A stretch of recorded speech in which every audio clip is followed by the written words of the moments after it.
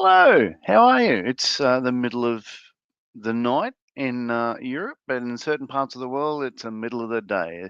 So, welcome to Newcastle, Australia. It's just on 1 p.m. here, just on 3 a.m.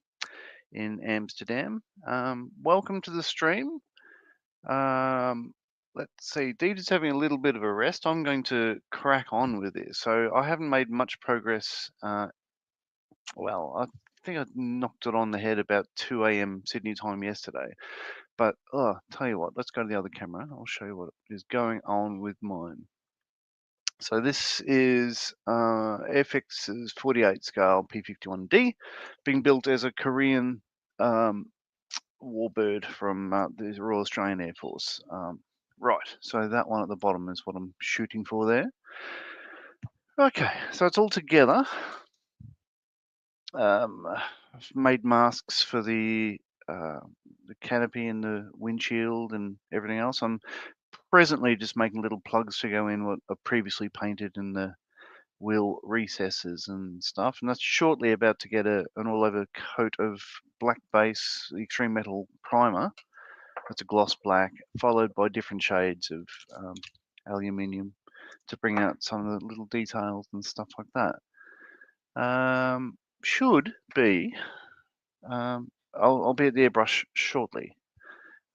I'm going to play around with this. So bear with me as it's a one-man show, and it will be for a while. That I'm going to be eyes down as well as trying to look up and see how we're going with comments and everything else. But feel free to engage.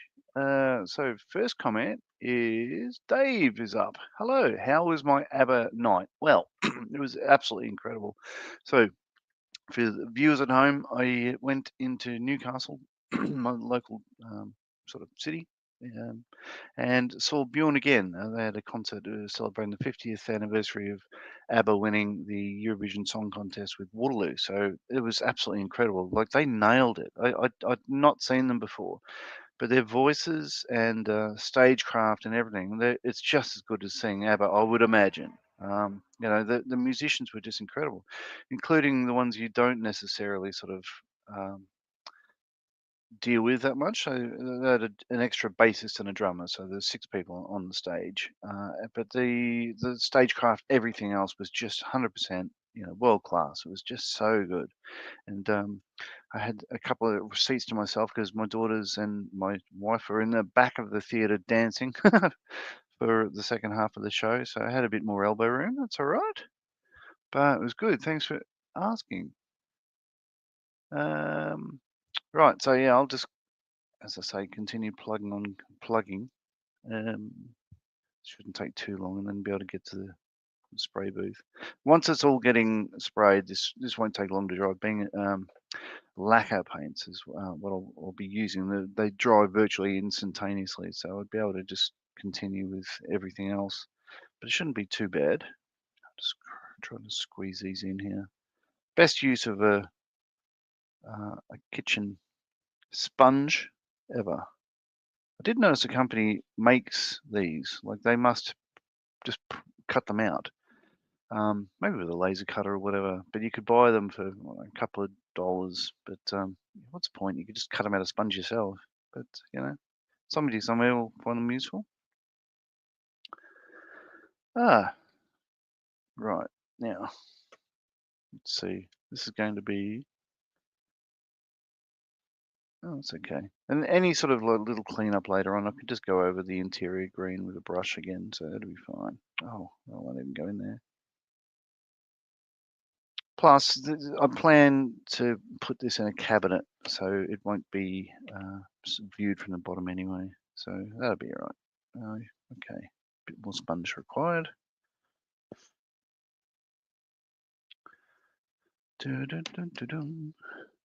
So how are you, Dave? Were you able to get to sleep? I know you were battling last night or yesterday. There we go. That'll do. What else? The other bits I'm painting are all over the shop. So I've got the spinner is painted white. I have a plan for that, and it'd be a red tip, white in the center, and blue afterbody. My two external tanks are pink at the moment because they're about to turn yellow and be napalm tanks. The tips of my props are pink. I use pink as a base when I'm doing yellow. So once they're yellow, I can tape them off, spray the rest of it black, and then I've got aluminium as a base coat underneath that for chipping of the prop. And as a primer for the wheels, I'm using just what I had on hand as duraluminum. So I can just do that because I'll be using just acrylic paints on those. So if I put an a lacquer down as a base, it'll be it act as a primer. So that's the plan. Dave is saying, yeah, he got about 6.5 hours. Not ideal, but not the worst. Yeah. Well, that's good to hear. Good to hear. All right. So my bench is an absolute mess. I think most people that are taking part in this would concur that, you know, once you're in the zone, your available space becomes less and less and less, and it gets to the point where, as they call it in one of the American podcasts, it becomes a critical mess. So you have to stop everything and you know, just move everything back, put things where they belong. But this is going okay. Let's see. I reckon. Tell you what I will do. I'm gonna try to magic up the prop, the spinner. I'm going to spin the spinner. So my plan for that is using a trusty cordless drill. Anyway, mount the spinner on that and literally spin it, and then apply a bit of paint with a brush. Let's see how that goes. Where is my spinner? There. Oh, Mark is in from Canada. Hello, Mark. Right. Hello, Dave C. I was brave. Base edges mask. First thin layer of sand applied, thicker sand applied, sprayed, small ripples and a big stone added. Tiger tracks and commander's footprints in place. Wow, sounds like you've been busy, Mark. And thanks for joining again. Hope you're enjoying it so far. Okay, so yeah. So because I want to paint the base of it blue, I can't have it all the way up onto the chuck because I'll have a blue chuck. So I do need to mount this, but by putting it on a pole, it's going to be off center, but we'll see what happens. What I will do is, tell you what, I could use a bit of sponge. Let's do that. Dum dum dum dum dum. All right. This is my grand plan for the spinner, but I have done this before. I built this, the model I'm going for, a couple of years ago, but I won't be able to find the picture right now. But anyway, that aircraft model is sitting in the cabinet at 77 Squadron, where it was my last unit before I medically discharged. So what they have there is near the flight line, they have these big glass panels. They're probably about 8 foot high and probably 12 foot wide. One is of a Meteor from Korea, and the other one is a P-51 from Korea. So what I'd done is not only copy those aircraft, but replicate the tail numbers and all that sort of stuff and put them in a cabinet near the glass. So you can sort of go, oh my God. Well, hopefully they're still there. As I say, I can't get on base and find out anymore. Doesn't matter. Actually got in trouble for that. My boss was like, you care about plastic planes more than you do the real thing. I'm thinking, yeah, it's because I can't work on the real thing because I have spinal issues.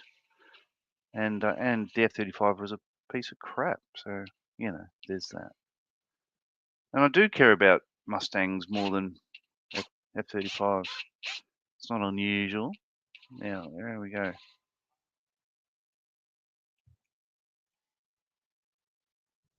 It's a lot off center.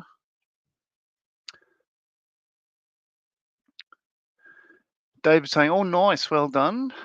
Mark Yes, loving it. Never been to anything like this. Oh, great. Oh, yeah, it's great. It is. They're a lot of fun, and yeah, once it's dry, he'll post a work in progress picture to the Facebook page. Fantastic. Yeah, so I've not had any interaction with you before, Mark, but yeah, as I just said, recently discharged. The last 2 years, in fact, almost to the day.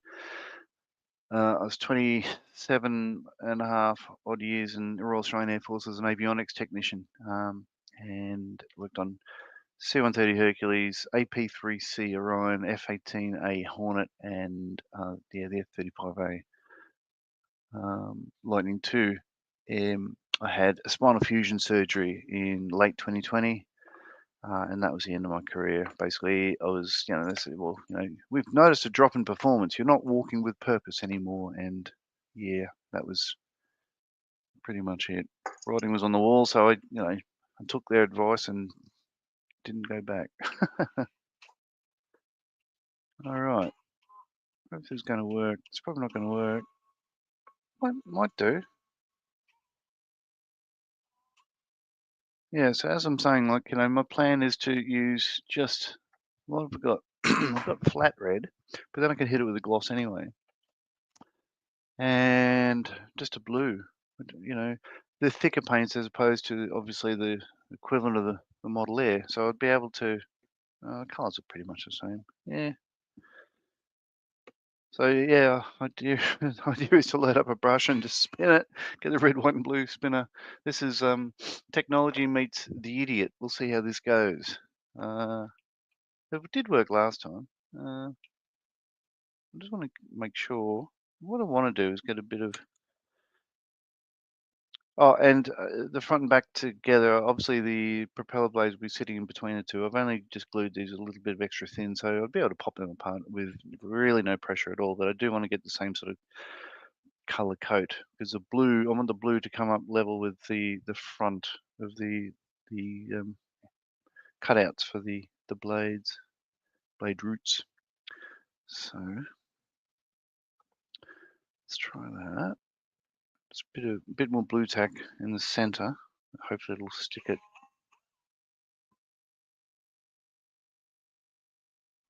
Yeah, that'll do. And tell you what, once this prop is done, then that's a big sigh of relief from me because it's the only thing I'm really worried about with this build is like how crap the prop is going to look. So just bear with me. You get to see it live. You get oh, when all this paint splashes around, splashes in my eye, and all that sort of stuff. You can just keep the comments there, and I won't be able to read them. It'll be great. Let's see. Don't need a brush that size. Go for yeah. And I should be able to do the red and the blue almost one after the other because they're separated by a band of white, of course. So let's give it a crack, shall we? Bit of blue. Tell you what, I'm gonna just prop that up there. Right. Here we go then. Oh,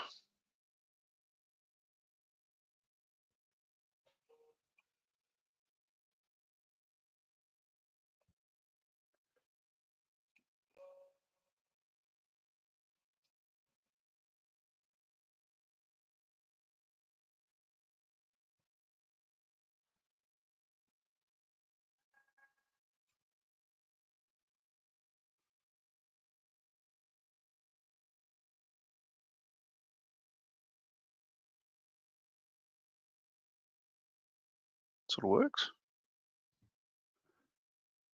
All right. Well, that's the blue.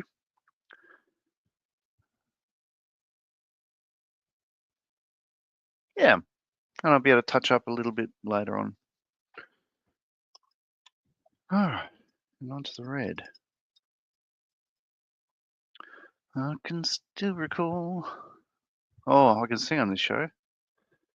Ah, and Mark has a long comment in In the final stage of a medical discharge from CDN civil service. CDN is it Canadian DN. I'm not sure what that is. I don't know. Whether it be, if you can let us know what CDN is whether it's defence or whatever. Been off 3 years. Not a vet, but very appreciative of them. Kids were both in Army Cadets, Royal CDN Dragons, and Governor General's Foot Guards. Oh, that's cool. Oh, CDN. Thank you, Mark. CDN, yeah, Canadian. Yeah. Thanks again. Yeah, I unfortunately haven't been to Canada, so I am a bit rusty on some of the acronyms, but you'd understand that.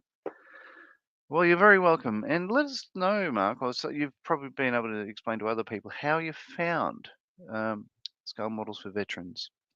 My background with them is I found when I had my, around about the time I found Models for Heroes due to it being mentioned on an Australian podcast on the bench. You know, I thought, oh, this is fantastic, and it got on to Malcolm Childs, asked questions about it, and literally within a couple of weeks, instead of being somebody who can help other people, I became somebody that needed help myself. So I found them at the right time, and they've been absolutely, a great bunch of friends, and I really value the time I spend with them online. I've become a Models for Heroes volunteer, and I help out with their live streams 3 days a week on the YouTubes and the Facebooks and stuff like that. What do you think? A little bit less white?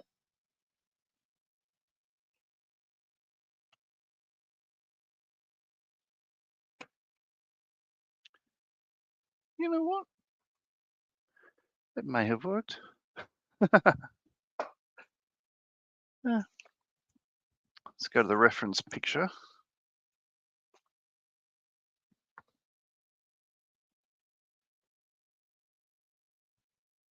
Yeah. Yeah. That's all right.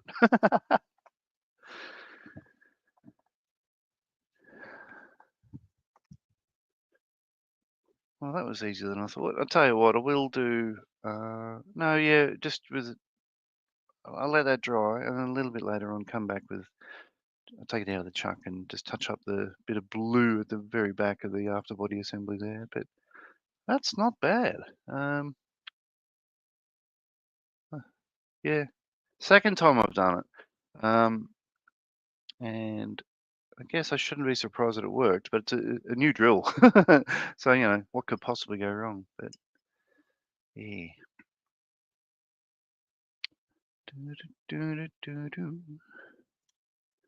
All right, so yep, as I say, I'll let that dry. I'll undo that, drop it on the ground, stick it in a bit of foam. Actually, I could do the blue right now.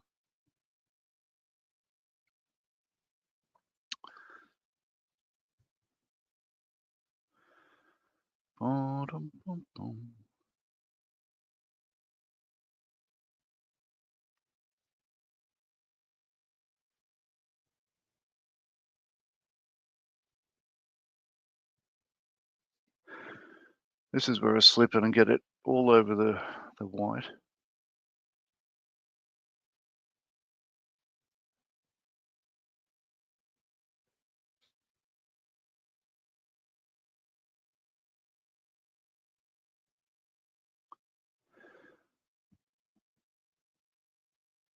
Yeah. Quite pleased with that. Okay.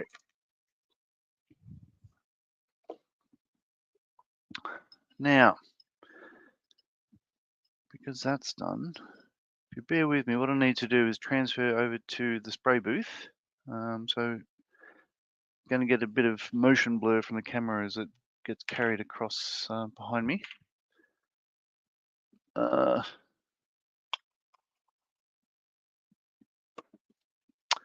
Just want to make sure. let's see, all the bits of metal, yeah, things like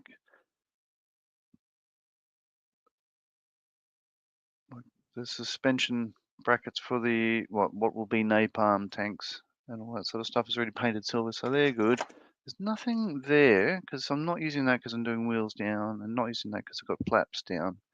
I'm not putting a pilot figure in because I'm not putting a pilot figure in, so they're okay. I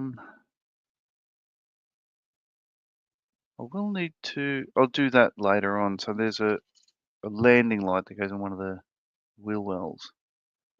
I'll paint that just by brush, a little bit of silver at the back of the light, and then an interior green over the rest of it. So I've got a clear lens followed by the rest of it there.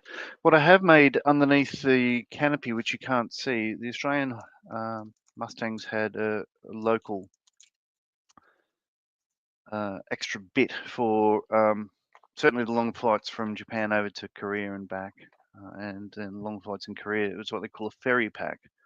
So it's a bag. It's basically like a Hessian bag that sits on a plank of wood, going from the rear canopy frame to the center canopy frame, like that. And it just sort of sits there. So yeah, that ferry pack is like an Australian unique sort of feature thing like that. So I've replicated that. I've just made up a little bit of plastic card for the base, and then smushed a bit of milliput together to make the Hessian sack. So that's sitting underneath the canopy. We'll see that together when that comes off.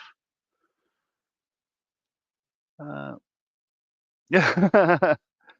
Yeah, Ferry Pack held the boomerang. You're not wrong, because that's what they were doing. These guys were flying around certain areas, and they just open the canopy, reach behind them, grab a boomerang, give it a schwack, and hopefully it'll sort of, well, they go into a dive, and when it comes back, they pick it up. Yeah, well, you obviously know more about it than I do. Well done, well done. So there we go. So that's the only out of box thing I'm doing for this kit. Uh, Right. Okay, as I say, there's nothing more to paint there. I'll move all this. These are all the AK, the different colors and tones of everything. So I won't be using the brass, but I had that out just as a show and tell, really. Oh yeah, and there's a bit of polished aluminium as well. Right, so just bear with me. I'll just move stuff across to the other bench. I'll go off headset for a moment.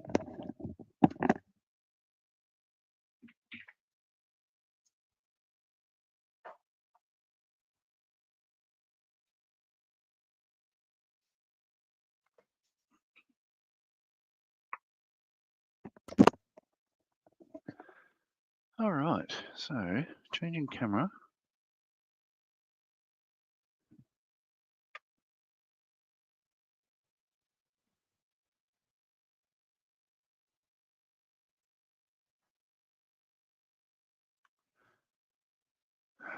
Mark saying, see bigger comment above.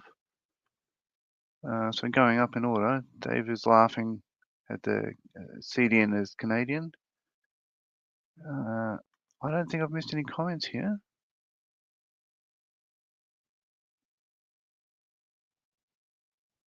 No, not that I could see.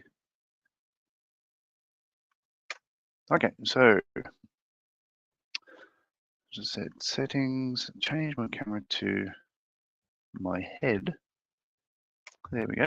So I'll unplug this other camera, unplug power,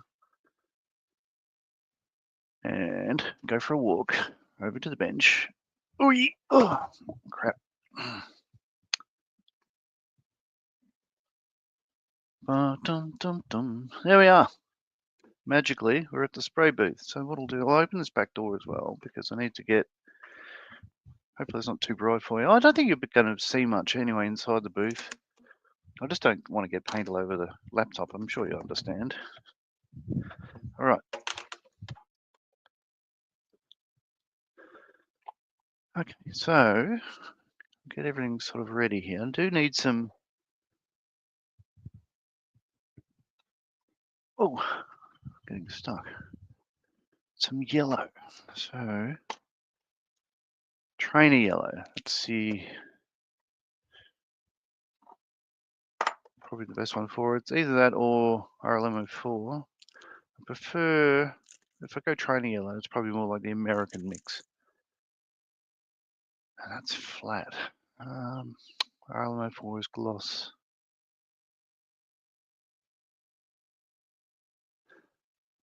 I'm going to go with the training yellow flat. Aluminium, super silver, aluminium. So I've got a choice of, I've got different SMS aluminiums and I've got all the range of the extreme metals, the AK ones.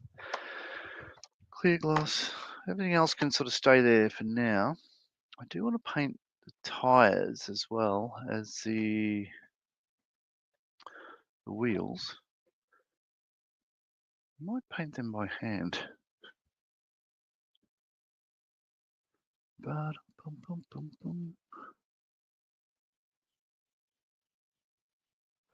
oh, okay, and I think I didn't like my edits before sending, possibly. Yeah.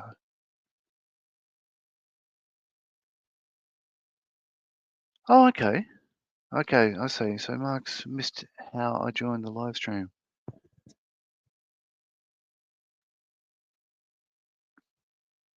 Yeah, sure can. Can be fickle. All right, so again, going off headset.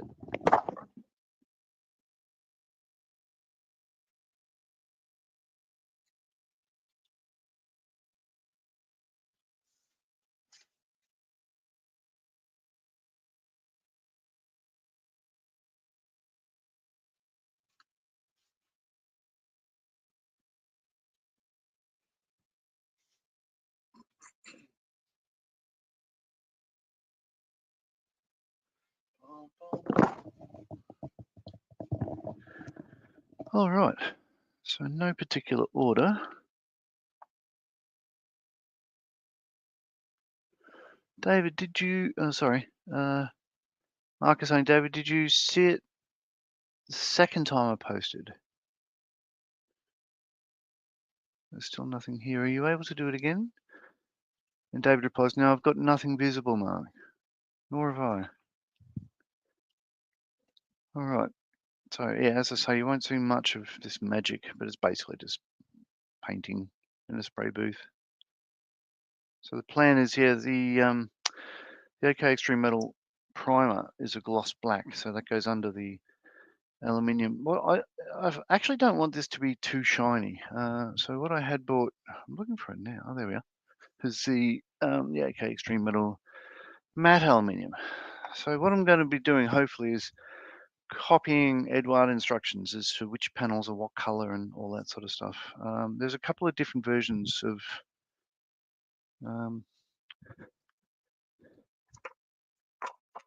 information that I was able to source. So looking at sorry about the light, but this is the aftermarket decal sheet that I'll be using for my marking. So the aircraft squadrons of the British Commonwealth Occupation Force of Japan.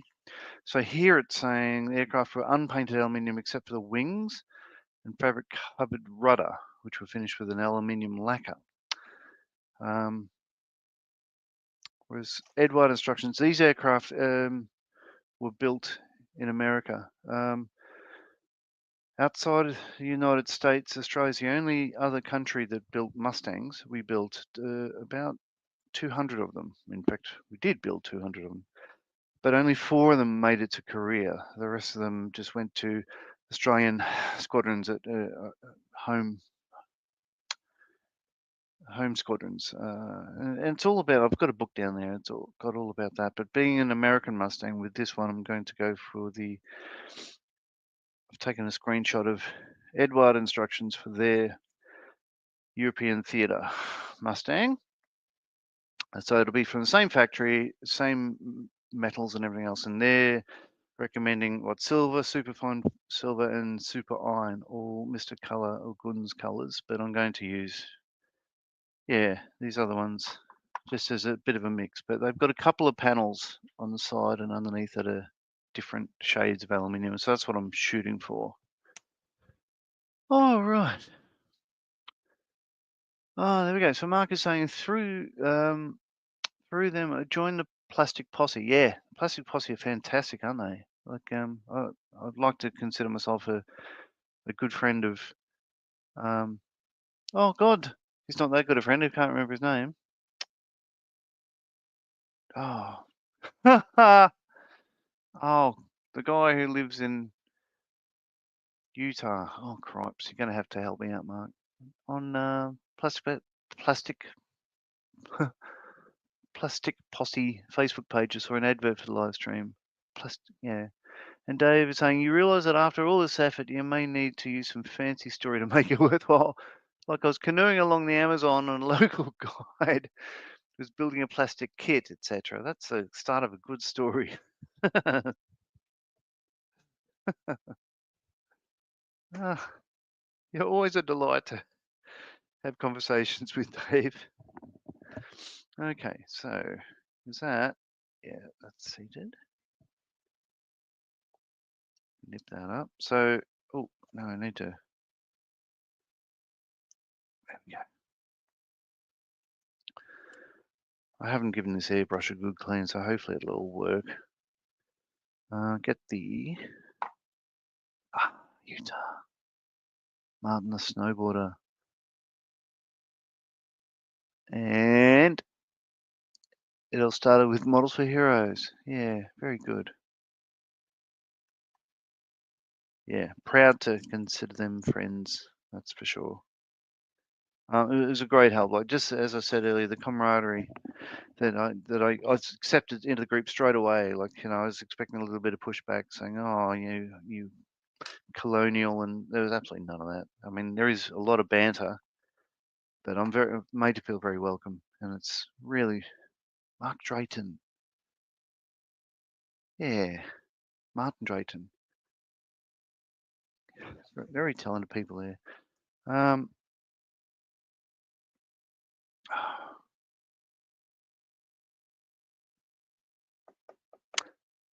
no,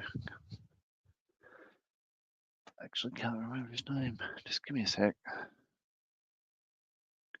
Just go to Facebook.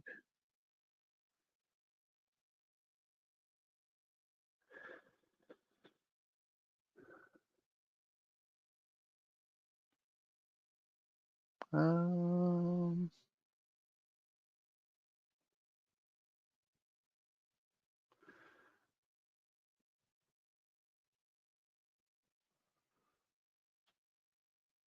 Not John Bonani.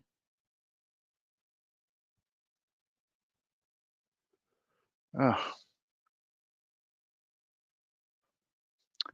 I've got a mental back.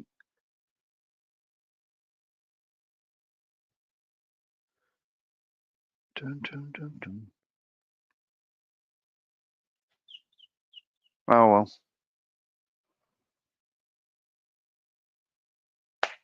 Anyway, I'll crack on.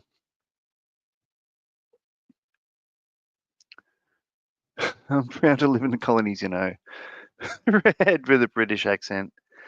Yeah, I mean, obviously, we obviously had a referendum. There's a lot of people that want Australia to become a republic. Fact is that Australians still overwhelmingly choose to remain because I think I do love all the they're really good at pomp and circumstance and all that sort of stuff. So when the king, queen, whichever comes to open shopping centres and stuff like that, they're absolutely fantastic. But yeah, I think as time goes on, more and more people are coming into our countries and settling that don't have any ties to what would have been empire or certainly colonies or anything else. So the more, I wouldn't say Indians, but certainly people from the Middle East, people from you know, Asia that settle our countries are less and less interest, I think, being part of the Commonwealth of Nations will hold. So eventually, I'll see in my lifetime, we're going to be becoming a republic at some point. It's just as long as there's no fighting in the streets over it, because nothing's worth that.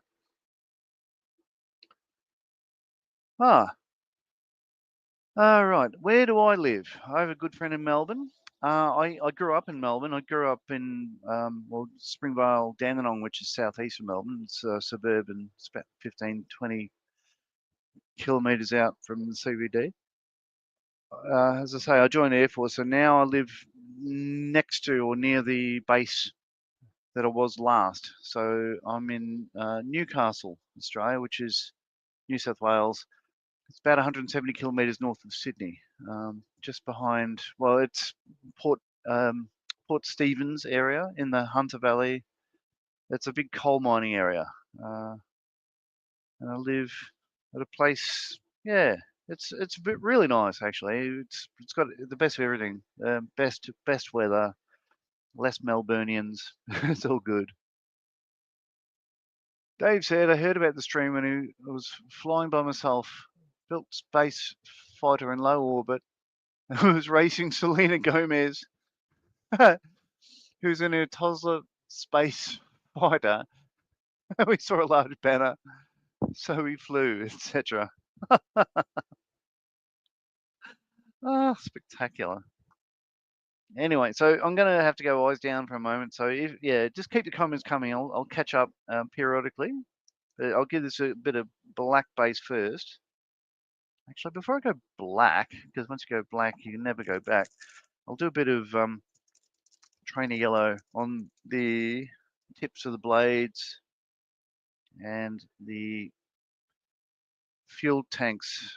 So what they did in the Korean War is, they had the ferry tanks, the drop tanks under the wings.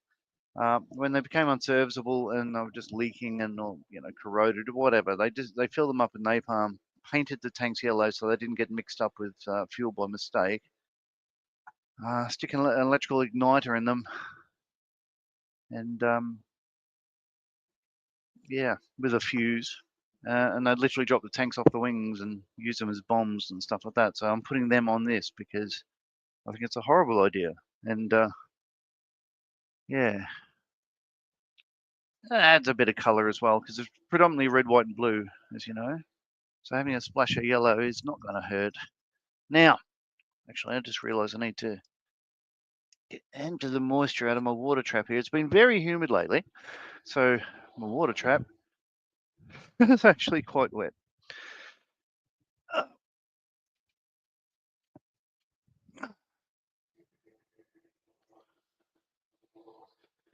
Let's see. Nice, says Mark. Now with a friend there, more likely we can visit from Ottawa, Canada. Yeah. So my twin brother, yeah, I'm scale modeling twins is what we call ourselves. But basically, Paul, my twin, he's 4 minutes older than me. He's quite busy with work and he doesn't get to model anywhere near as much as I can because, well, let's face it, I'm sort of retired. I am retired. So he doesn't join in as much, but he's as mad about this hobby as I am. We just love it. And he lives in Craigieburn, which is north of Melbourne. It's the most northern, or one of the most northern suburbs there. All right. Well, we could do an exchange. Like if you come visit Melbourne, I'll happily visit Canada. Okay. I just realised. Oh wow. No, actually, I need to step aside. It seems my entire line has got moisture in it because of the humidity here. So just bear with me a moment. I'll just go inside and spin this around like a snake or a cat. Won't be long.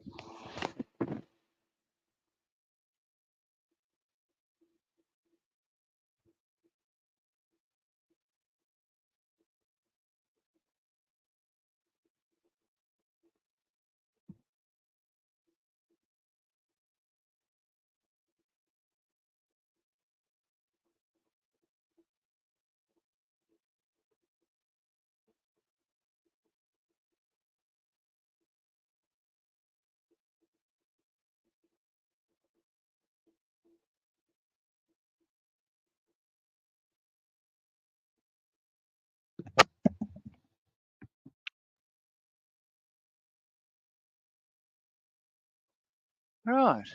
Mark says pre-retirement has been awesome for me. Very good. So which branch of the civil service are you in, Mark? Were you? And Mark says, my dad got me started in models and both of my girls also build. 3 generations. Yeah. Great. That's good to hear. I've got 4 kids myself. I've got Thomas is the oldest. He's 26 now, and then they're all 2 years apart. Leah, then Erin, then Jenna. Dave asks, the kiddies build with you? All right. So what I've done, I've got a water trap at that end of the compressor, and I bought the inline water trap for this end. And I think it works because what I did just before spraying there is hit that, and it just instantly fogged up. So it's all moisture from the line. It is humid here. I could look it up, but it's quite warm. That's why I'm in shorts and t-shirt. Let's see, it's 28 degrees. Check on the humidity here. It'll be high. It'll be probably up to 80 odd %. We've had a bit of a heat band lately, all up and down the eastern seaboard. So yeah, it was in 30 down in Canada. It never gets to 30 in Canada. Oh no, it's only 47% humidity. Air quality good. 23.6 degrees. Oh, wrong. That's Melbourne. Change that.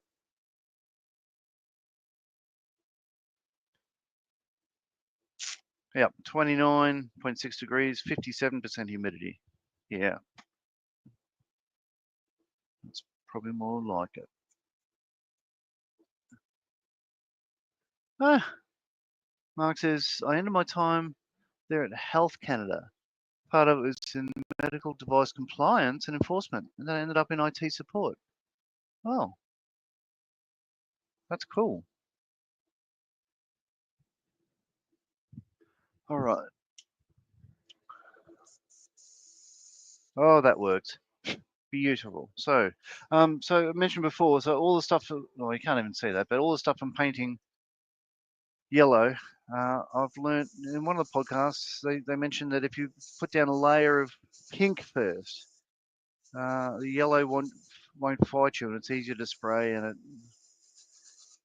So I've taken that on board, and it certainly works for me.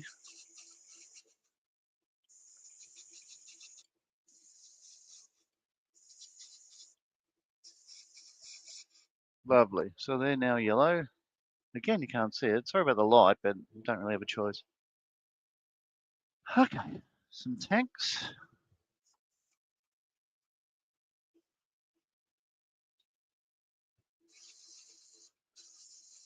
So with this, I'd used a for primer. I used just a metallic lacquer, and then aluminium, and then I painted pink on them. So if I need to or want to, I can actually scratch the crap out of these and go back to bare metal.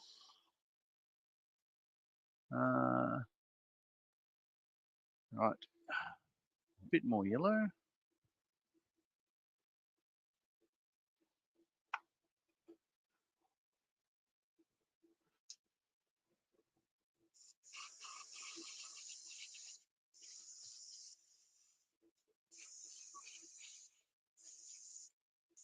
So I'm in the garage here. I'm not actually in the house. So it does tend to get hot and cold depending on the time of year here, but that's okay. I'm not complaining.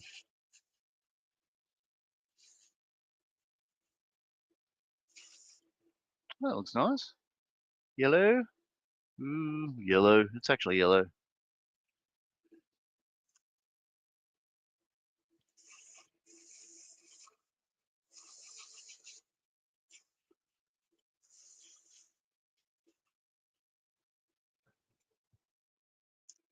Go a little bit more. So I made a Renault Formula One car probably about a year ago or so. And what I found is, and I had to spray it about 15 times. I started with a grey primer instead of white, and it just took forever to get that looking yellow. And then I learned about this pink method, and it just works fine. No, that's good. That'll do. Okay.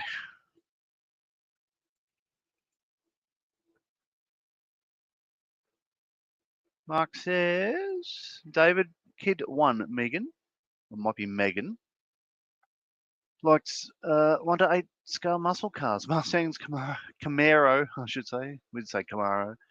Kid 2 is Kate, she likes 48 scale aircraft. Wow. To each their own. And are you predominantly armor, or do you mix it up a bit, Mark?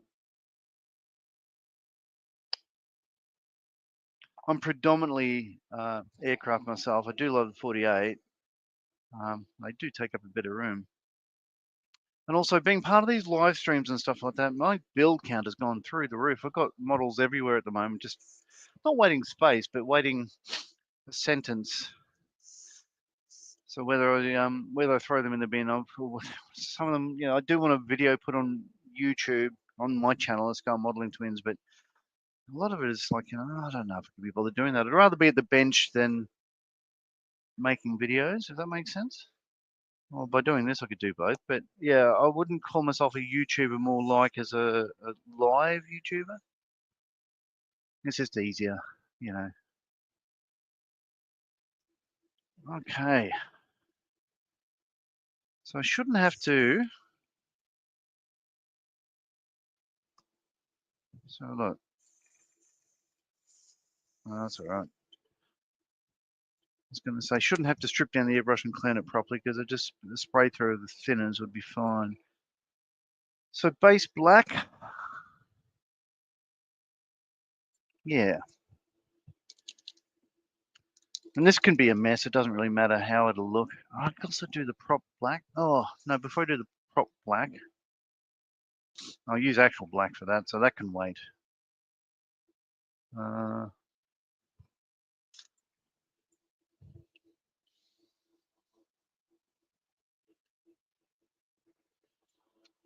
right. Oh, also,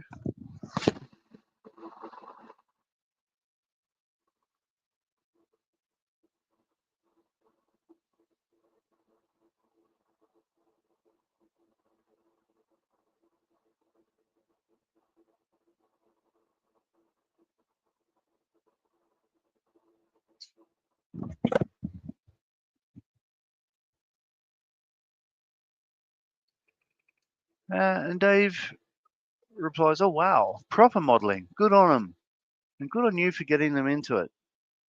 Yeah.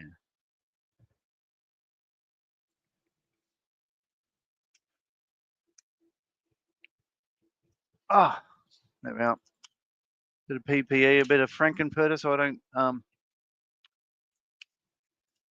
spray my hand black or aluminium.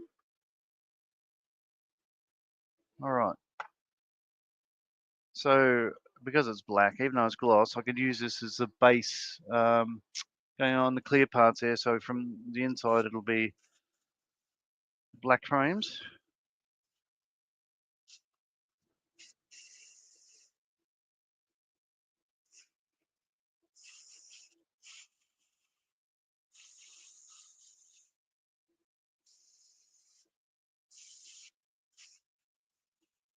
There we are. Easy peasy. All right. So I could just block this in, as I say, because being a base coat, it doesn't have to be perfect.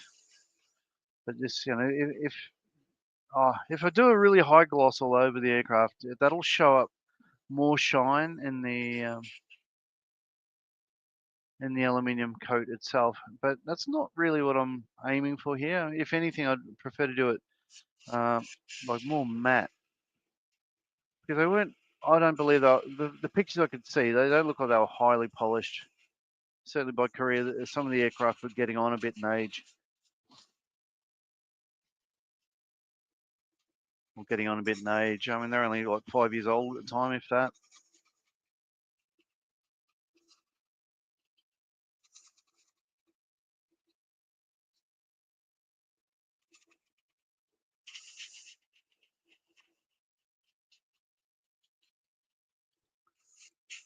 Okay.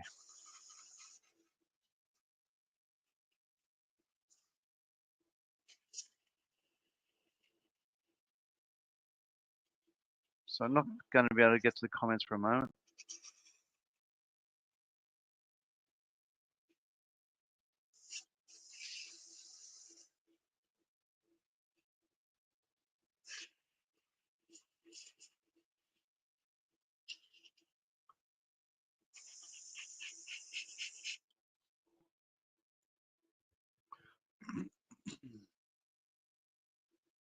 Oh, boom, boom, boom.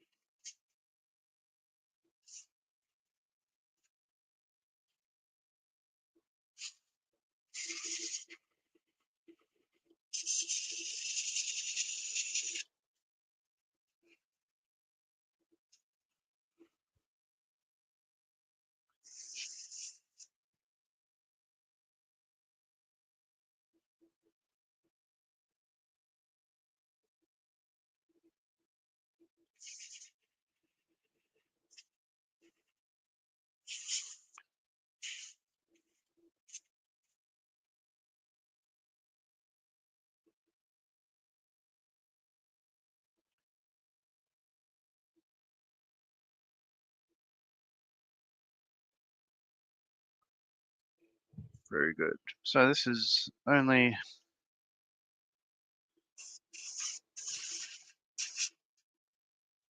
only blocking it in at the moment.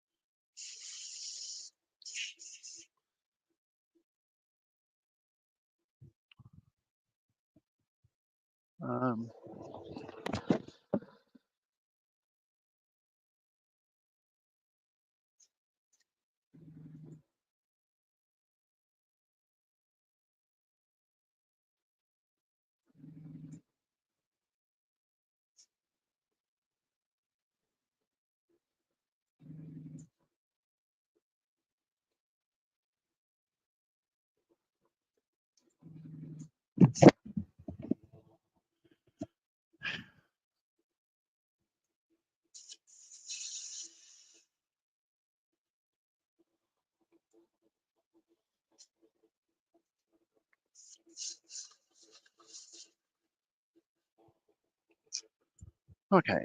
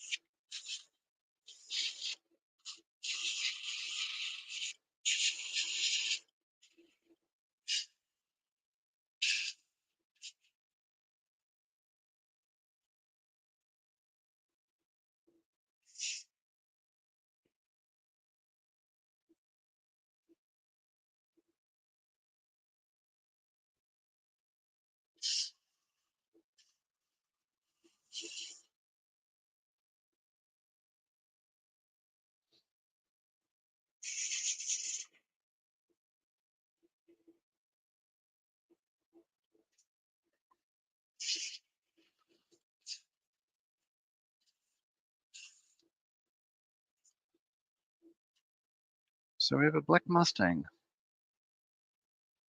That's a problem. I realized, oh, I'd painted the recognition lights on the wingtip there, red, green, orange. I haven't put mask oil on them.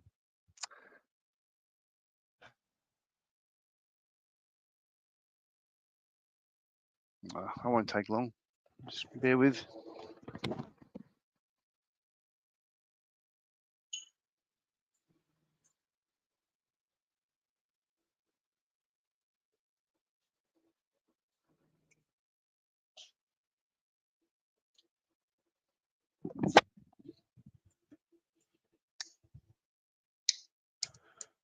All right.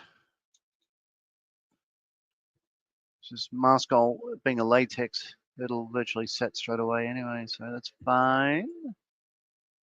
It's a dot on each lens.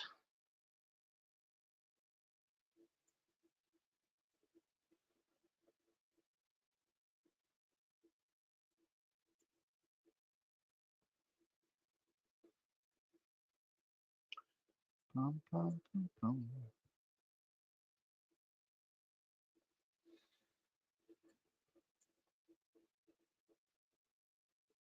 Yeah. And again, whatever I miss, I could touch up with a, say, a chrome bit of paint on a brush later on, and it'll be under the wing and won't be seen. Hopefully, because it'll be going in a cabinet, if it's any good.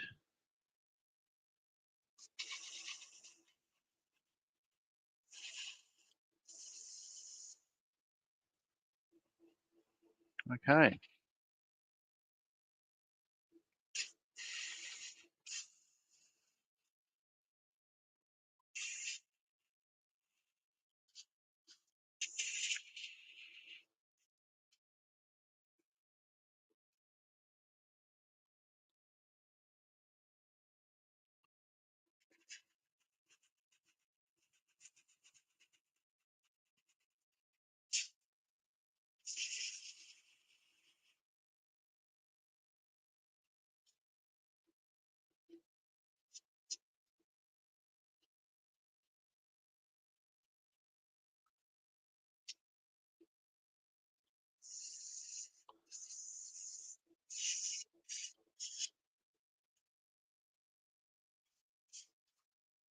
Okay. What else do I need to paint? None of that.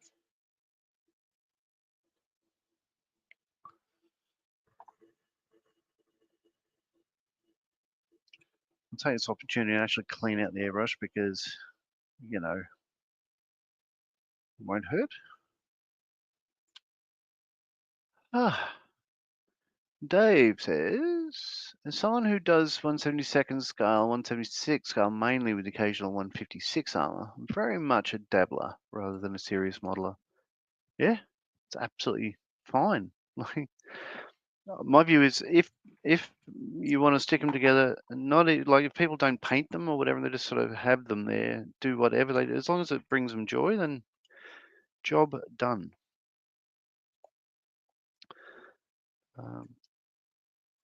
I think, getting better. Like certainly the biggest change for me with modeling was actually lashing out and buying an airbrush. I only did it a couple of years ago, but it lifts the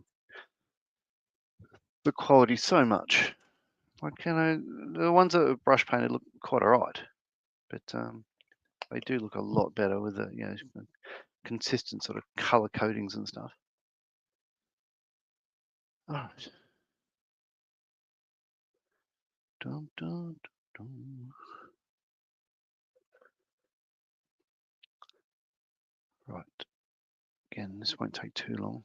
I'm running out of thinners. I might have to go to the shed and grab my bottle of lacquer thinners and fill it up again.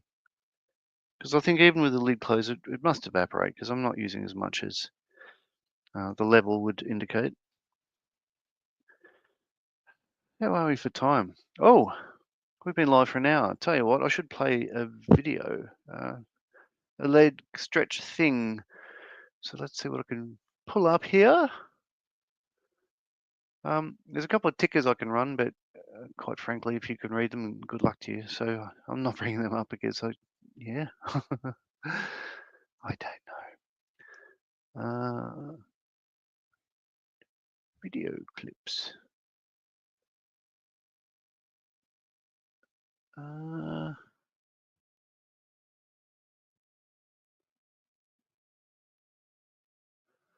It is interesting. Obviously being in Dutch and yeah, I'm not having the best. I don't know. Let's try this. I don't know what.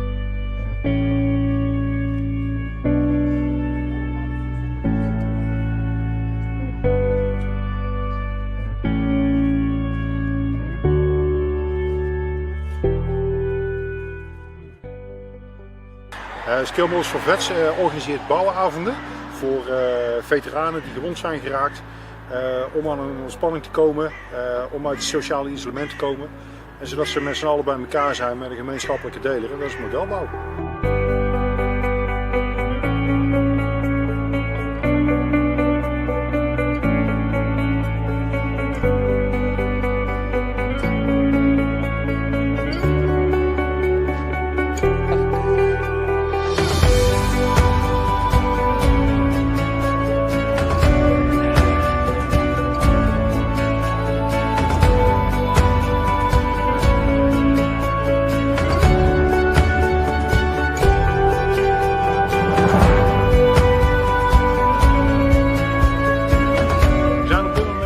Bij Echo's in Oorschot. Daar zijn we te gast. Daar krijgen we een ruimte ter beschikking om met z'n allen gezellig te kunnen bouwen.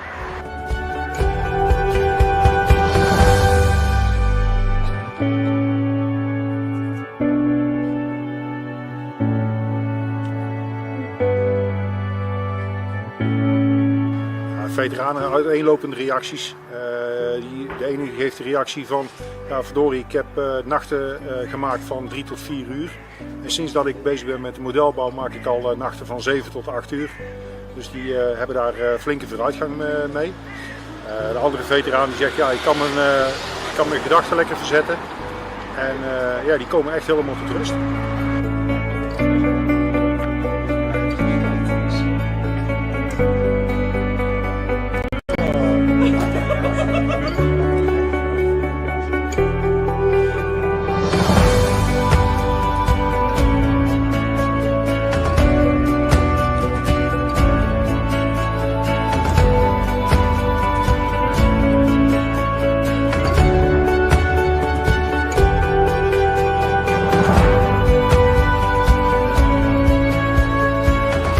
Perspectief nu op dit moment is, we zijn net iets meer dan een jaar bezig en we zijn nog aan het uitbreiden.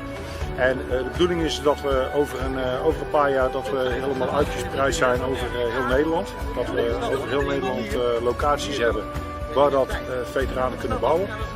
En we hopen volgend jaar op de Nationale Veteranendag onszelf te kunnen presenteren.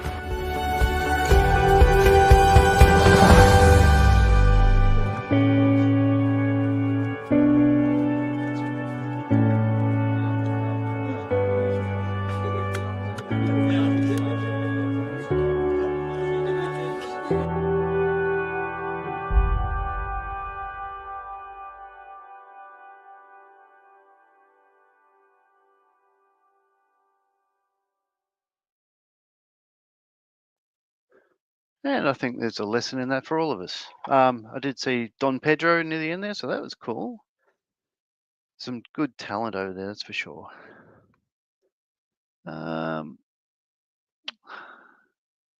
Let's see. Sorry, I just finished cleaning this. I just popped outside looking for my lacquer thinners. It's not in the shed, but it must be in here somewhere. But yeah, I've got stuff spread everywhere. Okay. So.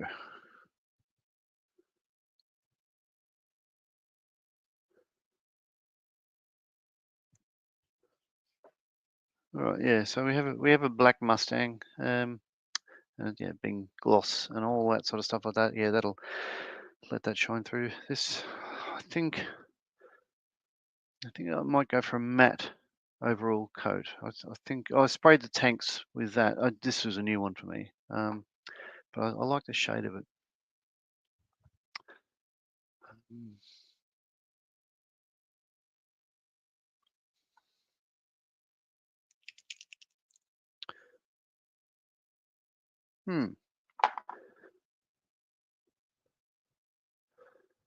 As Dave says, he's not seen that vid before.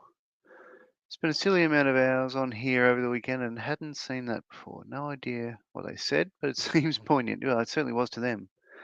Yeah, I'm looking for, like, there are on the side here a list of different video clips and everything else, but I can't. What's weird is I can't see the ones. I've got overlay ones with the videos. Oh yeah, there's an intro video and outro video. I'm looking for the well, what you call it, the Pokemon at black one. I can't see them.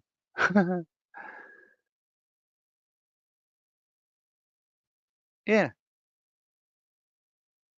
Oh well. Okay, so now that's been done. Time to give this a bit of aluminium, I think. I could leave that to.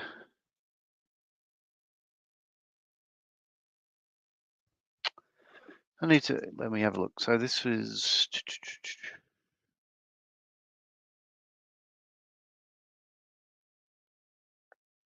Yeah.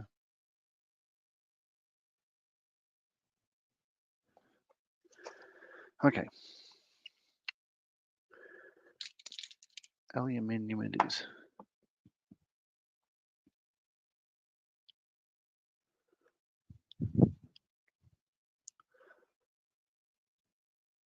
Try to get this back together.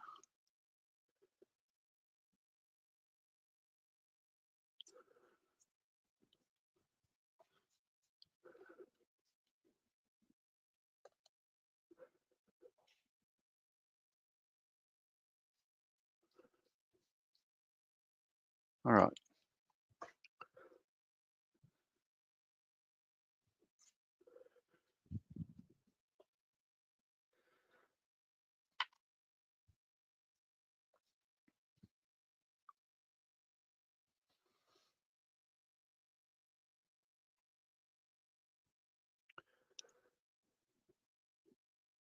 Should be able to do it, as I was saying, if I do it all one color and then I can pick out individual panels with the different sort of shades. It's probably the best way to go. Let me just consult that Edward paint instruction again.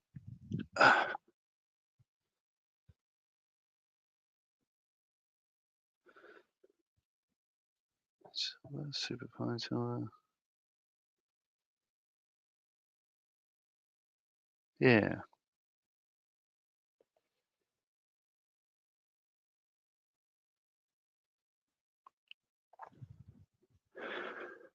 Yeah, I think they're going for a polished aluminium all over, which I do have polished aluminium. There we are.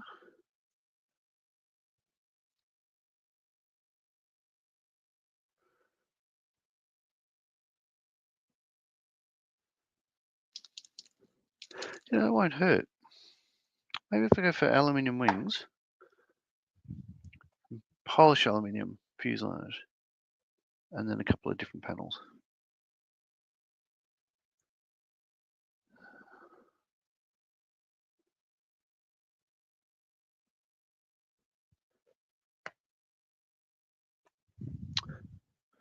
All right, here we go.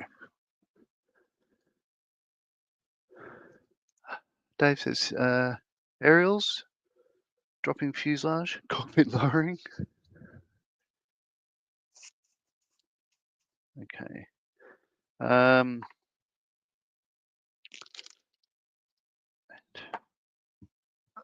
Sorry, I just lots of reference.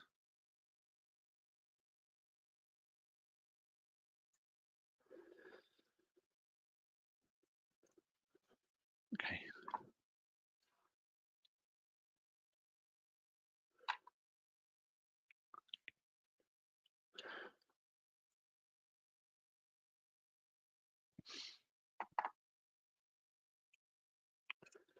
All right. Oh, and I missed a message. Sorry. Oh, you've started your bolt and pull Defiant today. Blimey, a lot of things about the aircraft I didn't know that make the build interesting. Yeah, you're right. Aerials, dropping fuselage, cockpit lowering. So yeah, it is interesting. I built a bolt and pull Defiant, not the FX one, the trumpeter kit. Not the best kit in the world, but it's the first time I used masks for both the camouflage and the serials, and it came up all right. Interesting plane. All All right, again, bear with me. This will be, let's try a bit on the wingtip.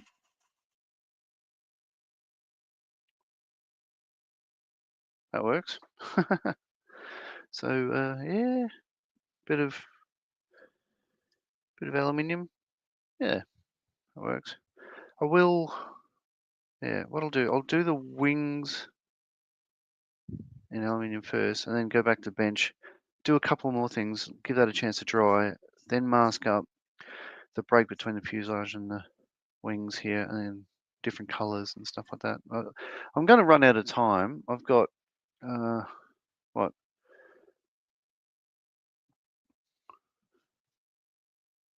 About 6 hours left. I should be able to get it in. We'll see how we go. If I don't finish this, it doesn't matter. I'll just finish it in my own time, but I should have enough to look like a Mustang anyway.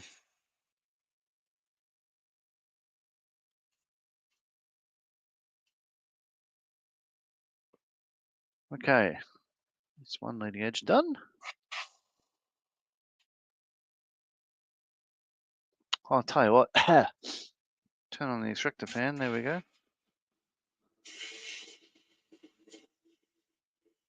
That helps.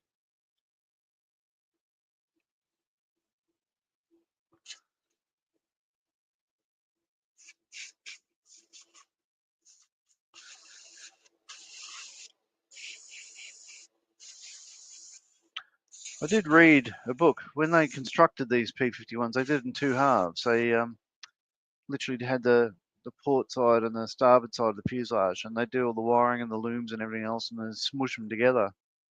And cut down the build time, but also, gave them better access to everything as well. So seems like a good idea.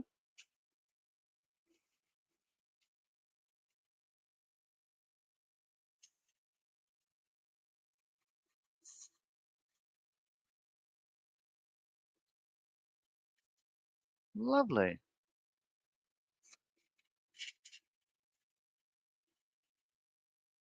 Of course, with an aluminium aircraft, it shows up every single bit of mistake or shoddy work when it comes to seams and everything else. I'm expecting a number of those, but I won't be looking too closely either.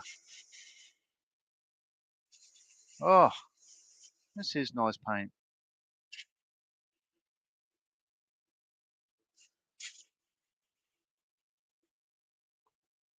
It also helps with the gloves because this does erode quickly, say with oil from fingers and stuff like that. Well, it's not so bad because when it does come off, it takes off the top coat, leaves the black underneath, so it looks like a bit of shading and stuff. But yeah, sweaty fingers can play a problem with these. So I actually plan to keep a glove on for most of the rest of the build, but we'll see how that goes because, as I said, it is hot and sweaty here. So, ew.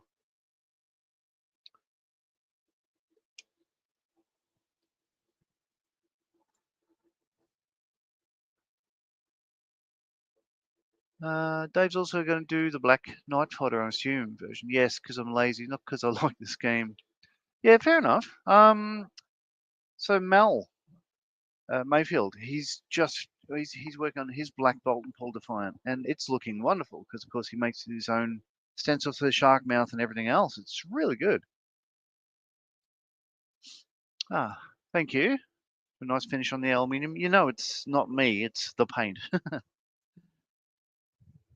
But yeah, I'll take the compliment because it does look, yeah, it does look good. I've tried different sort of aluminium tones and stuff, and the AK interactive ones I'm finding are the easiest to work with and consistently smooth and everything. So it's looking, like you can see a bit of a shine there. It's a lot of shadow, but you get the idea that it's not really blocky and it's just nice. And try not to flood it, of course, but if you do flood it, it does tend to self-level anyway. I think because there's so much. I mean, the pigment in this, the little bits of aluminium are quite small, and they tend to float around. So if you do flood it, it can take its time to spread the little Gee, that is nice. Yeah, the spread out the particles over a few seconds and stuff like that, and it does look good. I also should use the get that underneath here is a stand. Yep, there we go. I haven't used this for a while. I really should. Let's go with that. Ah, perfect. All right.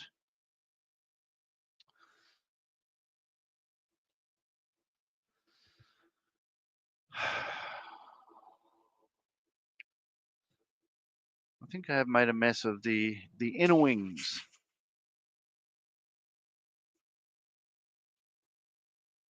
But again, they come up all right.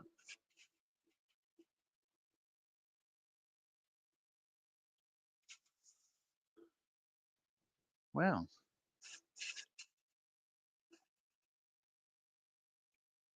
Thing is, these Mustangs, like, I'm the first to admit, the Australian Mustangs are the most boring looking Mustangs on the planet. Certainly, well, the ones in North Africa and stuff, and they had the British temperate land scheme and the desert scheme, they look really good because they're colourful, but these ones being just aluminium with just, if not red, white, and blue, then white and blue roundels, they can look a bit boring, but I do like them. Because you don't see many of them built up. I think because they're so boring, people tend to go for more interesting schemes. Certainly, I do. I do. I'm the first to admit I prefer colourful aircraft models and just grey ones.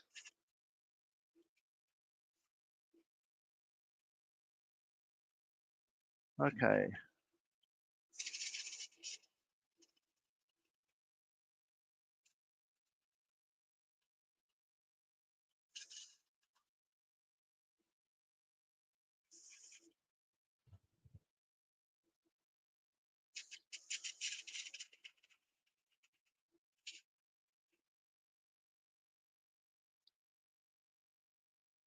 Yeah.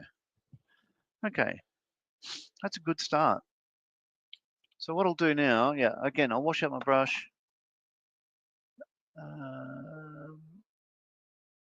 Yeah, wash out my airbrush again, go back to the bench, start taping some things up. So I'll just do a bit of admin here for a moment. And then I'll be able to continue with closer interaction, let's say.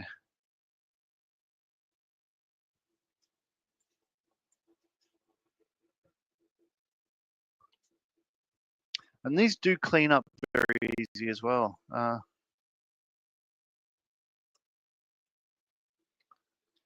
They are really a delight to use. They smell. That's one thing, being a lacquer. But most of the paints I use for certainly my builds are lacquers. If for no other reason, I think the paint pigments and the tones that certainly my favorite brand, my local brand SMS, have been coming out with. It's just, I think they nail it. It makes a good build look great, I think. Okay. Move the plane away, have a bit of a squirt of that. There we go.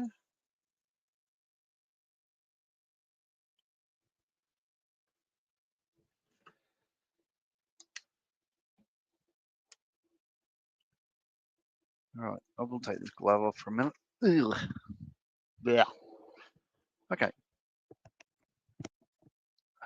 Brush it off.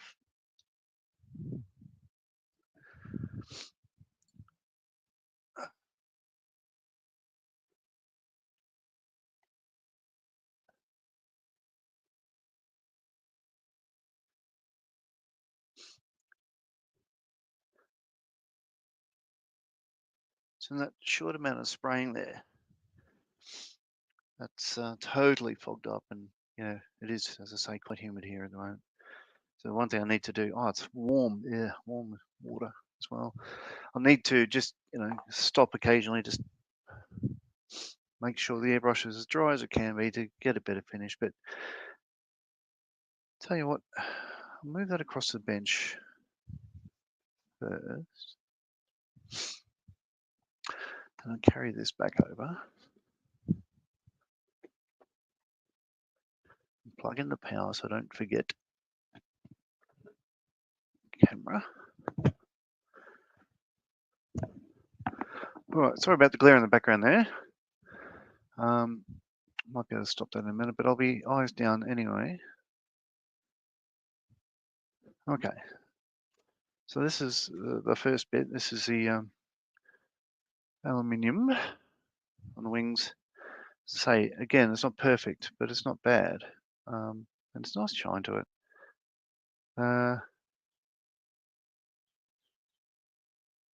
Yeah, that'll do. So what I'll be doing is the ailerons and the flaps. I think I'll go for a different shade, and certainly the fuel tank section, that little bit inboard there, top and bottom. I'll do probably a dark aluminium. Yeah. Or I could do it just like the SMS aluminium. So even though aluminium and aluminium are two different brands, you'll have a subtle variation there. But I think I want a bit more pop, I think, for those tanks. So I'll probably go a darker aluminium for those. So that's coming along all right. If you bear with me, I'm gonna go away, make a coffee, and I'll be back in about 3 minutes. And feel free to grab a drink or anything else of your choosing. But yeah, bear with, it won't be long.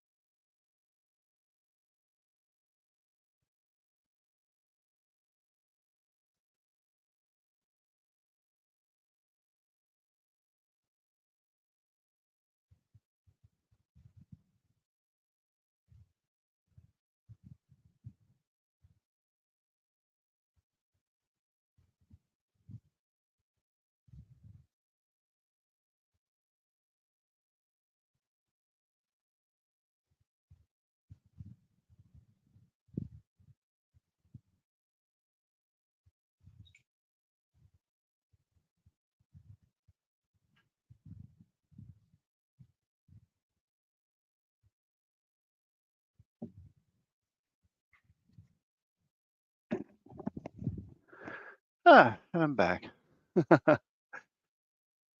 Okay, so Mark is saying, yeah, he posted work in progress pics to the Facebook group. Well done. Can you do a song and dance while John's away to keep the audience entertained? Well, yeah, you could. So anyway, right. So what I need to do now, I need to lean across here, grab the other things that I'd sprayed. What I will do, I think, with the wheels, I might just hand paint these. So what have I got? I've got a manifold. I've got steel. Looking for. This is just a Vallejo metal colored steel.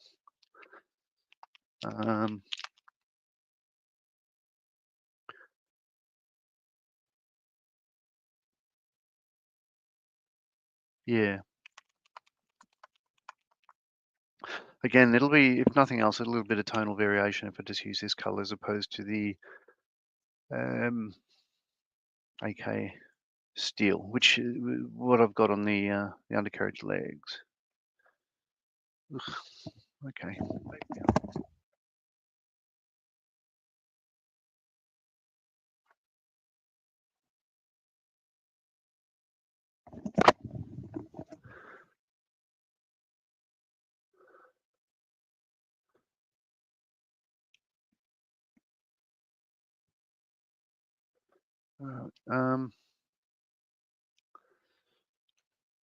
Sort of in my way at the moment. I'll turn that around that way. Yeah, it's the same. My desk is getting quite cluttered. It's just my fault, obviously. Can't blame anyone else. Spot of that in there.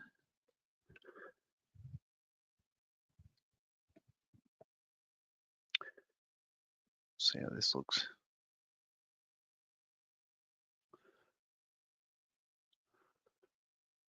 It's very dark steel. Yeah,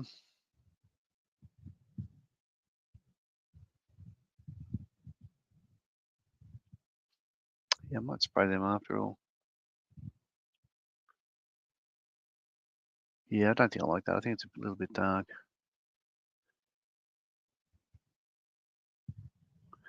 So if we just block these in, of course, then I'll paint the tire around the outside. I'll do a mix of rubber black and black because I think rubber black has a little bit too much grey in it because it's more set out for, say, Panzer sort of colours and stuff like that. It doesn't sort of suit aircraft as well. And aircraft tyres, the ones that I've worked on, are certainly black. You know, they're just black. But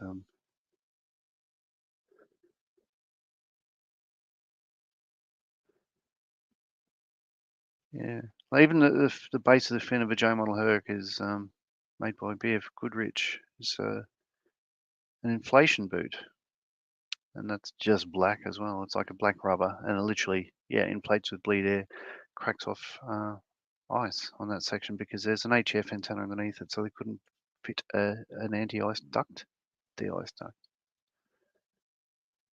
Oh yeah, that's okay. It's actually growing on me. Okay, I'll let that dry. Put them aside.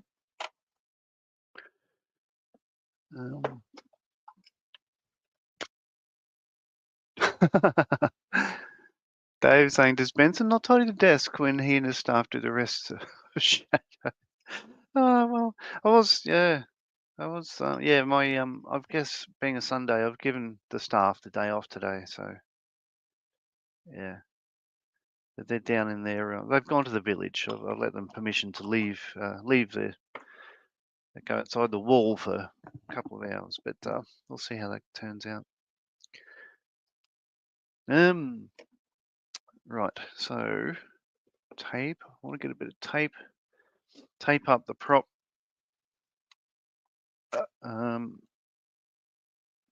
Bands. Do a bit of a D-stick there. So how much? I just have to work out how much of this I want to have exposed. I think just that much of it. Just do what I tend to do on these is just with a bit of tape, get a pencil.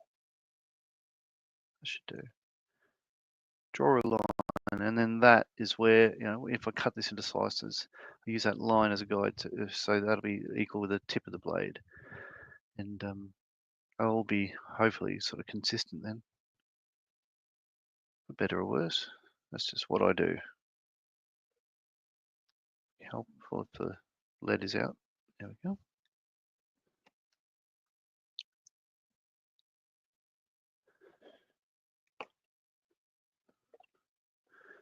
Okay, slice, slice,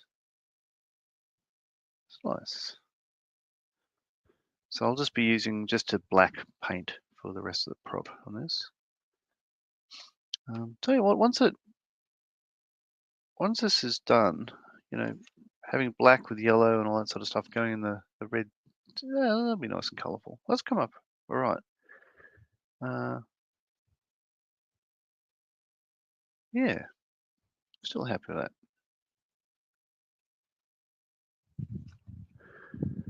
Oop. Okay, now.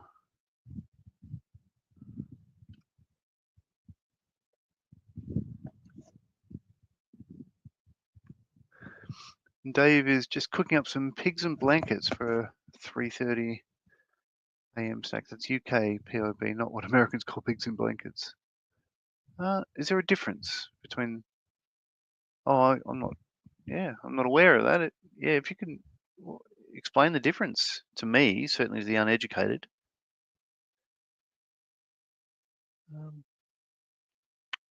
We don't tend to.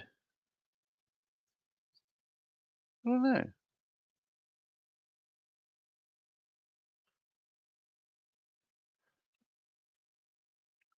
Yeah, I think, I've mentioned before that accents all around Australia tend to be the same. It's just basically terminology of what we call things are the only things that really change, and the only way you can pick who's from where.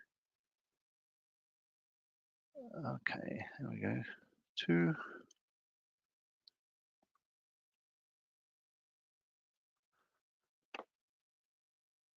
Scott Gentry. He's the guy I was thinking about earlier from Plastic Posse podcast.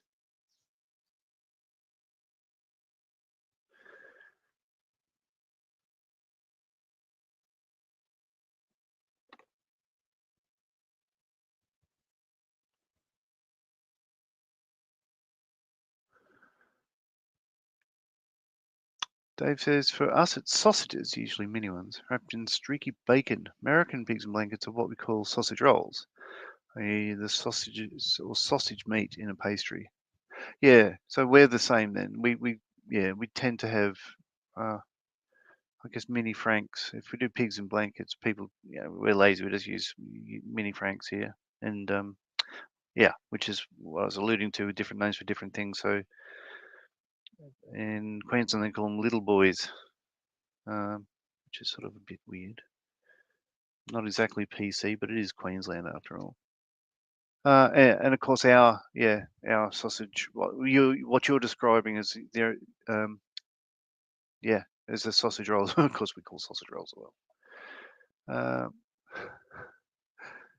Yeah, Mark, sausage wrapped in bacon. It does sound good.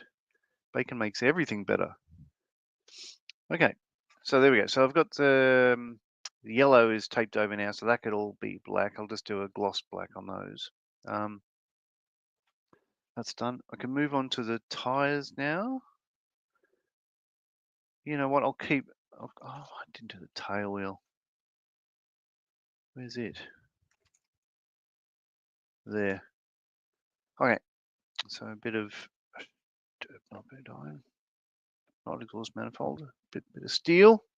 Actually, I've still got it in my little mixer thing. All right. It's only one side. No point painting. The tail straight on the strut on the aircraft because it'll just be aluminium shortly. And Dave comes back with, oh yeah, Mark. And these ones have some mature cheddar between the bacon and sausage. Oh, you're making me drool. God, this does sound all right. Just before we went live, I just had a 2-minute noodle sort of thing. Well, you know, the packets you get, it's an actual, um, I think a Korean one with, you know, different veggies and stuff thrown in. That was nice. And this is just Nescafe. You know, the pods they do, the Nespresso pods, and that hits a spot. Okay, so bit of rubber black. Where's my actual black? There we are, in front of me. Totally agree. Mark says, "Oh, stop! Now I'm hungry."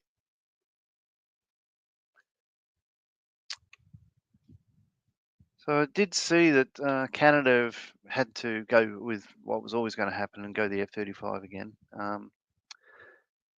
After taking a couple of our Hornets on, but they were as more of a political statement than a capability increase, just raising the middle finger at Donald Trump. But you know, yeah, the F-35, it is an astonishing aircraft. It's just a pain in the ass to work on, really is. I won't go into too much detail, but everything that used to be easy on a Hornet is just become difficult. And of course, you'd think that Air Force would know. They're developing their 35 for 15 years.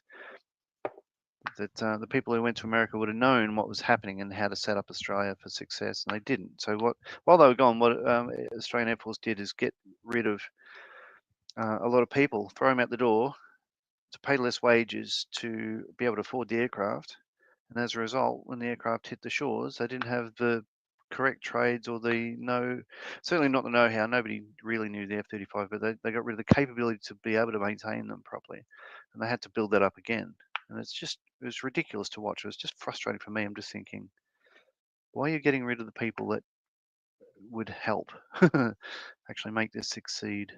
So, you know, they've overcome it, but they've literally only been able to do it by having contractors, British Aerospace, working alongside Air Force personnel because we don't have the numbers anymore.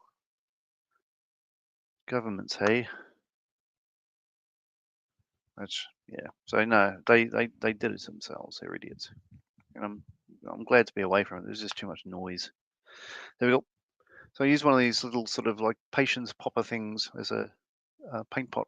So it just tends to, you know, just come off with it's all the acrylic paint just sort of dries sort of rubbery and it just sort of pops out like that. Go again. Okay. So this is now a mastercraft in how to paint rubber. Dave is saying, "Oh, we." So where'd it go? Almost like I did it on purpose, as in describing his food. And again, it sounds like the oxymoron, military intelligence. Well, you're not wrong. But yeah, it is an incredible asset. You know, and it is, I would say, worth the ridiculous price of it. But you don't have a choice with modern warfare. It's, you know, to remain survivable in modern combat, you have to go to these great lengths to make it all stealthy and everything else. And just, yeah, it's just so difficult to work on and around and under and through. But I don't have to care anymore. So when they fly overhead, I am very grateful that I'm not there in the mornings to have to sort of get them serviceable and everything else, because every day was just like, you know, we've got what with how many people? Dark rubber. So I spotted dark rubber in black. I'll change my brush. Go for that one. Okay. So mainly black with a bit of grey, and this is just yeah, dark rubber with black. And any sort of fix up I need to do with the brush, I could just do that again because that the hub is brush painted anyway. And again, once these are done, then it's another thing I don't have to care about. I can just have it aside until I put them on the frame. That's looking okay. And of course, these tyres, they're the correct ones, and they've got the tread. So hooray! Oh, thank you, Dave. Oh.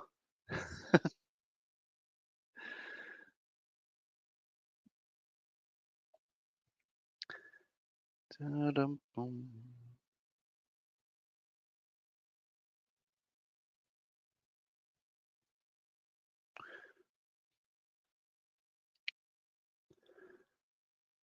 He's looking okay.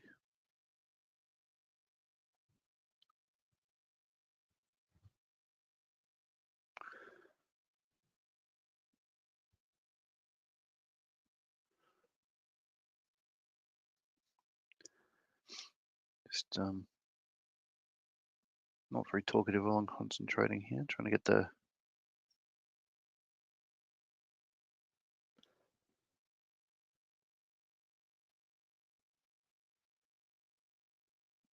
yeah, it'll do. All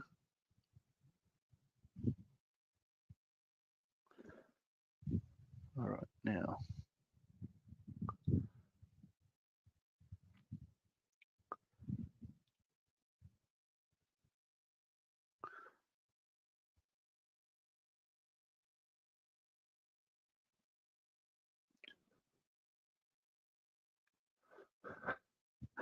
Mark says he'll think he'll have arrowroot cookies with some dark chocolate along with my tea. Well, that sounds right as well. Arrowroot. Arrowroot bickies in Australia are made by Arnott's, the same people who do Tim Tams, if you've heard of them over there, Mark. They're just, chocolate coated biscuit with like again, or they come in different flavors here, but different cream filling on the inside. They go okay. All right, so one. Probably gonna run out of paint here.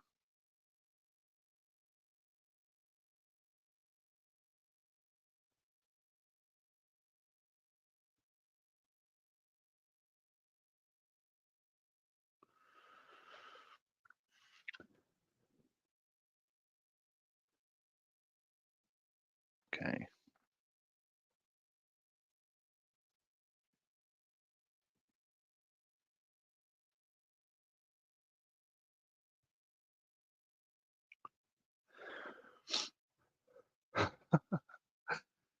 And Dave says, "Ooh, those sound good." And Mark will be back in a titch. My Melbourne friend mentions Tim Tams. Yeah, hopefully he'll bring some when he visits next April, May. Well, I hope he does. They, yeah, as I say, they do come in different colours here, and it's become, I guess, not a tradition, but it's a thing that Australia is trying to, like, literally, if you get on a Qantas aircraft and you're flying somewhere, they'll give you a Tim Tam as you're flying into Melbourne.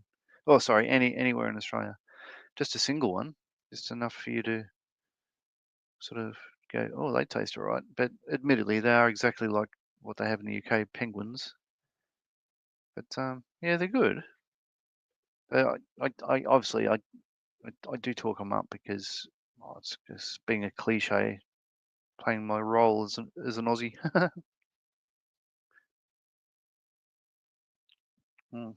Bit more black.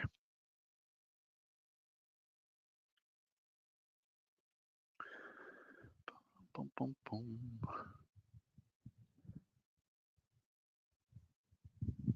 Boom, boom.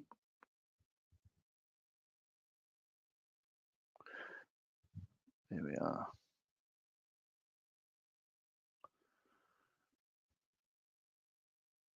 So I've got the doors open. I've got flies buzzing around. Well, I've only got one fly at the moment. You'll see it run in and out of shot periodically. I call him Peter.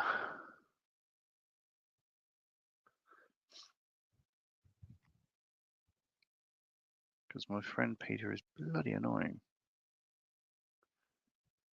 No, he's not really. I don't have any friends.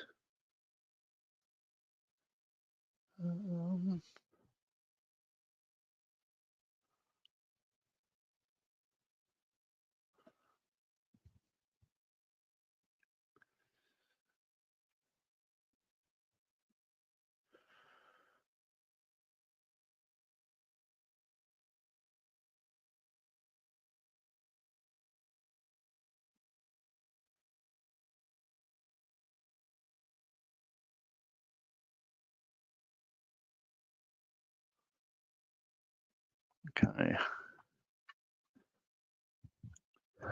Tail wheel.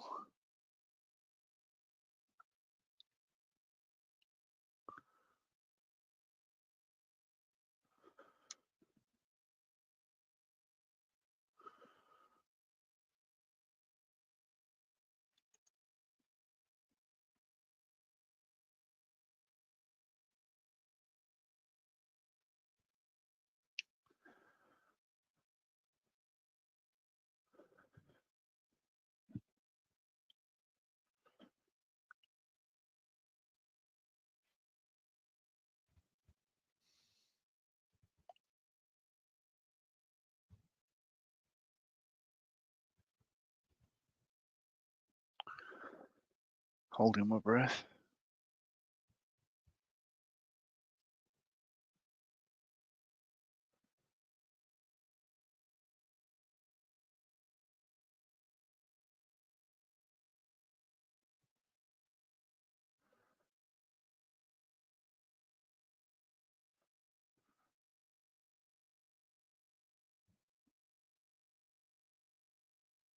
Okay.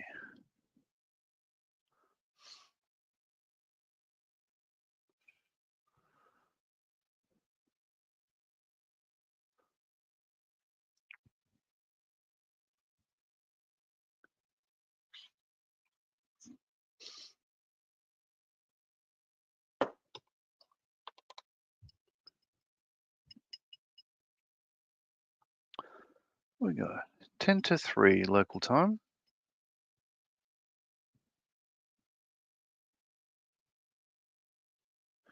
So 10 to 4 in the morning for Dave. So look, I haven't got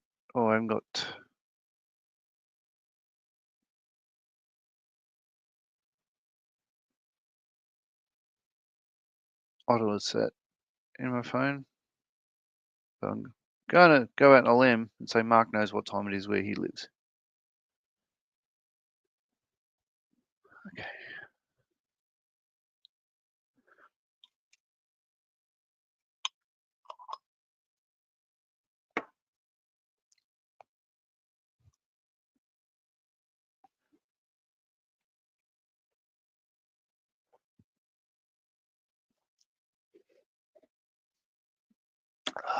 Good coffee. Okay. So wheels aside to dry. Props are done. They're ready for paint. That's ready. So this is ready for a bit of masking, I think. Now I'll go back to my scheme. Just bear with me. I'll grab my iPad.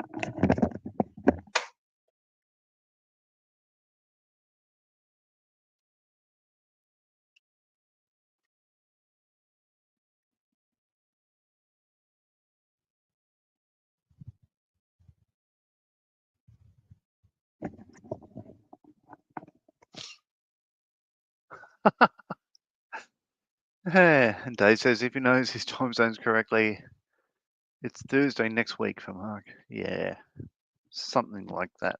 That's how they work.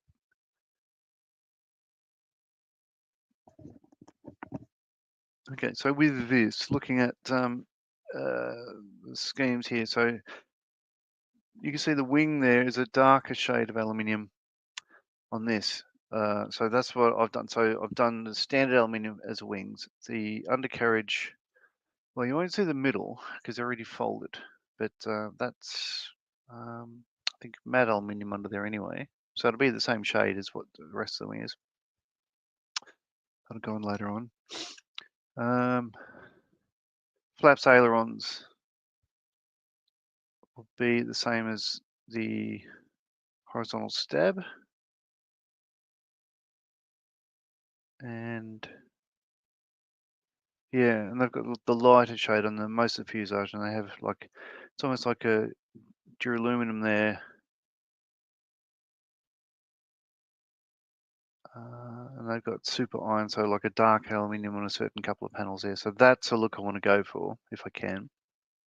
So what I'll do now with a bit of masking tape is mask off the ailerons, flaps, and the top of the wing on, well, because this one's olive drab, but I'll be putting tape alongside the wing there and just painting the fuselage in polished aluminium. It should be the same, just a little bit more shiny, I guess. And we're just going for subtlety here. I don't want anything to sort of be over the top. But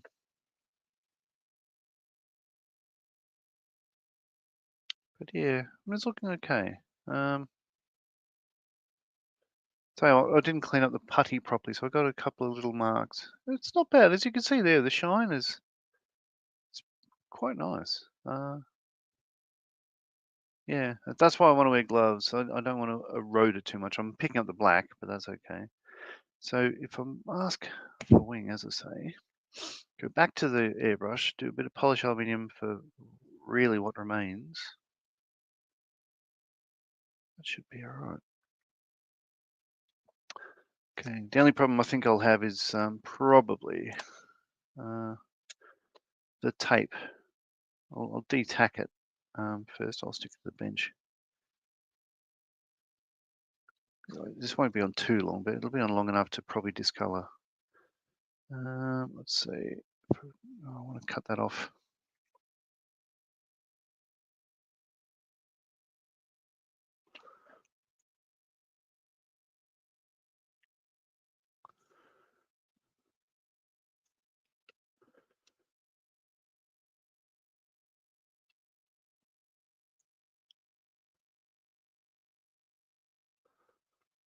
There we are.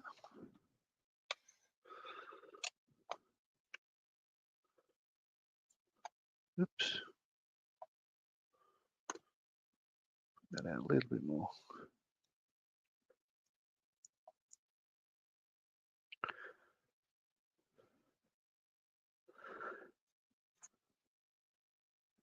And there won't be too many decals on this. There are quite a few stencils. So these are the decals, the aftermarket ones I'll be applying. So mainly I'll just be using the flashes and the roundels. They're left over from an Airfix kit that I haven't done. And these are the ones that come with this kit. And you can see there's quite a lot of stencils there. I will be putting the stencils on, but they won't be for this 48. I'll do that off screen. I think I'll put a couple on if I can. So just the Hamilton standard markings on the prop blades and the flap position. And yeah, and the rest of it, I think I'll do in my own time. After this weekend, I need to hold that with a bit of stuff. Get that under there.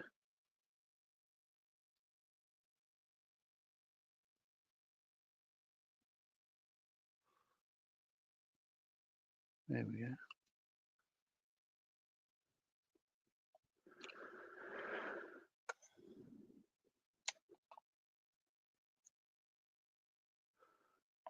This is a part where I use quite a lot of tape.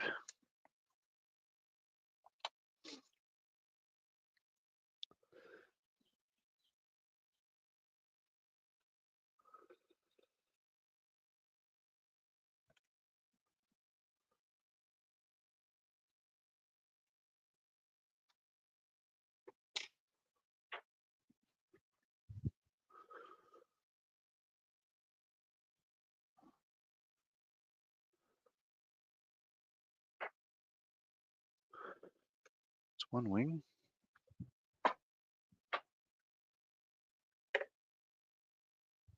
There we go.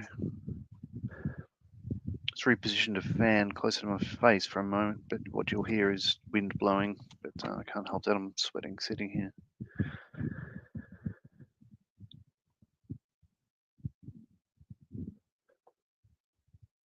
Okay, I think partly because I'm concentrating.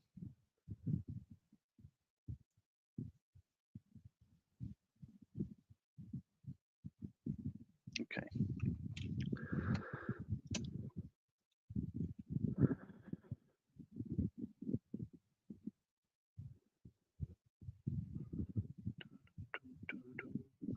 Come on, bend.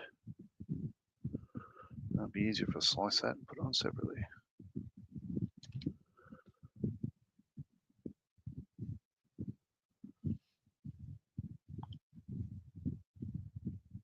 Okay.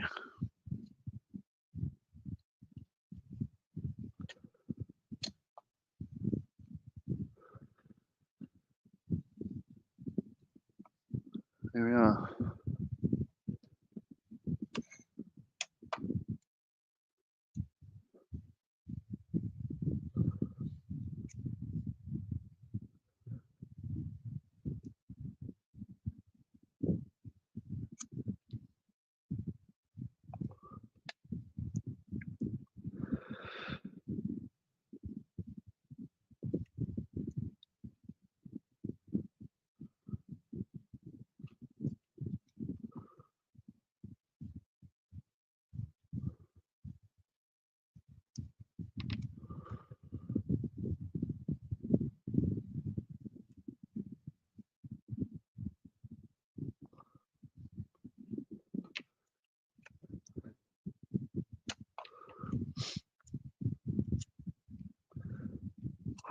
It's going to take a while.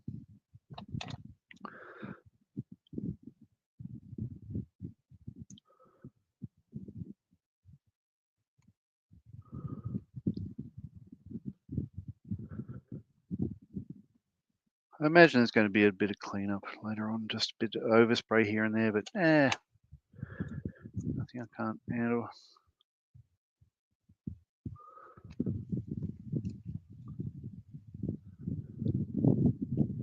Okay.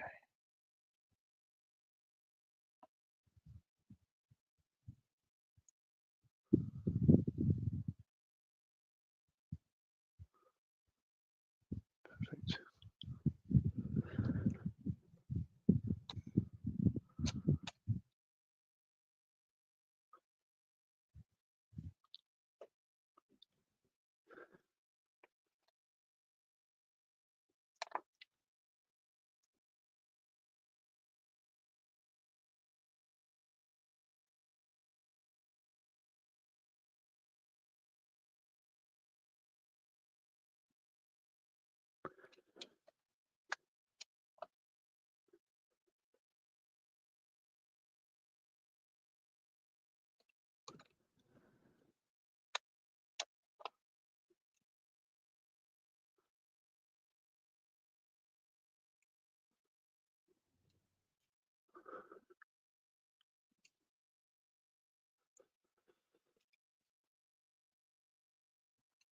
Okay.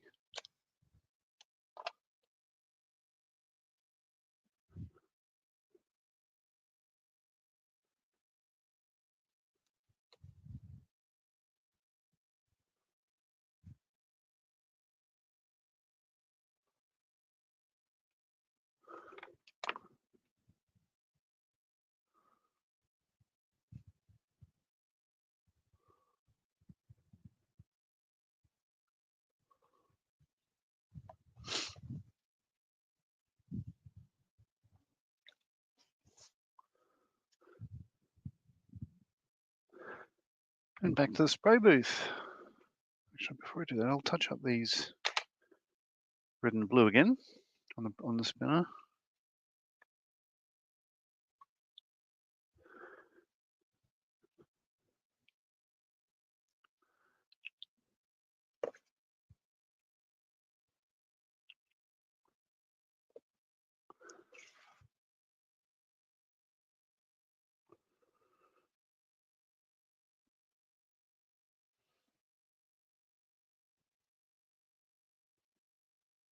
Hmm.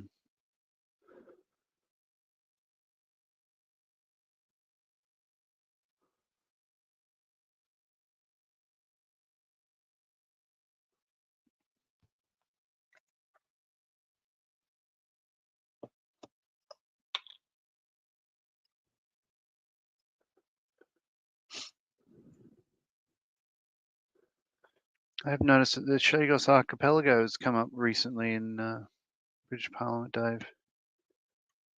Being handed back, from what I understand. Britain, as far as I know, they haven't ceded sovereignty of it, but I know the locals won a court case 20 odd years ago to be able to move back. So I've been there about, I think, 22 times. Diego Garcia in the middle of the Indian Ocean. interesting place because it's half American Air Base and half British Navy base. And they have nothing to do with each other. Because I think, you know, both sides are intolerant of the way the other half act. That and nothing in common. I think, you know, different services and all that sort of stuff. But we are always welcome at the Brit Bar, as they call it, on the Navy side. They didn't tend to mind us Australians turning up. What I did like there, they have a big Jenga set, which is each wooden block is about the size of a house brick. And yeah, when it collapses, it could hurt you. It's fantastic. But yeah, I was there on a day, well, amongst other things, when Baghdad, well, basically the end of the second Iraq campaign, when Saddam Hussein's forces conceded and everything else. So there was a big sort of party on the beach and all that stuff like that, which is interesting. The way the Americans were carrying on, we were in the middle of the Indian Ocean, and most of the people there hadn't been anywhere near Iraq, and they're carrying on as if they won the war. And I'm just thinking, like, yeah, me and my crew's thinking, well, we have been there, but you know, it's very different from where we are now because we're on a beach with alcohol. Mark says, no, that would mean I've missed my deadline for the tiger. Went down to the hobby room and saw some sand was still loose. Applied a bit more PVA glue solution. Oh, so your cutoff was at 7:30 your time? Dave, those big Jenga sets are pretty popular in beer gardens. Oh, yeah. Yeah, they're fantastic. But yeah, I got some good memories of Diego. I hated it when I first went there because it was a dry camp for Australians, but wrong. Our wing, the Hercs were dry. We weren't allowed any alcohol at all. But we were there dropping and picking up 3 squadron who were there doing point defense for the Americans, for the American Air Base, even though the Taliban didn't have an air force and couldn't project power in the middle of the Indian Ocean. But our guys were there for about 3 months doing that, and we were dropping them off, picking them up. But they were absolutely wasted every time we were there, and we couldn't touch a drop, so it was pretty frustrating. And it's sort of weird, like they were just the way they were carrying on to us is like we're actual war fighters and stuff, and we're thinking, well, we're here too, Plus we go other places, but whatever. Yeah, it was funny because years later when I did join their squadron, I was just thinking, oh, this is why they're all up themselves, because most of what they do is exercises. All right, so that's ready to go. I'm going to move back to the spray booth, do the next color, which will be polished aluminium. And that'll dry in no time, so I'll be able to then reposition these masks and get so the fuel tank's done with a couple other different shades, and then it'll be on to almost final assembly. It shouldn't take too long, being aluminium and all. It dries very quickly. Okay, so unplug power, unplug that camera. Ow, move across here. Okay, now again, bear with me. I need to. I left the water trap off the compressor, so it dried out. So that's ready to go back on. If I can get this O-ring.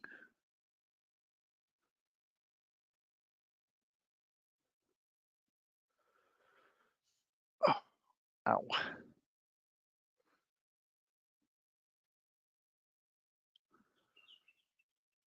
Okay.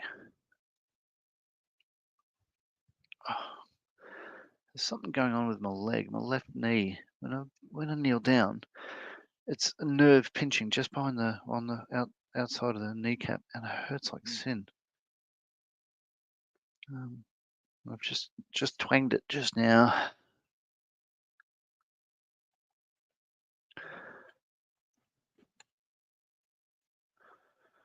Okay, that's back on.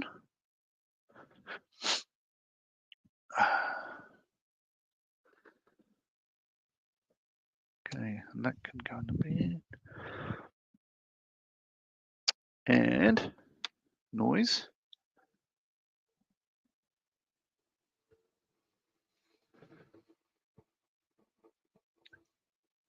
Dave says, I don't get that sort of attitude. We won the war, etc. They don't know all wars were won by rural engineer plant ops. Yeah, they were, weren't they? My precise calculation could be off, Mark. I didn't allow for Pluto's ascension annual rainfall, and I didn't carry the 4.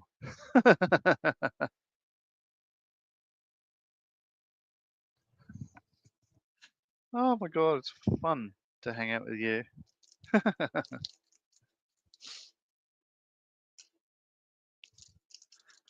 All right.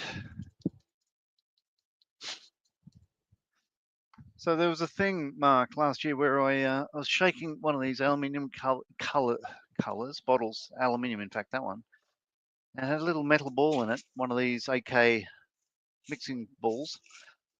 Yeah, and there was a crack in the glass, and the glass shattered, paint went everywhere, including my eye, up and down my whole, like my pants, my shirt, my legs, and it just went absolutely everywhere, and it tasted like, oh, it was awful, and I couldn't see for maybe an hour or so, but fortunately, all got out again. But there's photos of me looking like Tin Man from Wizard of Oz. Uh, Not one of my better days, but you know, it's what I do for entertainment.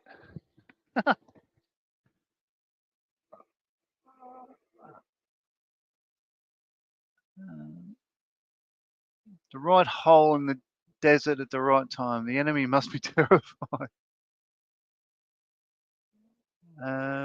Mark says it's not even Sunday over here yet.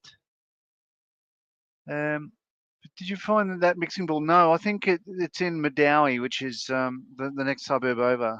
No, no, that went. In fact, look, I've lost some other things in this garage as well. I've lost the one of the wheels off. Again, sorry about the light, but this is a Handley Page Hampden, and I finished it, and then within a couple of hours, I accidentally knocked it off a bench. The undercarriage broke off, and I've lost one of the wheels for it, and I've been crawling around for days now trying to find it, and I still can't find it. So no, there's things other than mixing balls that are still lost. Okay, polished aluminium.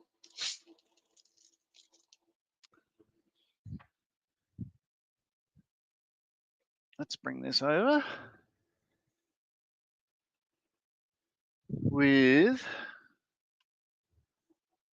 my dried out rubber glove.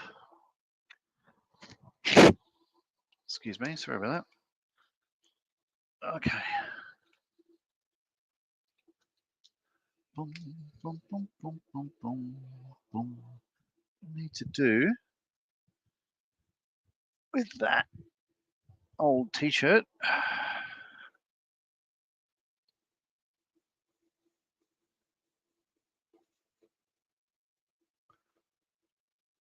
Let's just rub the horizontal stabs on this have a bit of overspray on them and stuff like that. So I just want to make sure it's smooth before putting this on.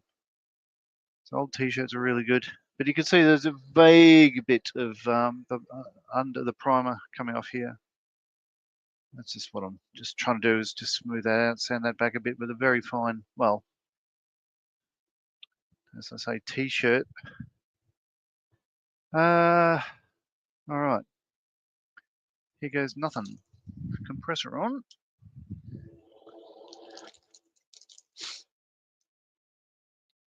Polish aluminium, and then I'll have to do the rudder separately as well, because that was a fabric covered surface. I'll just do little bits at a time here. We'll start with the flaps and ailerons, so I can then start moving that tape around.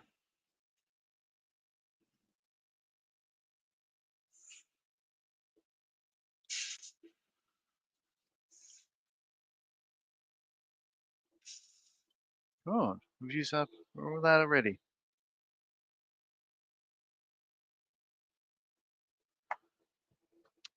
Oh God, just poured it all over my hand.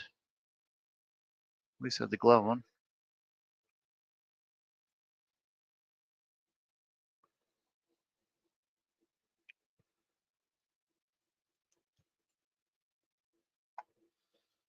Oh, man can't be trusted.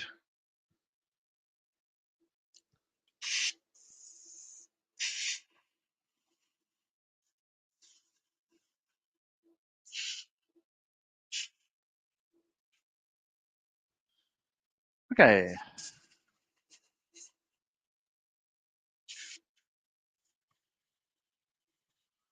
Again, trying to do light coats here and then, come back and lock it in a little bit later on. But the less I put on as a first coat, I think the better the result will be.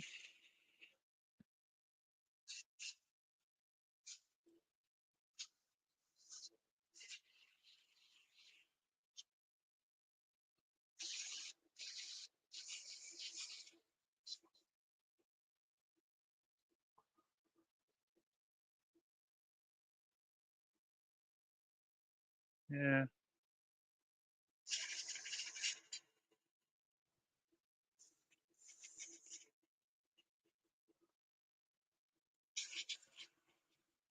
Well, I've got the polished aluminium out. I should do the Bristol Bulldog again.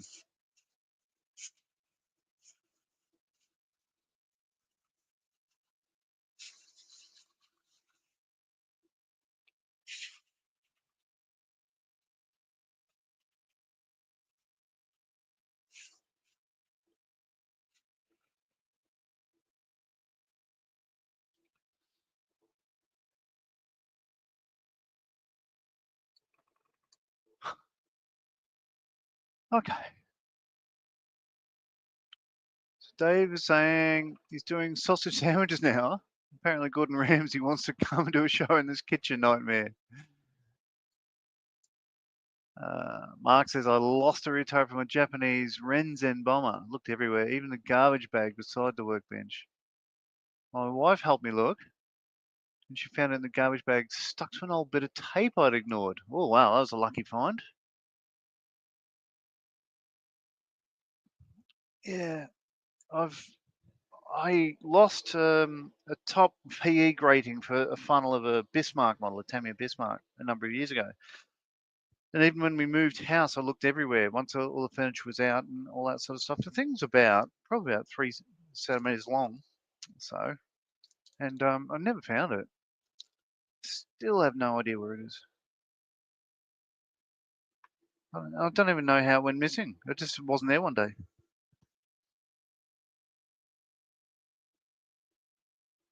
Bloody kangaroos. Can't be trusted. Okay.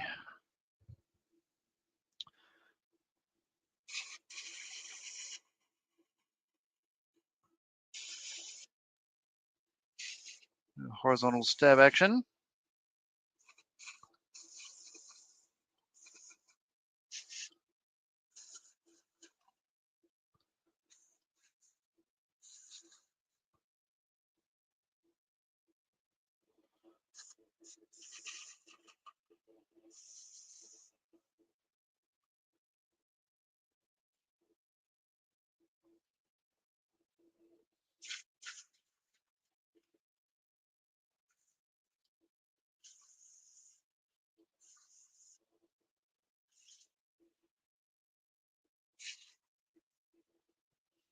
Okay.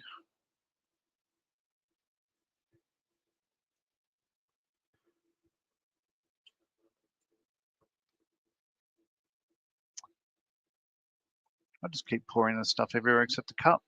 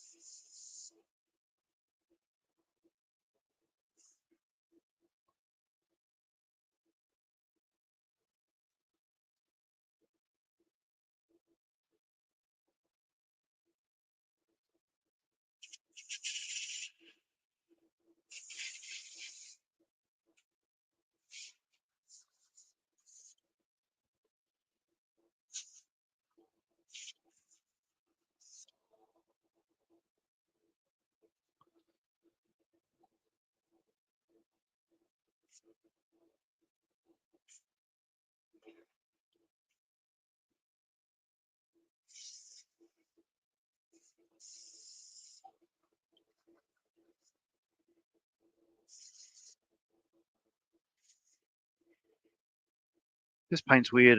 I can see it all swirling around, not only in the cup, but once it painted on the surface as well. So as a result, it's not looking as smooth as the previous layer.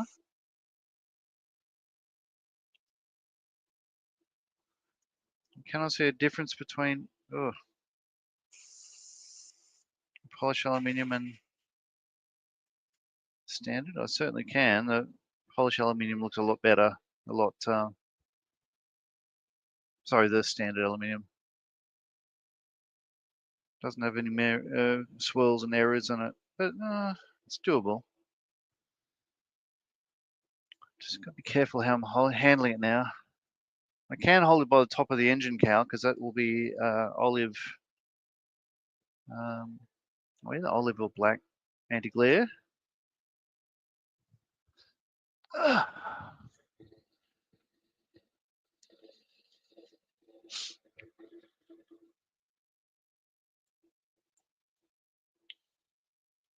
I'm making a mess of this bottle. Literally going everywhere except onto the model. I am so glad I'm wearing this glove. I'm getting covered in silver paint. All right, shake it up.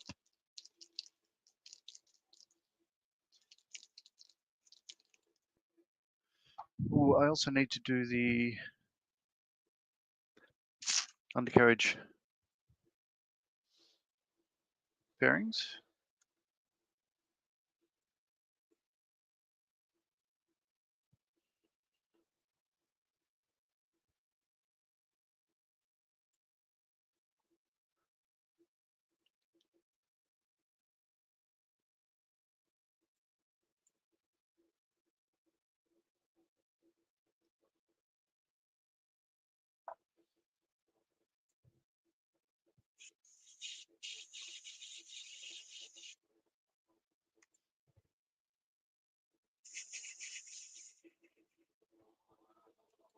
Okay.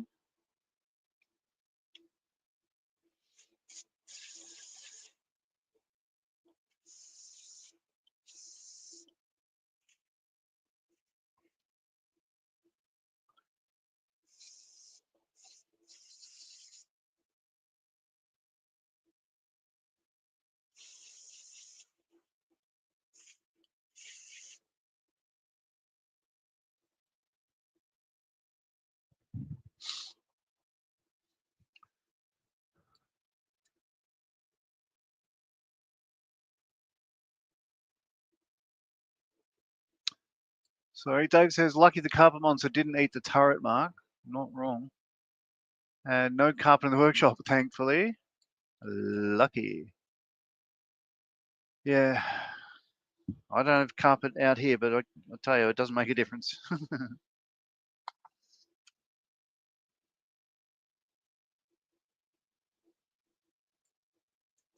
Oops.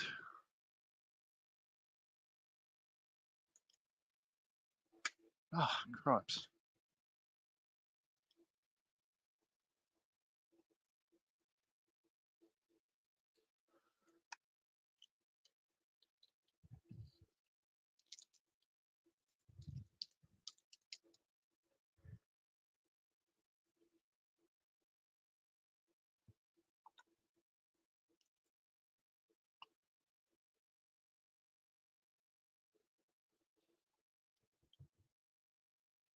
Okay.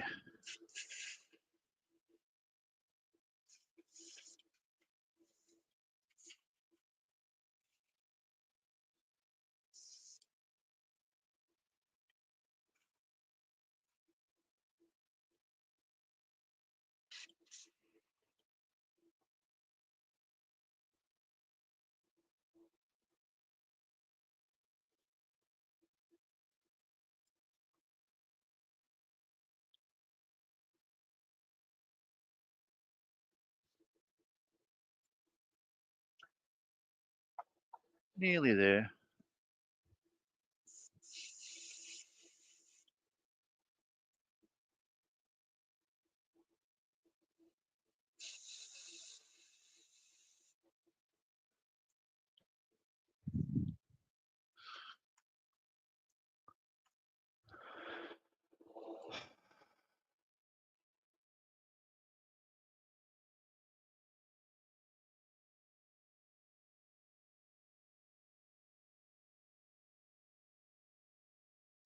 Okay.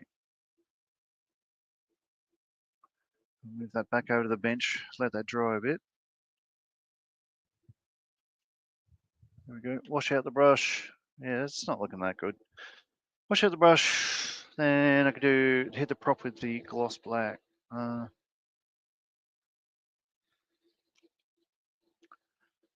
know what? I don't know if I'm happy with the polished aluminium. I might swap it out and go with matte. Certainly take some of the edge off it. You know what I mean? It's nice and polished, but maybe I'm spraying it too high a pressure or something. Maybe that's what I am doing.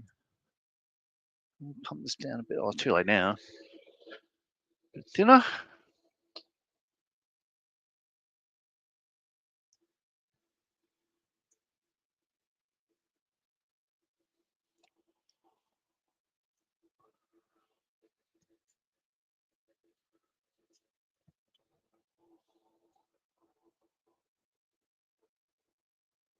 Dave is saying it's a good job Mark and I hit a monitor you. We could have knocked off hours ago. Yeah. Don't let me stop you going to bed, you guys. You know, you're not going to miss much of me just standing at my spray booth here. But I do appreciate the company regardless.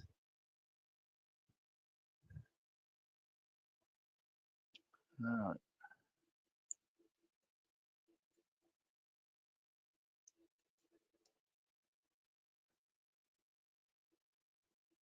Discombobulate the airbrush. I don't want metal flecks in the prop.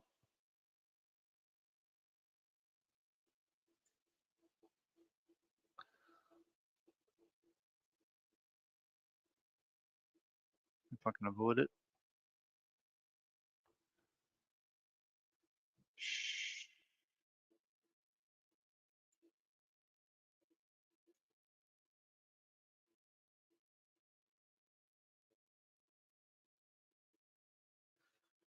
Do. Now,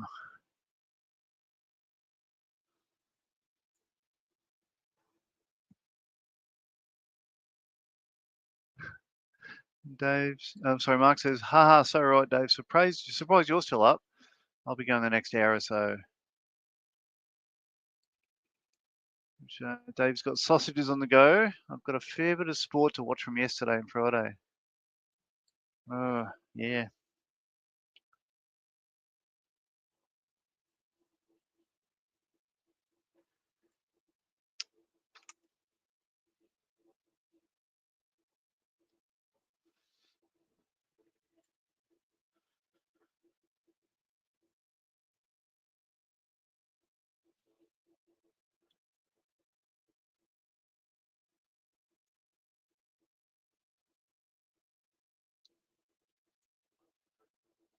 Okay.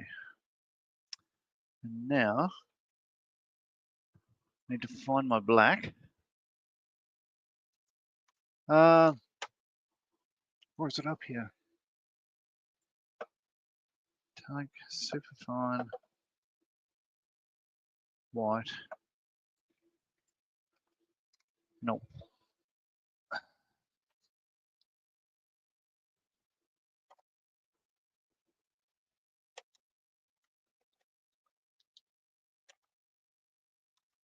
You know what? Just not going to be able to find it, am I? Oh, there goes that leg again.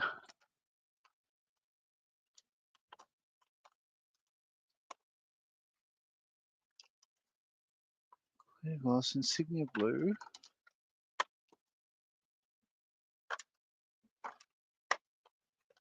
Oh no.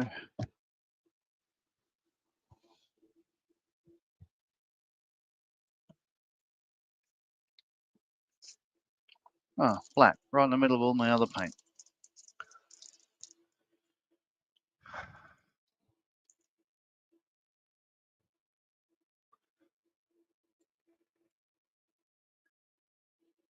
Unfortunately, I won't be able to play the Pokemon painted black thing while I paint this black. The metal flex would be instant chipping. That's true. Dave says, I'm tired and wired, so no sleep for me until I'm exhausted, I'm afraid. Metal Flex. Great name band. Band name, I should say. Either old school punk or acoustic folk band doing protest songs. Yeah, the Metal Flex. Yesterday was Friday. For some, maybe. For another 34 minutes. Alright. Yeah, brush back together.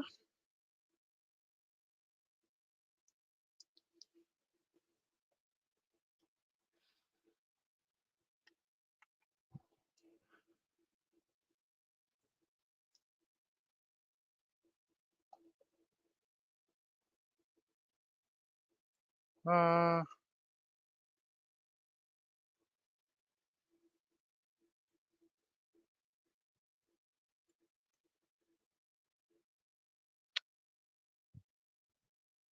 where have I put my needle?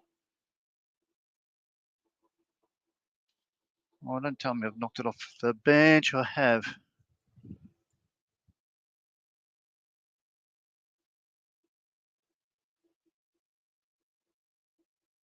Not bent. Hooray.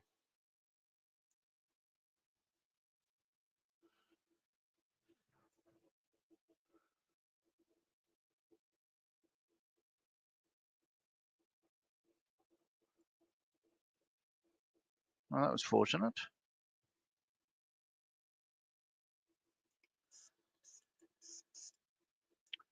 Okay, SMS. Black.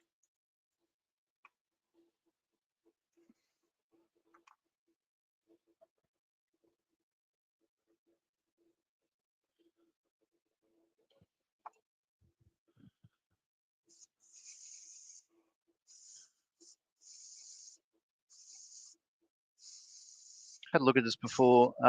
The prop hub can't be seen under the spinner. So I originally painted it silver, but you won't see any of it. So it just doesn't matter if I paint it black with the rest of it.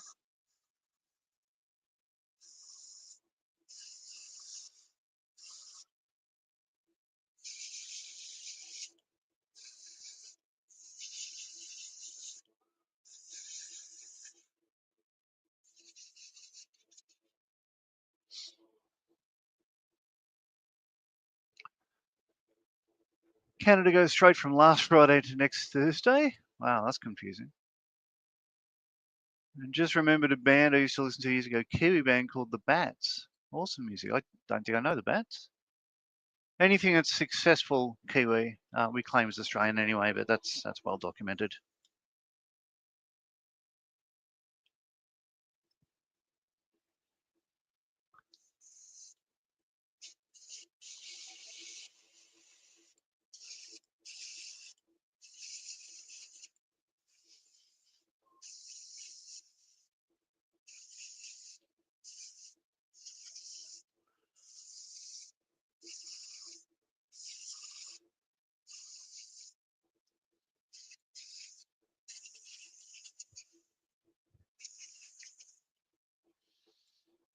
Okay. I have a black prop.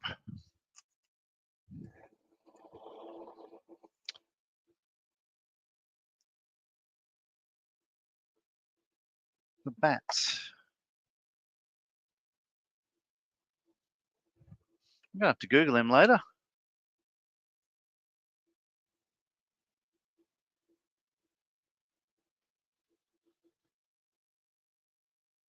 I'm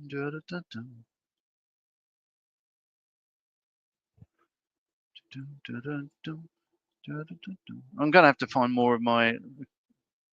That's all I've got of lacquer thinners. I've got the bottle around somewhere. It's not in the shed, but I need to find that because I'll need it shortly.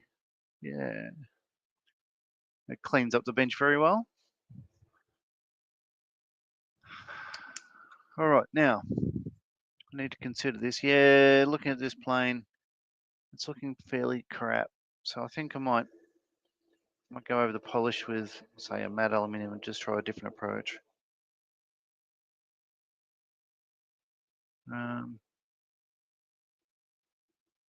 Yeah, I'm not happy with that at all.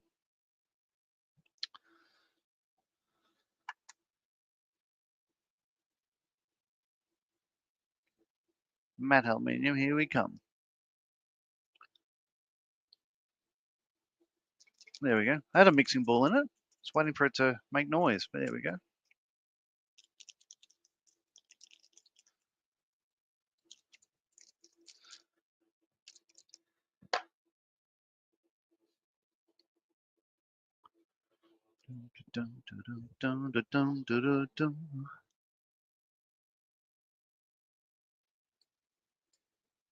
Mark says the album is called Daddy's Highway.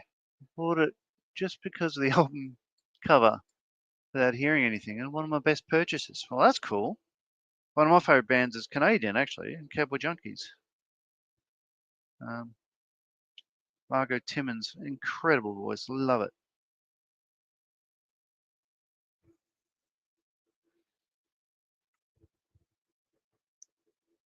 I'm from Toronto.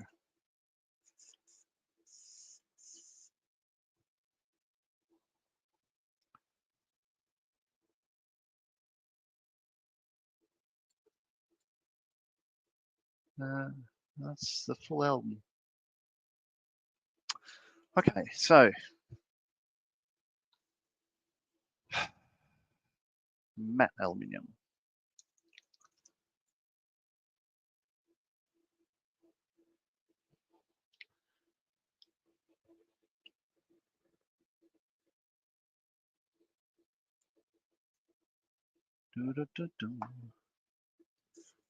So this should, if nothing else,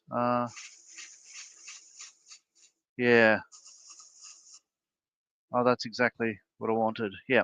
So the polished aluminium had really bright bits and then sort of half dull bits, all to do with how quickly the paint was drying as it was hitting the surface.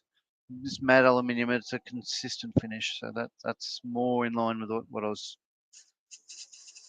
trying to achieve. Oh, much better. Okay.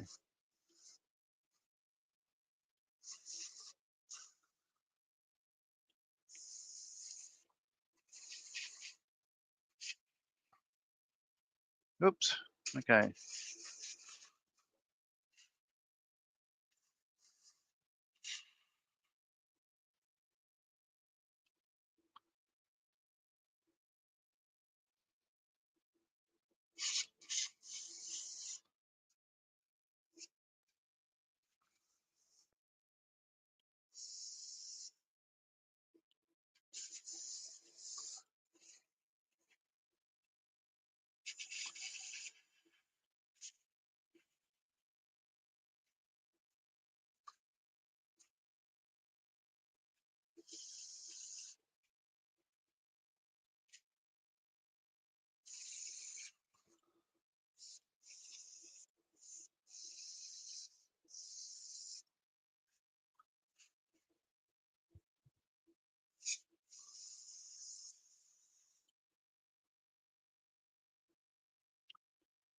Much better. Okay. I also want to go with I think a white aluminium rudder. I should be able to do that straight away. I'll take this tape off the wing.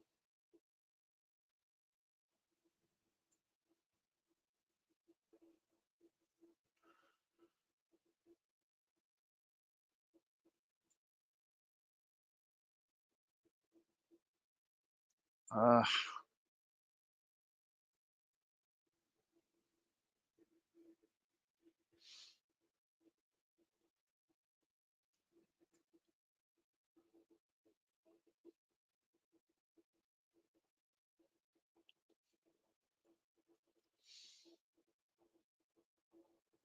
you know what? I'm just going to paint it as is.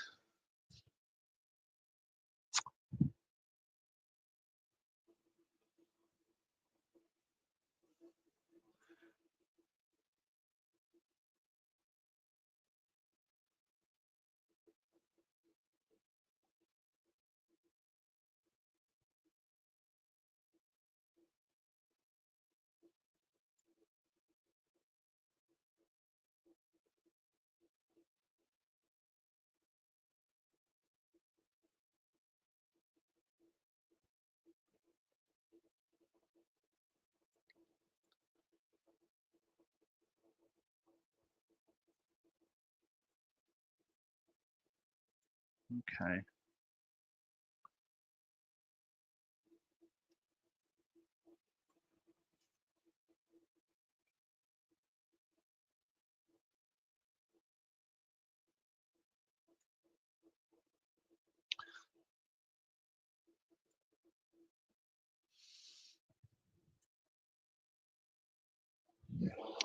Okay, I'm gonna change of plan. Clean the airbrush again, go back to the bench, take my time, do taping, removing tape. So what I'm finding is when I'm taking the tape off the wings, it is pulling up little flecks of aluminium, the initial coating of aluminium on the wings, but that's not a drama. Like it'll be easy to put back on just with an overspray.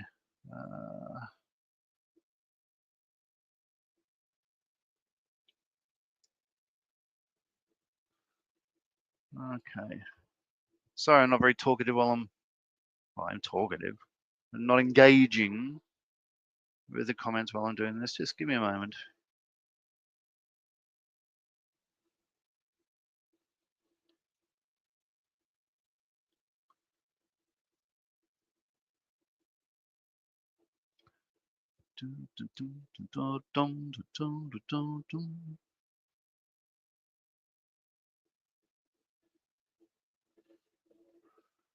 Ah.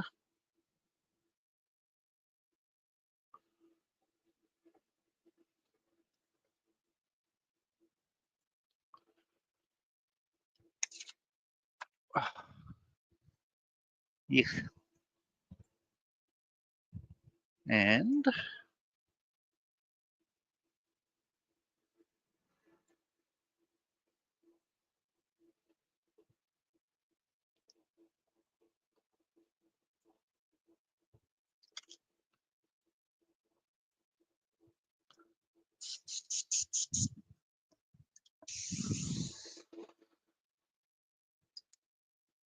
okay.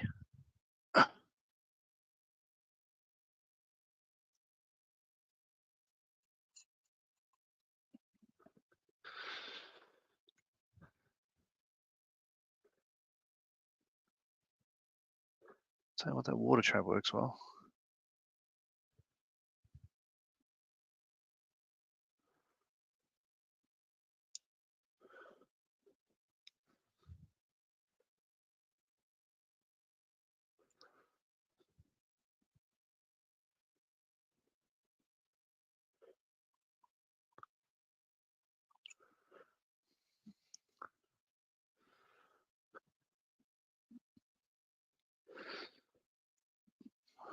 Okay. Stay. Let's move back here.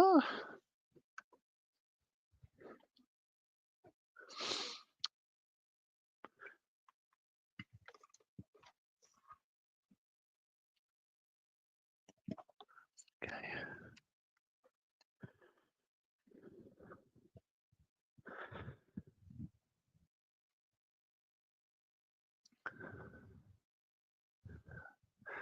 Okay. So Dave was saying, I was hoping you'd say Rush then, John. No, I've actually not heard it. I know the drummer died, and a lot of people were upset, but I can't say I'd heard the band, but I've not heard of the band. I've not heard the band, so I don't know. And yeah, Margot Timmins, yes, yeah, she's very good.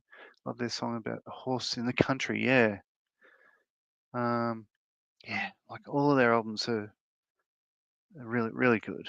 Great performance. Trying to think. Yeah, no, the first. Oh, no, I'm not going to pick any songs out. I think they're all really good. I think they're, very just wonderful. Sort of can be laid back, but it can be sort of like you know melting a face off guitar solos and stuff on a couple of songs. All right, so look, I'm going to change my camera here, show you what I'm up to.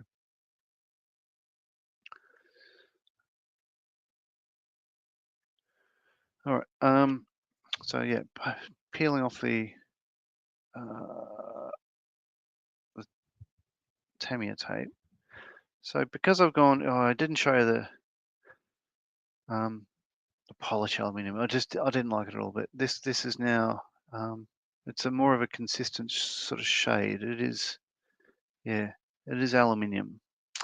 But as a result of which, there's not much difference between, you can't see any difference between, say, the flaps, ailerons, and the rest of the wing, which are different bottles. But I could change the brand and say do the flaps and ailerons in the SMS aluminium. We'll see how that goes. But for now, what I want to do is, just mask off the rudder separately, hit that with white aluminium. But while I'm doing that, I might as well do the titanium around the engine exhausts. Actually, I'll leave that aside for a moment. While I just want to give that a chance to dry before I sort of keep going with that. So I'll just leave that there. What I will do is bring some of these in. I'll assemble the undercarriage, prop, etc. Let's see. Right.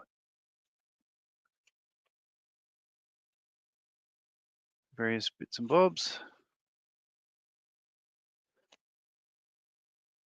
Alright, so I labelled the wheels because they're weighted. That attaches to part DO7, that's DO6. Different oleos, so I don't get the wheels wrong. Everything else, it doesn't matter which side the tanks go on, and these immediately, obviously, wheel fairings. But what I will do is, I've got the wheels assembled, but I'll stick them on the oleos just while the aluminium dries a little bit more. So,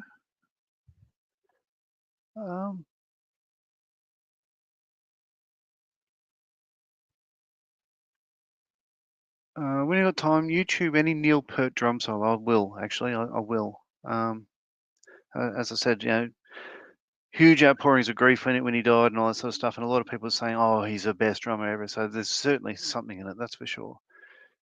Did my link to the Bats album not come through? No, I can't see one, but I'll be able to Google that once we go offline anyway. That'll be fine.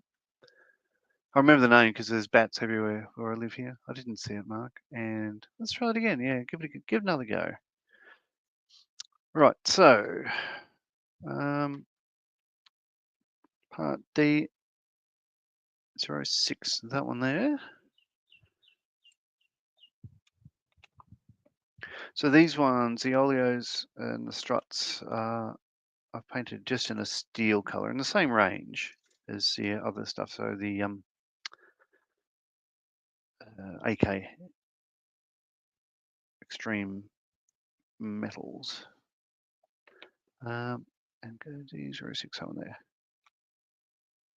Oh no, I didn't paint that that bit under the wheel there.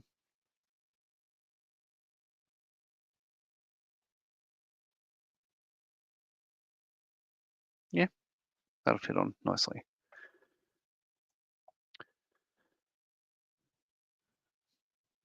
Bit of glue.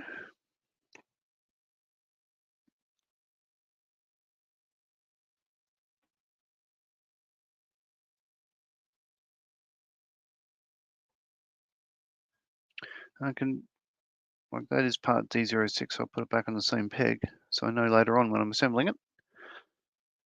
You can go up there and dry. Wait, so 7.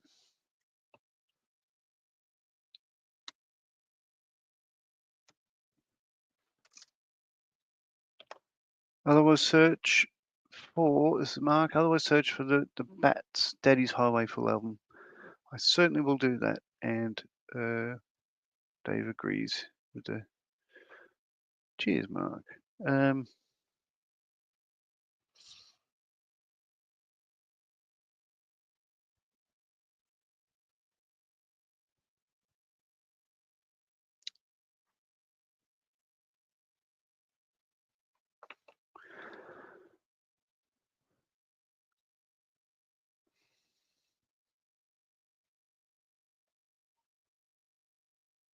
Okay.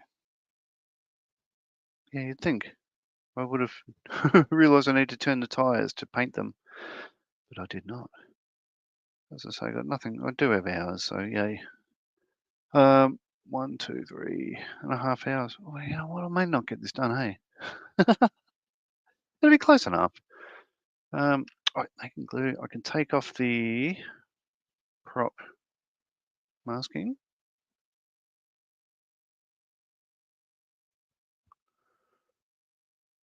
Just come up, all right. Ooh. What I'll do, I'll actually put the prop together. I don't think I need the instructions. No, it's all very straightforward. So the prop hub, again, you won't see it. I painted it just because I had to paint out. I didn't paint this really. This is yeah, the boss propeller hub that goes under the spinner. I painted the part next to it, but I didn't mind paint getting on this. But yeah, again, you won't see it. It's under the cover. This is the pitch adjustment gears are in there. Right, so with my trusty scissors, there we go, snap that apart. Make sure I get this the right way around. The hub can only go one way. There we go, just goes in the center. You know what, I don't even have to glue that, it's a tight fit. I'll just do a spot of extra thin there.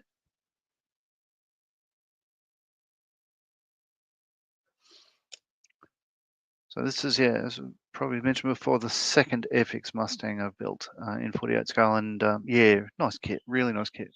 Up there with the best of them.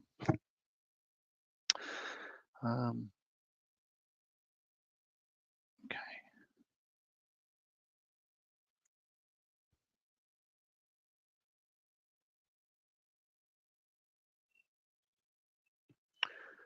I really don't want to care whether the prop will spin on this or not, but there we go. Bit of glue around those, and if I get a bit of spillage, I could just patch up the rest of it with just a brush anyway. But instantly, let's come up all right. And if I pick up this, push that on there, it's exactly what I'm going for. Hooray! So it's starting to come together. That's going to be close to the only bit of color. And the deal is, from the front, it looks like a British roundel, but you know, that's, yeah, it's all right. So I'll leave that aside to dry as well. So I will do, while I'm at it, put on the rest of the,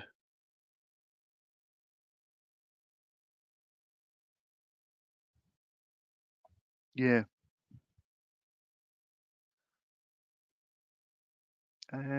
Okay, and what thinner do I use for extreme metals? I'm usually acrylic thinned with lacquer thinner, man.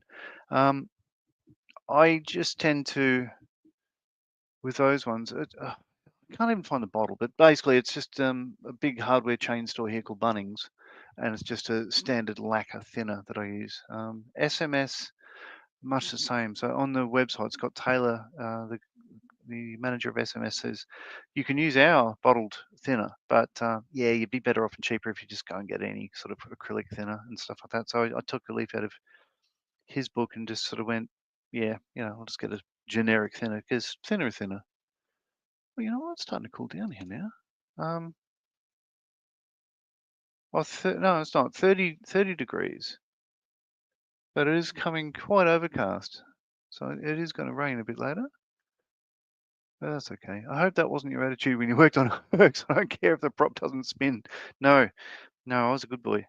I actually did take my job very seriously. And I think, well, talking to the pilots and stuff like that, like I did a reunion a few months ago. They were, you know, I was humbling. They were saying that, like, you know, I one of the nicknames I had from aircrew was the Herc Whisperer, which is pretty cool, because I worked with avionics on them for so long that there's not much I didn't either know or be able to work out. So no, that was not my attitude. You know, it's a young person's game. That was fun. Back in the day, as you were talking, Dave, about your experiences with, you know, bomb disposal and all that sort of stuff like that, um, how it all sort of sucked at the time, but then I guess it just dilutes with age and you're not so angry about it. And you look back on it finally, oh, do they that again? But if you were back there again, yeah, you wouldn't want to be there. It's like even now, if I traveling to, say, the UK, if I go via, say, Doha or UAE, as soon as I land in those countries, step off the plane and feel that oppressive sort of heat and, you know, just it's a dry heat, certainly no humidity there. Straight away, I almost wanted to turn around and get back on the plane, but they wouldn't let me stay on the plane. But yeah, they're interesting days. And there's a lot of what happens now. So we're talking to the family and stuff. Where I'd say Bron spoke to me yesterday during the concert. She said, "Oh, you know that time in Melbourne when you know, we sort of went down as when we first got together, we, you know, went into town and saw Bjorn again." And I just said to her, "No, I've never seen Bjorn again." She's, "What? What the hell? Who was it then?" Yeah, I have no idea. I wasn't in the country. I was busy. Mark says people say that hardware lacquer thinners is too hot for model paints. I'd love to get a cheaper thinner than that at the hobby store. Yeah.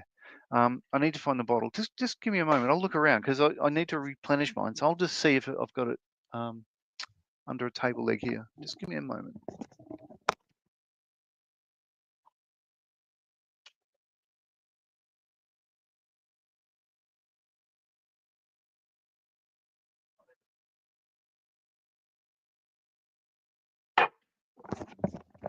Found it. So this is, yeah, you won't be able to get it. Digger, how Australians out? G'day, Digger. Lacquer thinners, general purpose. I don't think they are too hot. I think thinners are thinners. That is, you know, by their very nature, they're simply like a particular chemical compound and the substrate and everything else. There's no additives or anything else in any thinners. So they don't want that. They want it to be a pure breakdown sort of. Well, they're hot by their very nature. I really don't think if you use a hardware thinner that you will have any lack of performance compared to any other product. I think it'll be exactly the same stuff. It's probably just decanted into a different bottle. But yeah, I'd go for that. You make up your own mind. Okay, so another thing I need to do, there is a landing light here. It's clear and it goes under the fairing there. So I need to paint that up for later on. So I might as well do that now. Turn up that comment. And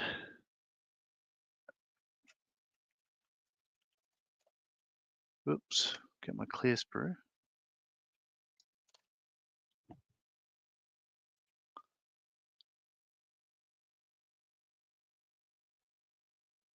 That one.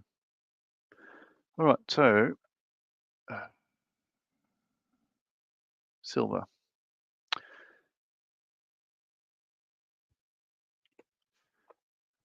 As the refractor lens at the back of the clear. Yeah, it just started raining here now. Wow, lightning as well. I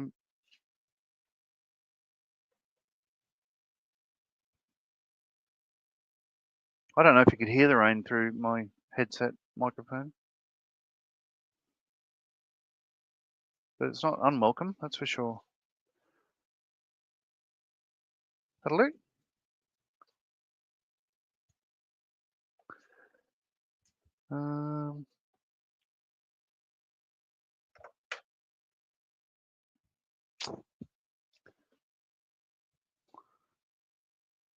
Bronze green. Oh no. There we go. I had trouble finding this paint yesterday, but I did find it eventually. This is the interior color, the US light green. Ooh, Mark says, perfect, thanks. Definitely look into that. Also, Tamiya is banned from selling their lacquer thinners here in Canada right now. Oh, that would be due to labeling issues, I'd imagine.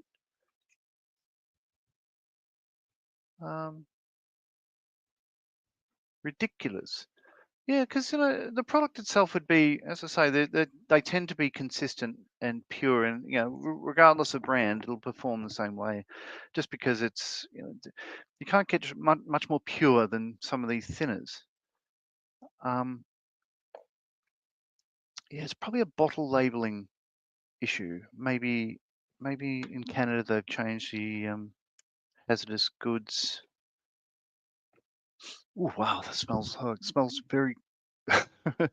Smells like rain outside. It smells like rain on dirt and all that stuff. It's nice. Where's my little jar? There we go. So this is what I use, just water, but a Beerenberg Australian blood orange marmalade bottle. So when it's got actual blood orange marmalade, it doesn't look anything like this color, but yeah. So one of the jobs I found myself doing was hazard, yeah, well, hazmat. So after Hercs, I went down to Melbourne and I got a job down there doing avionics procurement for aircraft common spares. So any part that would be on an aircraft, or more than one aircraft, if it was fitted to say Hercules and a Hornet, then neither of those, I suppose, the program officers could take the lead. So a separate mob had to. So where we were, we had three sections as for foreign military sales, which are obviously, as the name suggests, the people that tap into the American system via the government and access foreign military sales program. Had GSE, ground support equipment. Had ACS, which was my section, aircraft common spares, and the other one was oxygen. There's no TNME, test and measuring equipment. So calibration of multimeters and all that sort of stuff. Again, we were doing it for the services in that Army and Navy have same requirements for micrometers and all that sort of stuff like that, but they would use less of them than what we did in aviation, torque meters and stuff like that. And we had much a higher calibration requirement, more periodic. So somebody had to take the lead, and that organisation did. So they're doing aircraft common spares. Avionics pretty much looks after itself because you just go to the supply system and whatever. If you want that globe, you just buy that globe. But the big mess at the time was my mate. He's a painter, and we had a big change in safety, hazardous. Basically, the Australian government had enough of the military saying, "Oh no, we're right. We don't need to. We can use foreign." So we're sourcing stuff from, say, America and other places that weren't Australian compliant labeling and everything else, and it was a big problem for some people, and I can understand why, because what they did is there was ration packs and an army cadet unit took the guys out bush one night and blindfold, and you taste what is in this ration pack. And one of these things was it's like a satay, and the kid was anaphylactic, so he died out in the bush. And the Australian government said, we can't do this. You're killing people. Let's take this seriously. And they sat down and they threw everything out. And we had to fix it all. So I didn't need any help in avionics, so I was able to give my time to helping hazardous remediation with Jeff and his department, his desk, and I learnt a lot about hazard labeling and all that sort of stuff there, and it was interesting. I thought I knew my job until that aspect of it came along. Very, very different.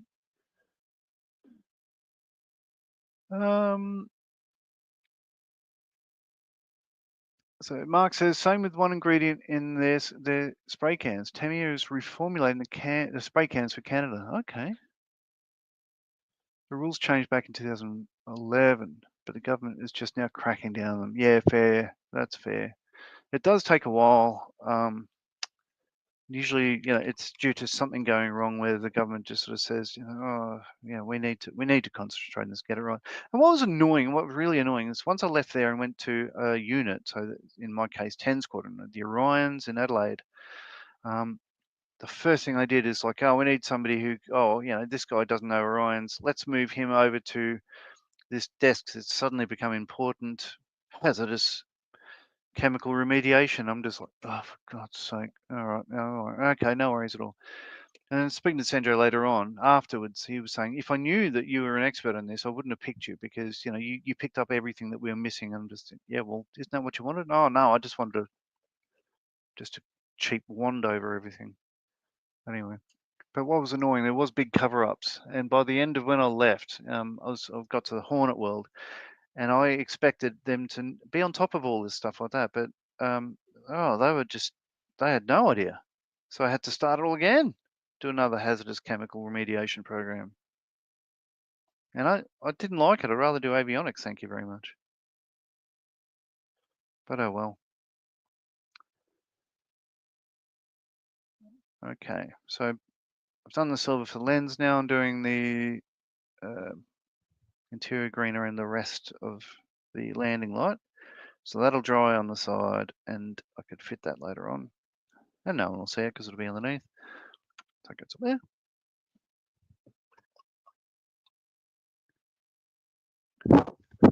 there. Dave said, classic military, too good at your job. Stop it. Yeah.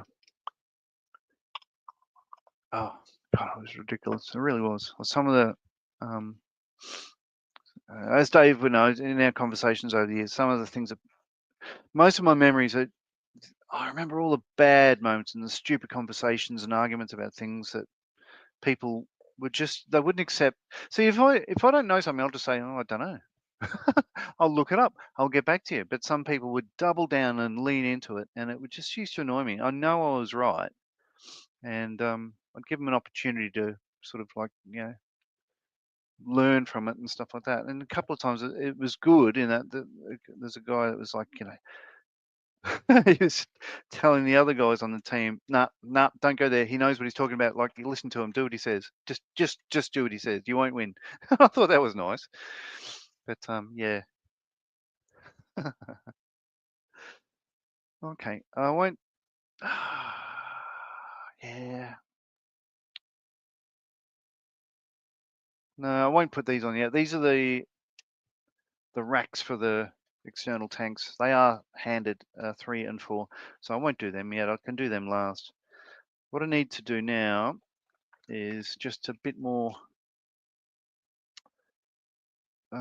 Get back to this. Oh, it's looking, yeah, it's like it doesn't look any different, but yeah, it sure is aluminium, that's for sure. Again, not perfect, but not bad. These tanks, yeah. Oh, that's what I need to do. I don't need to. I'll drill out these fuel caps and add the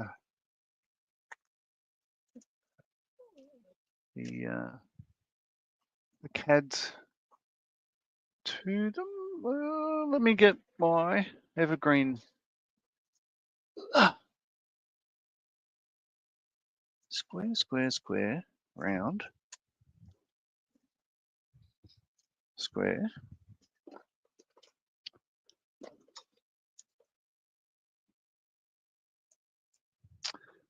There we go. Of course, this is the last one I grabbed. What's that? 0.88 mil.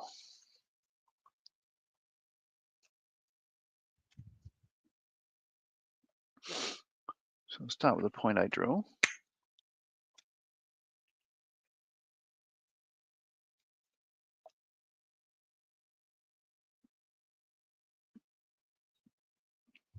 Mark says, found a 4-litre lacquer thinner at a local hardware store for 1/10 the equivalent cost of Tamiya.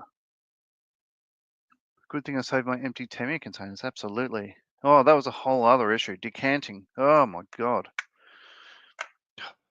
So annoying. Anyway, no.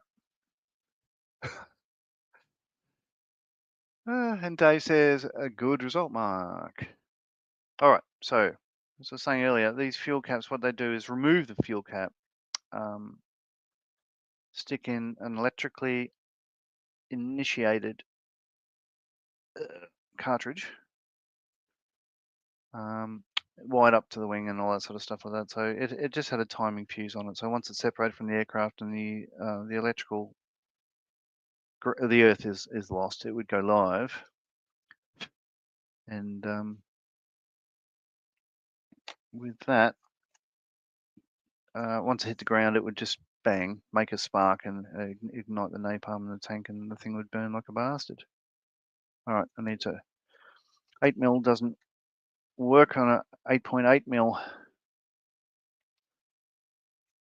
plastic rod. Didn't see that coming.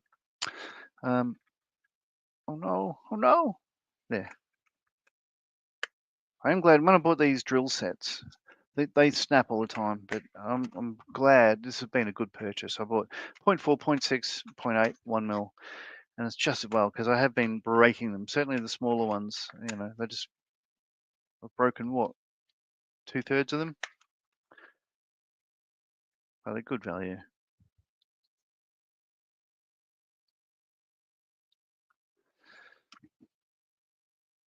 Okay, so it's 10 past the hour. I'm going to play another video just because I can. Let's have a look what we have here. Oh,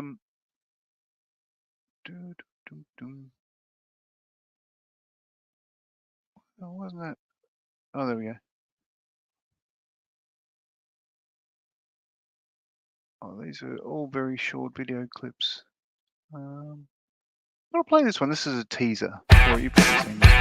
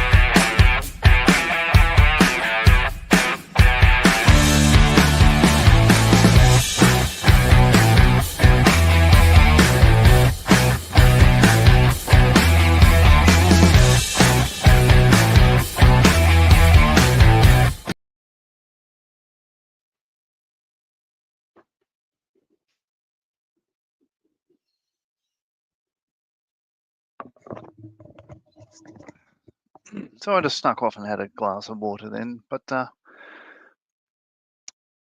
let's go back.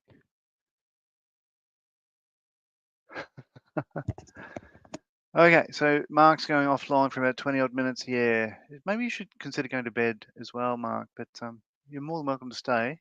No pressure. I love that I can read Dutch. Oh, you're not wrong. There's a message in that for all of us.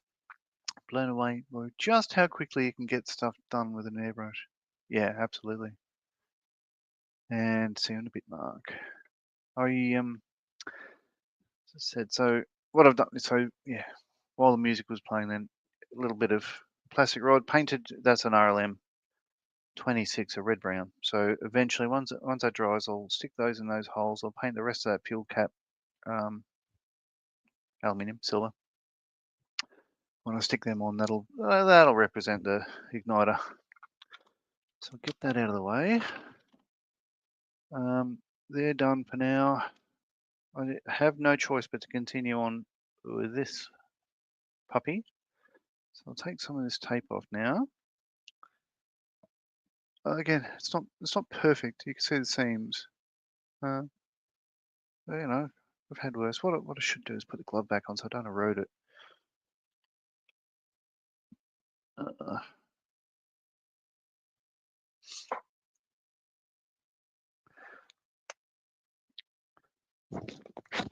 There we go. Shouldn't be handling it too much. Mark says, yeah, Dave, it's crazy. I seem to spend too much time cleaning though. John gets it done much quicker than I do. Yeah, I am. Obviously, I am rushing a bit because I had time off yesterday seeing a concert, and also when Dieter went to bed, around about I think it was at 5 a.m. his time. Had a couple of hours sleep. We were live from 3 till 5 Dutch time. And I had to tune out. He went to bed, and I couldn't continue because I didn't have access to all the comments and everything as I do today. I fixed that yesterday. So I had, as a result, I had to go offline myself. But I am behind a number of hours on this because of the time I've had away. And as you know, if I don't finish, I don't finish. But I could be on track. As I say, there's not many decals, and I won't do most of the. So, yeah, this next bit won't take too long. Once I get the tape down, get a couple more color variations on, say, the fuel tanks in the wings. There we go. So it's not so bad. Just pulling a couple of, no, it's not pulling, it's not wrecking it much. You can't really tell where the tape was, so that's okay. I tried to apply as little pressure as I could, only put it on the trailing edge because I didn't need to mask the front so much. Trouble grabbing that. Okay. Yeah, you can see on the tape there's a little bit of silver stuff coming out, but it's so minimum. But that's okay. I can handle that. Last bit. Oh, yeah, big chunk off there, but I'm about to repaint the fuel tank anyway.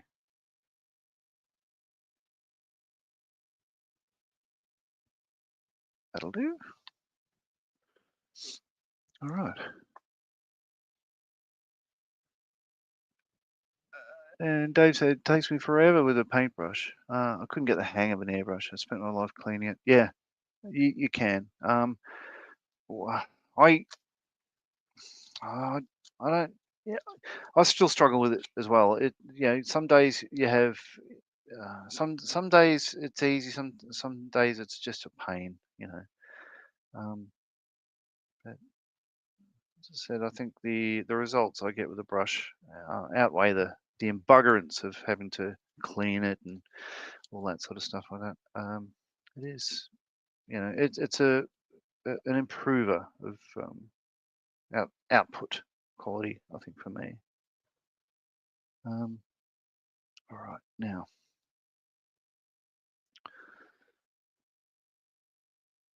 Okay, so I'm going to also, so now I'm handling masking tape with rubber gloves, and it's always difficult.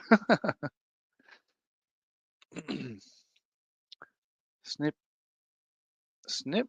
So this is just to mask the center section of the fuselage there. I don't know if it's a right width. No, nowhere near it. Cut that down.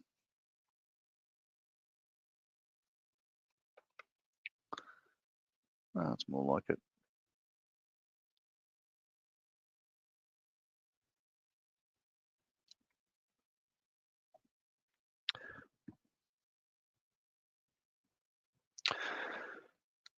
Okay. It's just struggling. I should just. So I'm trying to reuse the tape where I can because, it doesn't have to be perfect, but. Oh, stay there. As I say, I'm trying to handle it with gloves where I can so I don't rub it all the way too quickly. Yeah, so I'm aiming to make these ones. I was going to go with dark aluminium for the fuel tanks. Yeah.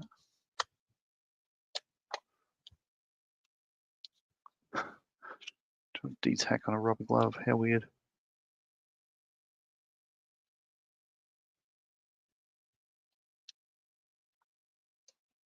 Do do do do do do do do do. Now got that Dutch music in my head. Okay.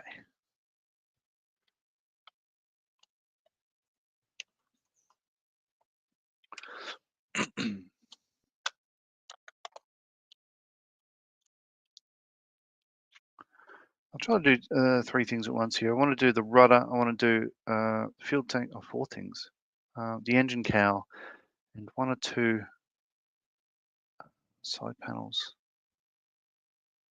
on the fuselage, and then really, hopefully, that'll be job done for the painting. I can move on to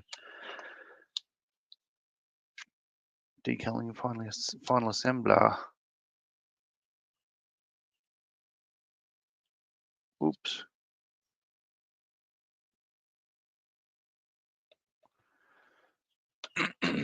My brother Paul bought a book called P-51B Mustang, the bastard plane that America didn't want but won the war. It's absolutely fascinating because it's much about the personalities of the engineers who designed it, the resistance to building the Mustang in the first place in the Pentagon, which was crazy. They literally wanted North American to build what are they? 38s, Kitty Hawks, Tomahawks, Warhawks. The North American was saying, I think we could do better. And they did. They designed the Mustang in 3 months. And it's insane. Of course, as we know, you read all the books and everything else, all the accounts.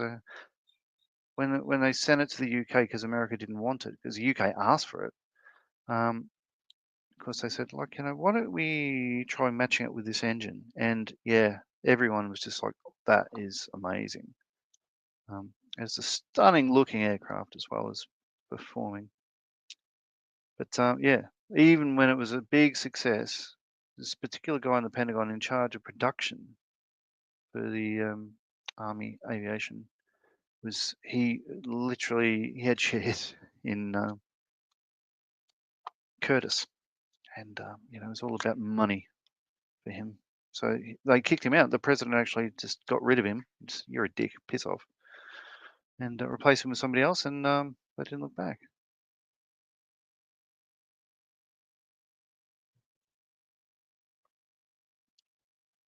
I do find it interesting, of course, how Trump has selected somebody with absolutely no military experience to be in charge of the US military.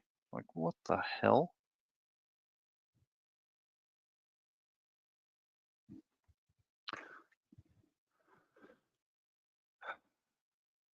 Dave's saying, is the paint pull on tape because the paint didn't cure for as long as you'd usually give it? This dries pretty much instantaneously anyway. Well, yes, I'd say that's certainly a factor.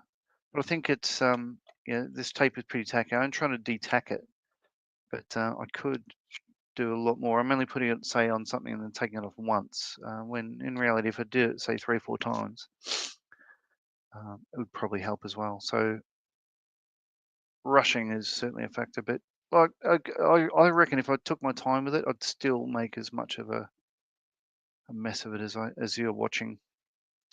What I will do, I want to get a slight, this is just eyeballing it, a slight curve on that bit of tape there to match the curve of the wing.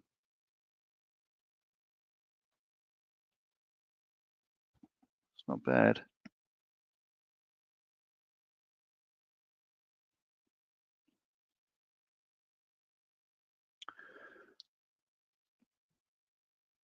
Oh, that'll do.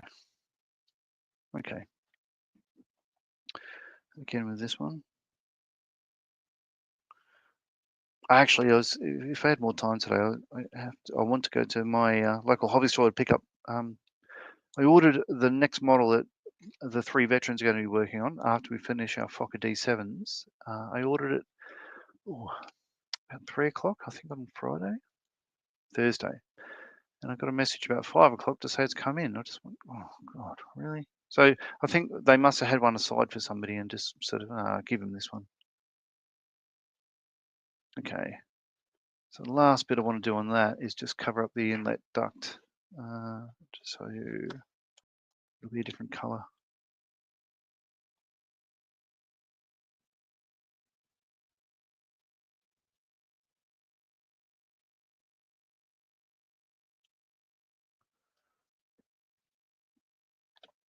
They had guys working for, I think, 20-hour shifts and stuff like that for months in a wind tunnel, trying to develop the plenum for the oil cooler glycol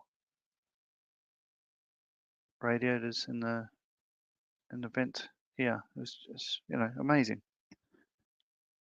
But, we hear about, like, people working in the factories in the Second World War. Yeah, they were obviously working long days. This is before people got paid overtime or anything at all. And yeah, a lot of them are doing long hours for very little wage.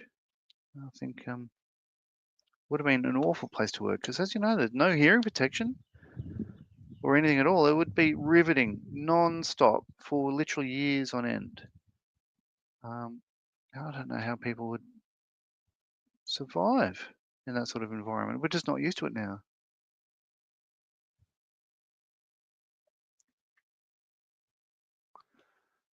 All right, now let me think about this. I'll let that hang there.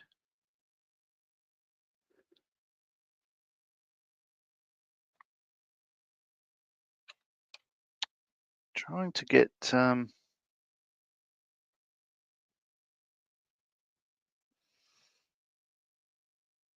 rudder balance.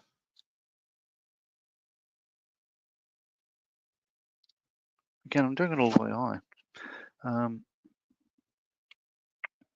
Yeah. So if I cover that up there, I can use another bit of tape.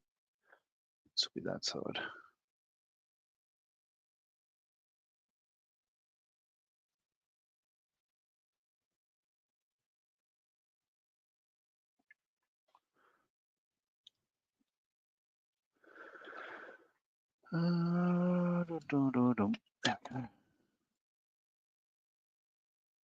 Okay.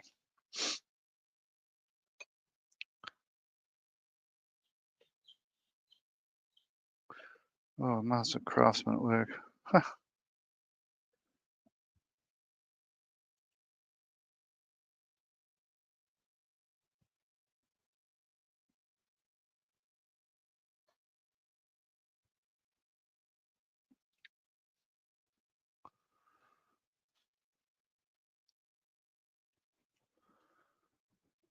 Oop, there we go. So you get the idea. So I'm just trying to mask it up so I can paint the rudder.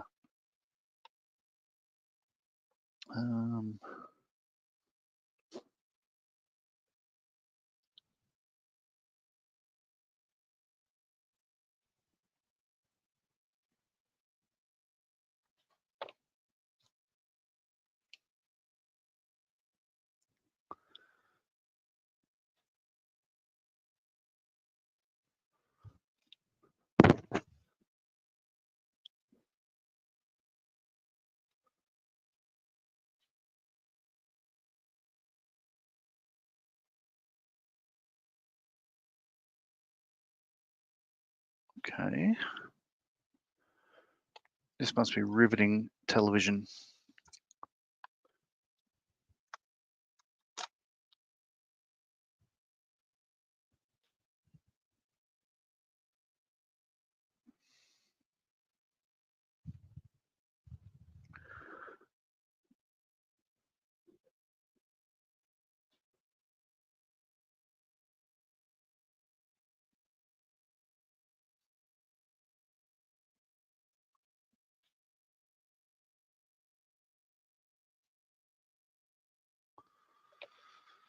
Okay.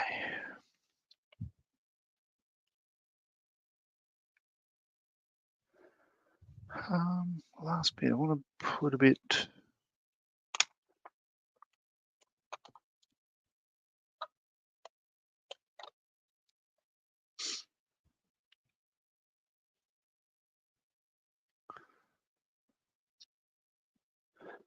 I reckon after all this work, you really won't see a difference between the white aluminium and the rest of it, but we'll see.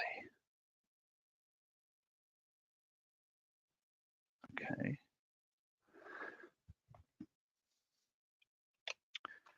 Nearly there. So a couple more pieces.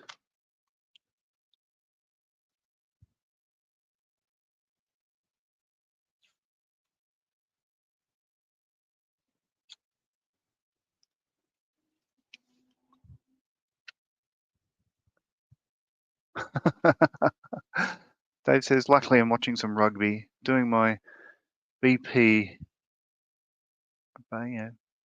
Boston Paul Defiant, and drinking some tea, as well as watching you and trying to make you laugh. Ah, okay. Job done. I think you're achieving all things you're trying to do there. Oh, okay.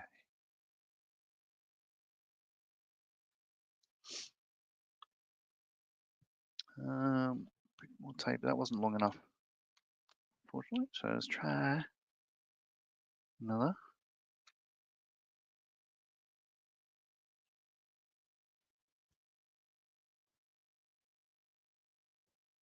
Actually, perfect length.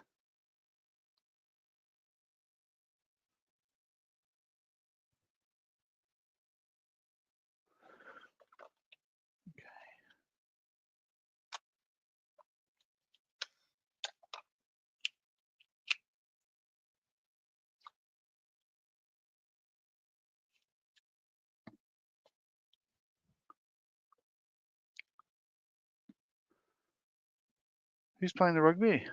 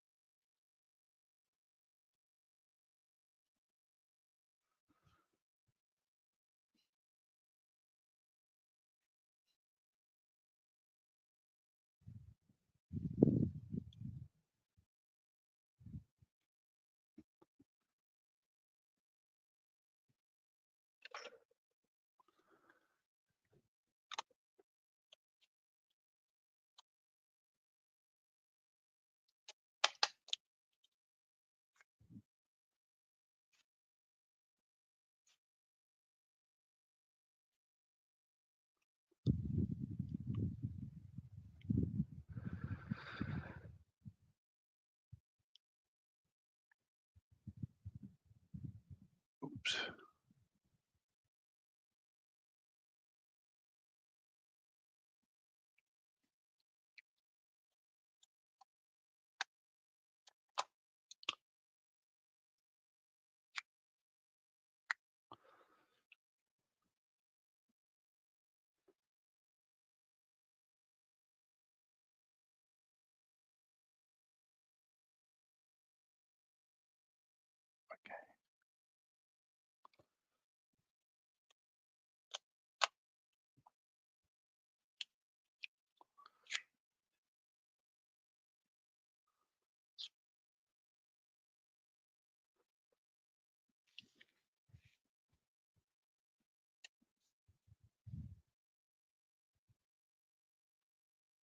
Ah, it's Ireland versus Australia I'm watching, so no spoilers.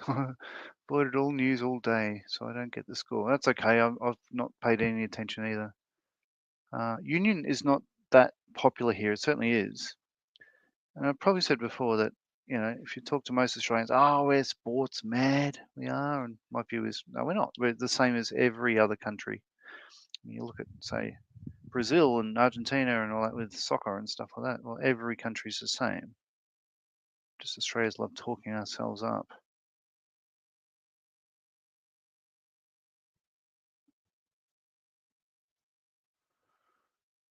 Okay, last little bit.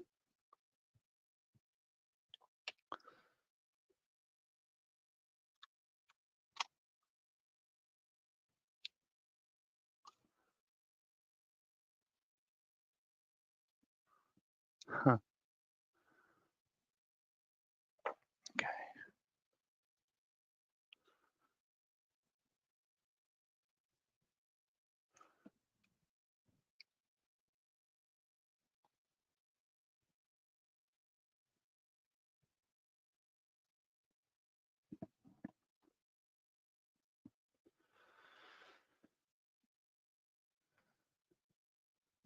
Now I need to re-refer to my little Eduard screenshot.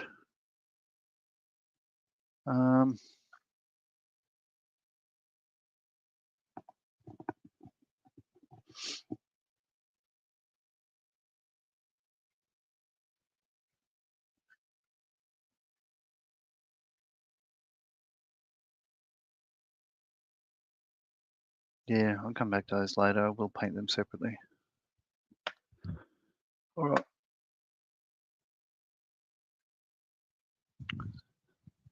Dave says, isn't there some regional aspect to Australia, as whether it's Aussie rules, league or union? Yeah, there is. Now, yes and no. So it used to be AFL, used to be called VFL, Victorian Rules Football. So that was pretty much only, it started in Melbourne, obviously. And it was all inner Melbourne. All the teams are, very inner city suburbs. But that's now national. And about 30 years ago now, like the South Melbourne Swans became the Sydney Swans, and the Fitzroy Lions became the Brisbane Lions, that sort of thing. It has grown in popularity immensely. It's certainly like it's played, whereas rugby isn't. AFL is very much played in Aboriginal communities. The youth love it, and they're so good at it because, of course, so much else to do out there. So it is more popular than what people would expect. Queensland, New South Wales always had league, NRL. It used to be New South Wales Rugby League. And that's of course spread out. And even Melbourne has a team, Melbourne Storm, and they're very good as well. Union is only played pretty much for the international. It's not. It's not the main game here. It's only when we play, say, the All Blacks or England and all that sort of stuff.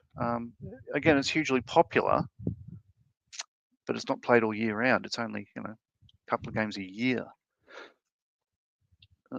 Yeah, there is some regional stuff there, and my view is it's all good. Like you don't. It's like again, Star Wars, Star Trek. You can like both. You don't have to be a dick about it. And anyone who's a dick about it, is just being a dick about it. And I used to watch Aussie Rules many years ago on TV here. I was a Hawthorn Hawks fan. Yeah, I started off being a Hawks supporter. I remember watching North Melbourne versus Geelong, and it was on the Current Affair, which is one of the sort of news shows, sort of thing like that. And they're talking to people in North Melbourne, and they're looking forward to, I think, the day before the grand final. And then you hear the commentary. The guy says, "Meanwhile, in Geelong," and it shows the Geelong Sports Ground, the footy club from the air, a helicopter. But the music started playing, "Hallelujah," and I just sort of had an epiphany. I thought, "Oh my God, I'm a Geelong fan." So I changed my allegiance straight away. That and the fact that my mum has been a Geelong supporter and paid membership since, I think she's 68 years or something now. It's quite a long time anyway. So yeah, I'm a Geelong fan, but I don't really sit and watch the game. The only game I watched this year was a grand final, and I loved it. And I was thinking I should watch this more often, but I think I mentioned my wife, and she said, "Look, I prefer you modelling. I just don't want the TV in use all the time with the games on." So that's okay. Okay, I'm going to move over to the spray booth again. So let's unplug that camera. Go to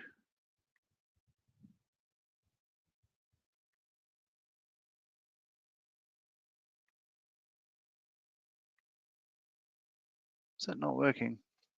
Oh no. Oh no.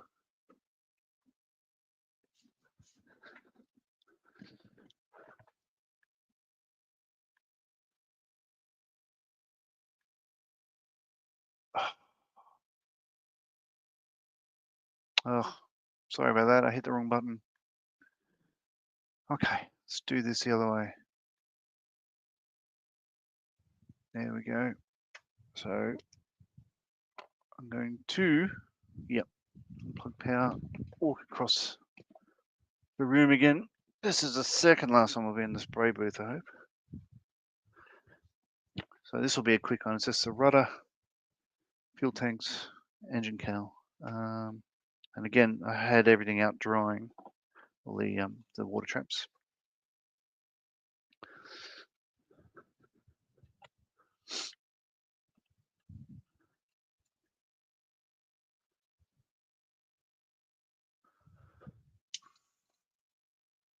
Oh,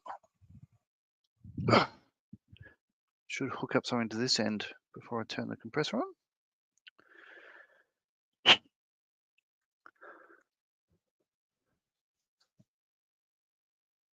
Yeah, John Platten. It's the reason I loved Hawthorn Hawks. Small, scrappy, so aggressive. Yeah, he's a bloody good player, wasn't he? Lee Matthews is my favourite. That was 70s though. Yeah, Plato came later. They're a bloody good team. I still like the Hawks, but yeah, it's the one team that everyone, Geelong fans, because I lived in Point Cook, which is in between Melbourne and Geelong. So everyone there was either it's funny, either a Geelong fan because it's the suburb to the west, or they were Western Bulldogs fan because it was suburbs to the east, the east of us. So Point Cook's about 20 kilometres southwest of Melbourne.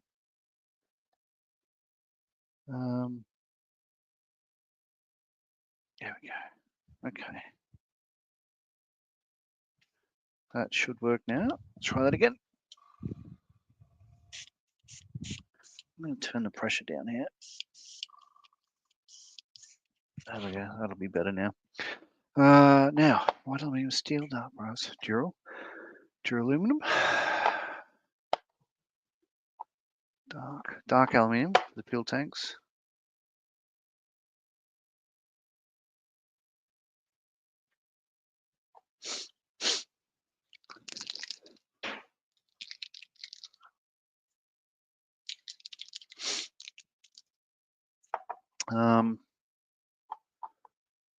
White aluminium for the rudder.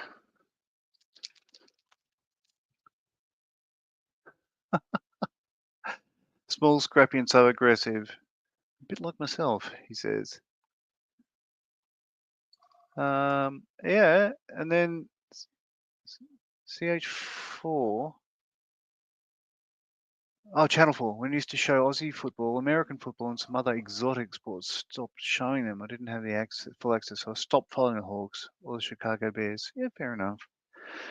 It's a good game. I mean, we're not trying to change the world, trying to get everyone else to play it or whatever, but it's a fast-flowing game, and it's big. I mean, obviously, it's played on cricket grounds. So, that's why the MCG is where the grand final is, their Melbourne Cricket Ground, because they don't have to move boundaries or anything at all. They just cover up the pitch and crack on. But because it's such a big area, yeah, it's a lot of free flow. Soccer is a wonderful game as well, but all the dives they take just annoy the crap out of me, as it would. I think you couldn't be a fan and actually enjoy watching that crap. But it's the only football there is. Let's face it. Every other game you're using your hands. But I love AFL. Of all the sports codes, it's probably my favorite, just because it just never stops. It's so free flowing. Even if they line up to kick a goal or whatever, it's not more than 30 seconds. I think if you wait 20 seconds, you get a warning to say, holding the ball. Yeah. So yeah, it is a good game. And Paul Chapman was my favourite player. Again, small, scrappy. God, he was just so quick. He was always there. Like he just moved so much. He never stopped. It was brilliant to watch. Went to a couple of games with my parents, and just yeah, what a sight! Just such a good player. Okay, white aluminium. Oh, again, let's turn the spray booth on, eh?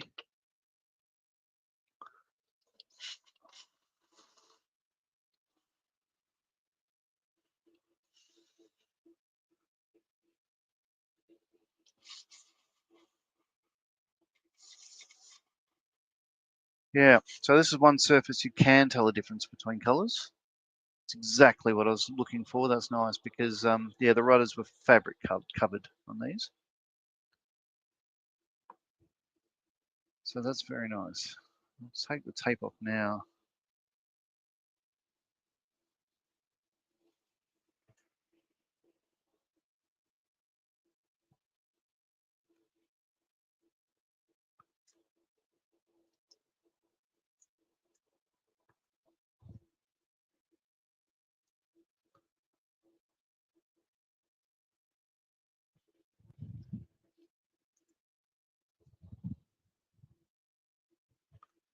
Okay.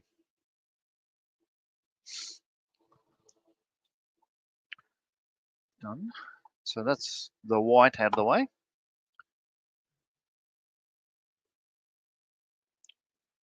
They've catch it from time to time on satellite TV. It's changed a lot. Nowhere near as fun as it was. It used to be so damn violent. Yeah. And I don't follow football, soccer all the time. I find it unwatchable. Yeah, soccer unwatchable. Because it's violent. You're saying?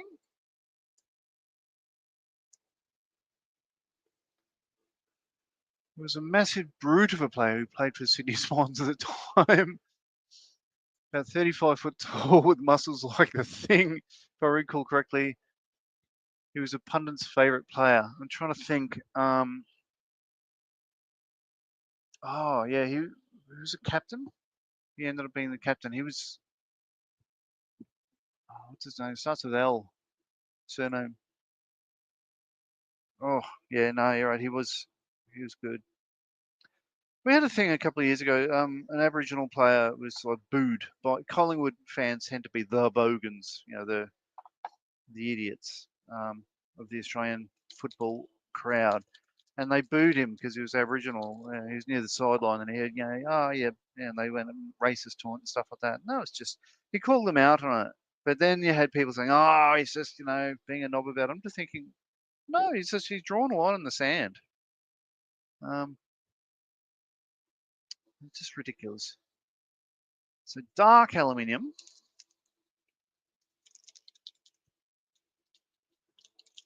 For the fuel tanks. Mark's back. Uh, we aren't sports watchers. I'm into war movies, and my wife likes Hallmark flicks. Yeah, well, there's nothing wrong with Hallmark flicks. I love the Jane Austen books and all the adaptations of that. My wife, it's her favourite book is Pride and Prejudice, but I'll sit there and watch them with her all day, every day. I think they're fantastic. Because again, it's much the same era as my favourite book series, which is Master and Commander, Far Side of the World. The Aubrey Maturin series. Brilliant books. Dave says, nah, football, soccer's now a non-combat contact sport. All diving. I can't watch it. Yeah, like if they just all those fake fouls and stuff. It's pretty annoying. Watch a lot of films too, Mark. I love a good war film. Yeah. As do I. I think that Fury I thought was bloody fantastic. Again, the high bar. It's got to be that Saving Private Ryan. I mean, that is such a strong movie. So this, yeah, as I say, this is dark aluminium.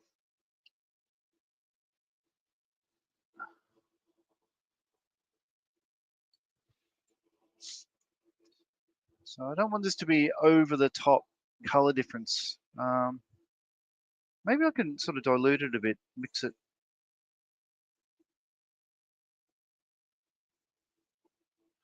There we go.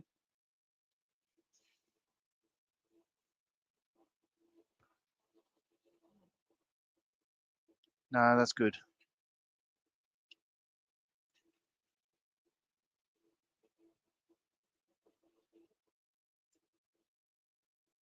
Yeah, there's no real big difference between this and the rest of it. It is a subtle effect, which is again what I want.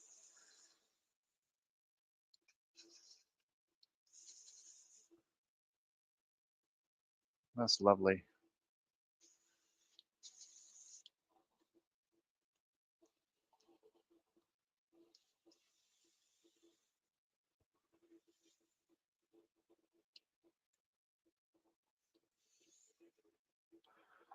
All right, and then the last color. I want to go for, yeah, around the exhaust shroud, the treat, it's a titanium, different alloy around the heat exhaust, the hot parts of the engine. So I'm going to go for duraluminum, duralumin, which is really, it's what all aircraft aluminium is. It's most of it's a 60-40 alloy between aluminium and I can't remember the other one. Steel, I think maybe.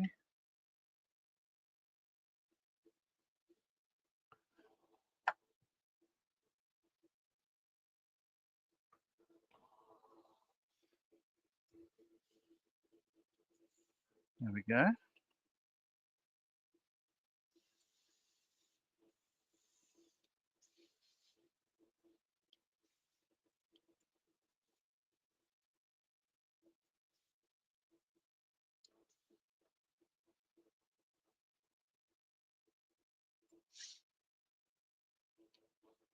All right. So after all that, clean out the airbrush again, go back to the bench, move the tape. Yeah, nearly there. How am I doing for time? 10 to 5. So I only got 2.5 hours left. I'm not going to finish it. Oh well.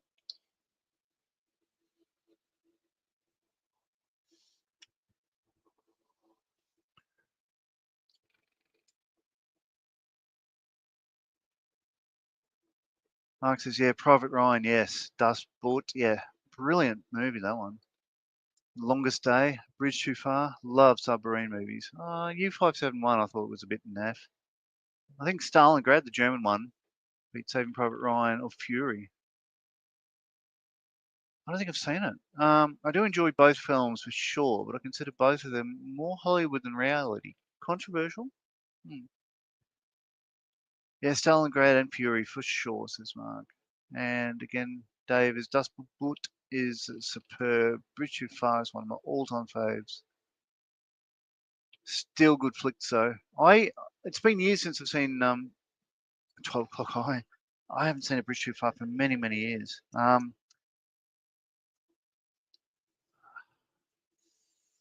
trying to remember the name of it.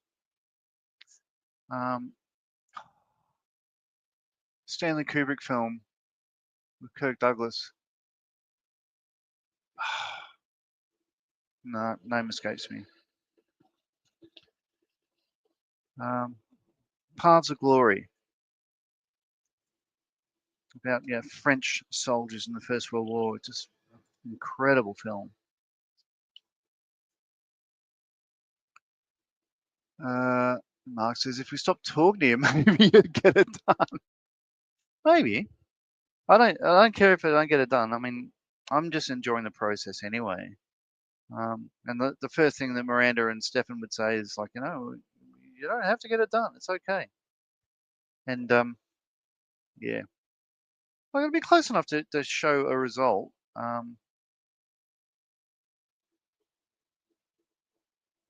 yeah, I mean, remasking and moving, all over the metal look it's taking time, but it was going to anyway. And as I said, I wasn't yesterday. I took hours off, even in the middle of the day. Uh, I've been modeling a lot with Mikey and Gary on Bearded Veteran Creates channel, the three veterans on that. I don't know if you've seen that, Mark, or even David, but Oh yeah, Dave has, of course. But yeah, we tend to do a buddy build. So Gary's in Telford in England. Mikey's in Wales, North Wales, at Holyhead, I believe it is. And I am, Newcastle, Australia. So, 3 veterans. We have a lion, a dragon, and a kangaroo. And we just talk crap while we just sit at the bench. I've been doing a lot of that with them lately. I'm doing it three days a week with Mikey and Gary. And as a result, I've got about 3 or 4 things on the go at the moment, but they're all coming along okay. But because I've been modelling a lot, I wouldn't say I'm getting burnt out, but if I didn't do any modelling this weekend, it wouldn't matter. Yeah, again, that water trap is working. I'll leave that there. Glove off, dry off. Yeah. Back to the bench.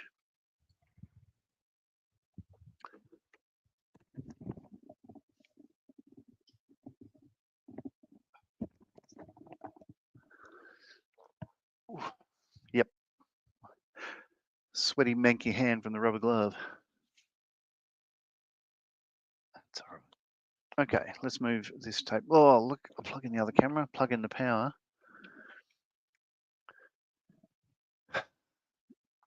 Do more stripping off of more tape.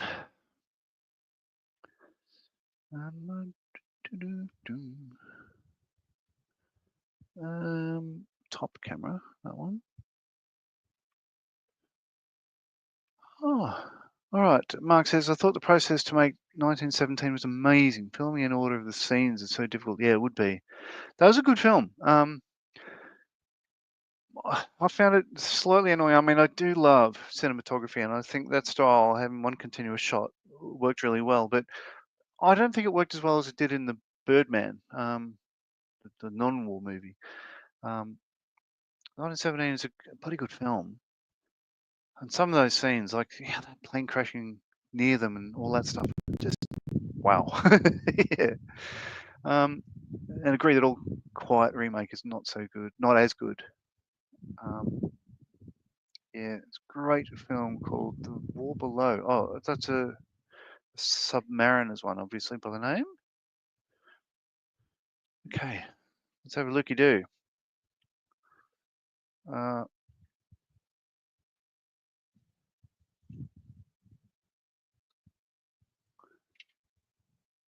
Yeah, so yeah, you can see it's a different shade behind there then.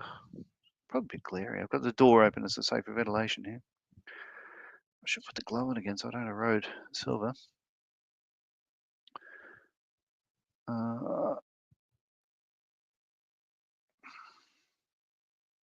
Leave it on the stand.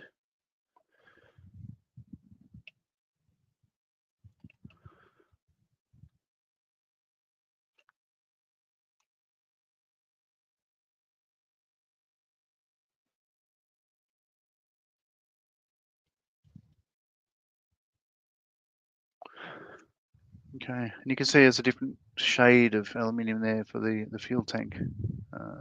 That's exactly the look I was going for there, so nice.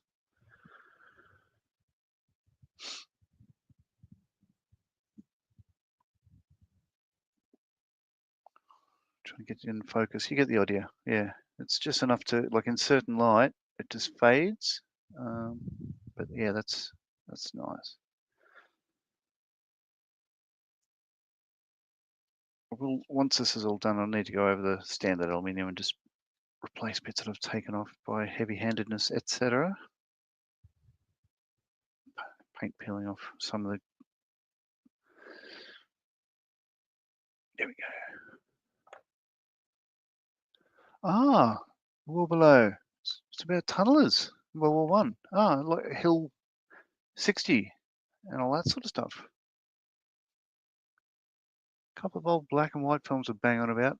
Guns at Batasi and The Hill. Love those.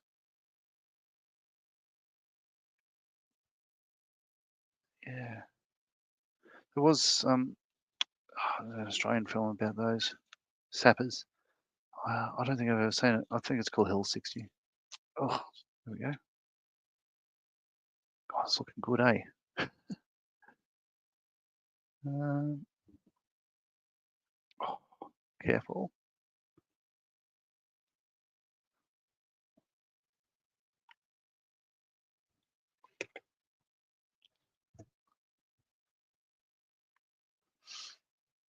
The Great War of Archimedes is amazing too. Okay. It's about the development of the Yamato battleship. Opens with a sinking scene and then goes back to the beginning. So political. Wow. Okay. I'll be certainly looking these up. I've not heard of that. And Dave says a great Korean film called R Point. It's ostensibly a war film, but it's a thriller and horror too. Well, aren't they all?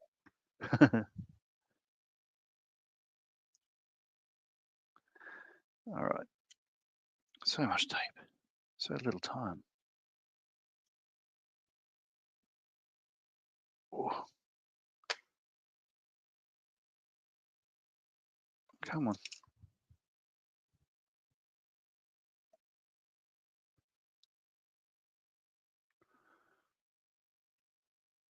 Dave says, don't know that one, Mark. Sounds good. Hill 60 is good. Yeah, I've not seen it. I really should.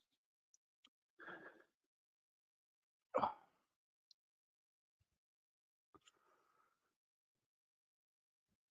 Okay.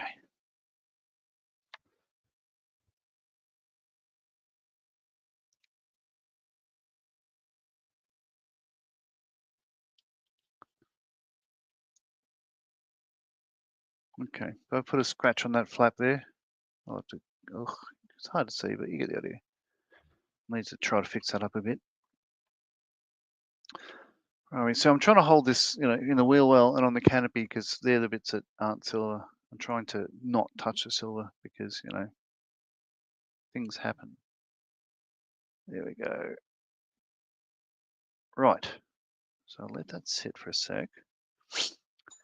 I'll consult the Book of Armaments.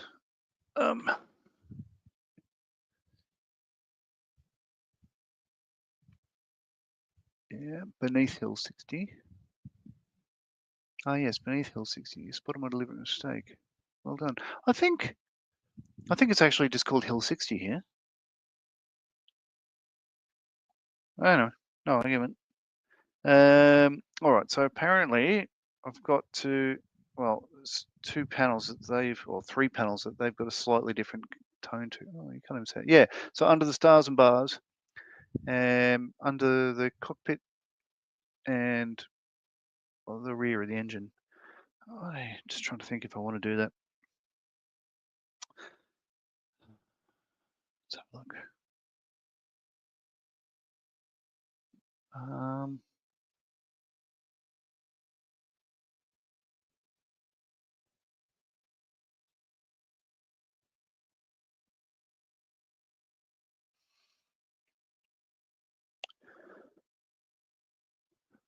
It won't really hurt. If I blend it with, say, the SMS aluminium, it'd be very, very subtle and just visible under.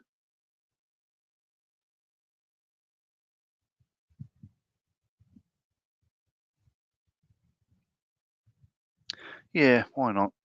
Hopefully this will be the last time in the spray booth anyway, so suck it up and do it. All right, so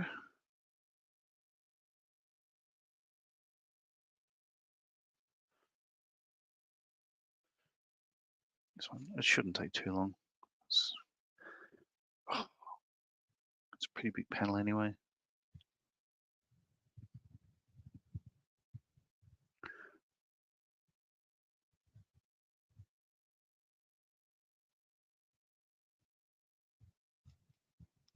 Okay.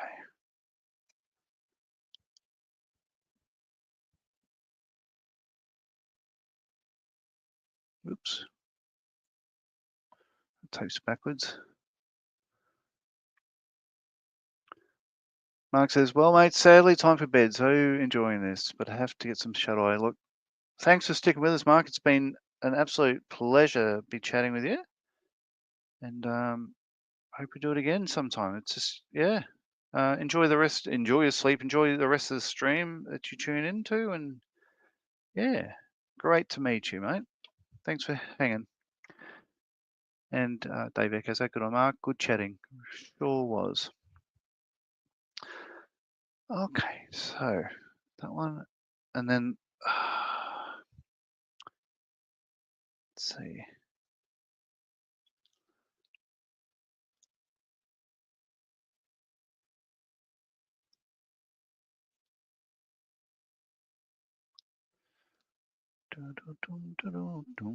Right, that one.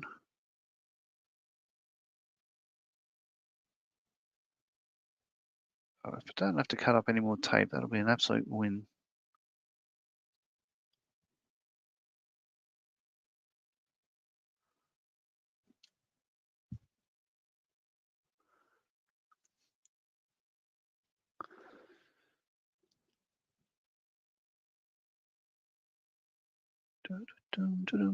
So I need to trim that slightly.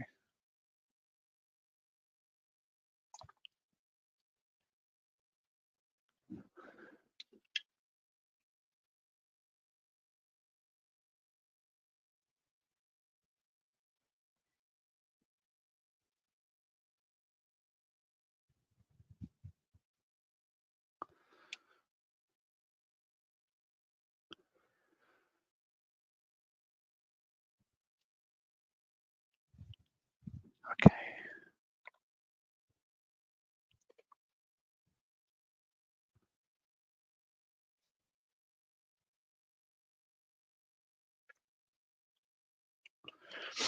Okay, that's one side done.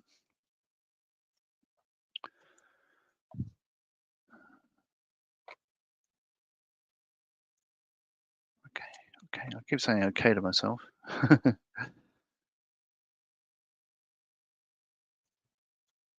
Yeah, I'm going to go and grab a cup of tea in a minute again.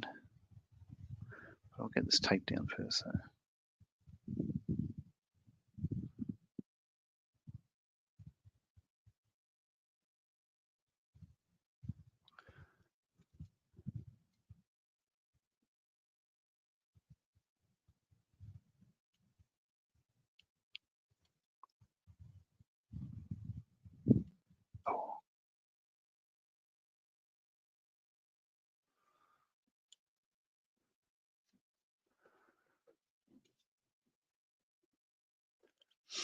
Oh, you know what? I'm going to have to do one more bit of masking after all this to get the anti-glare panel done.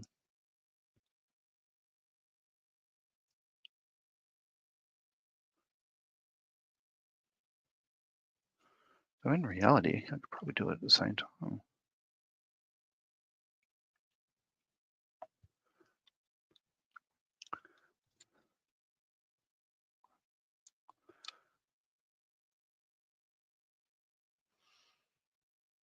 No, I can't.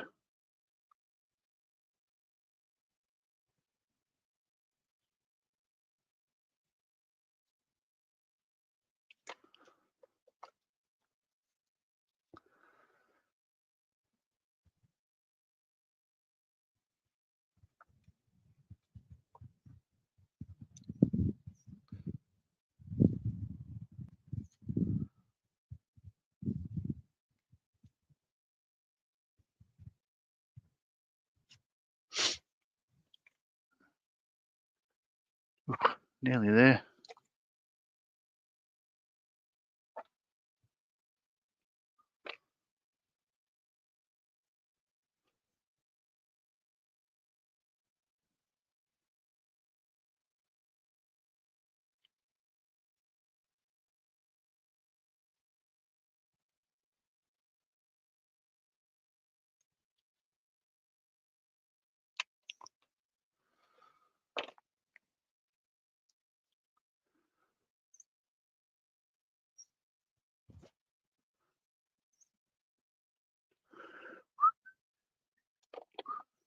Yeah.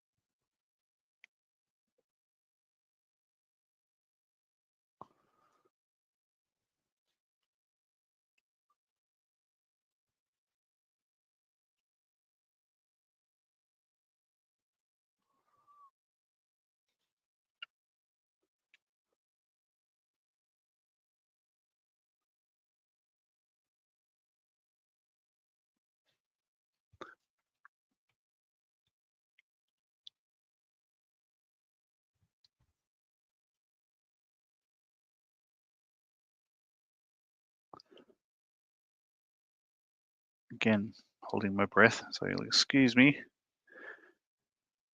Really hope you're enjoying the rugby because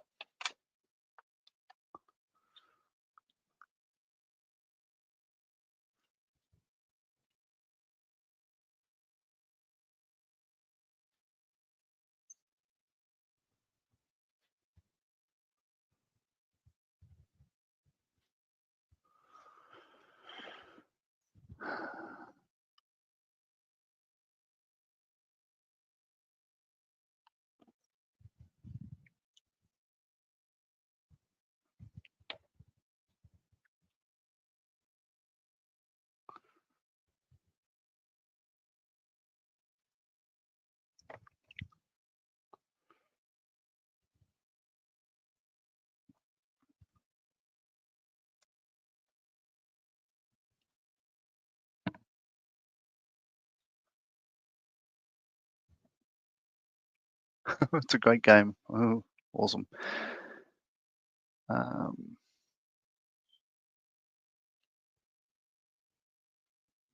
Oh no, it's a new scratch I've got on my dark aluminium. I have to get that out again. Oh, dear.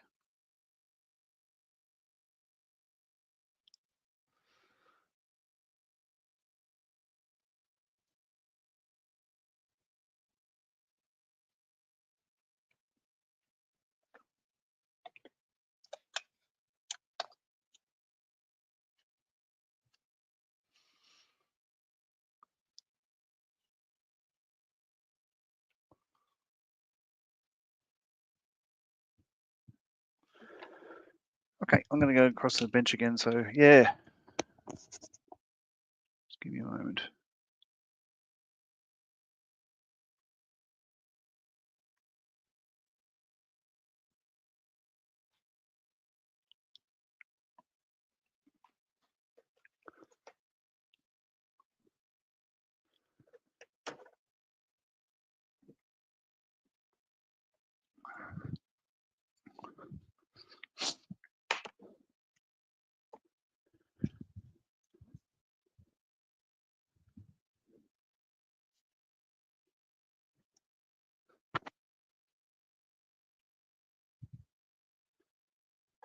All right.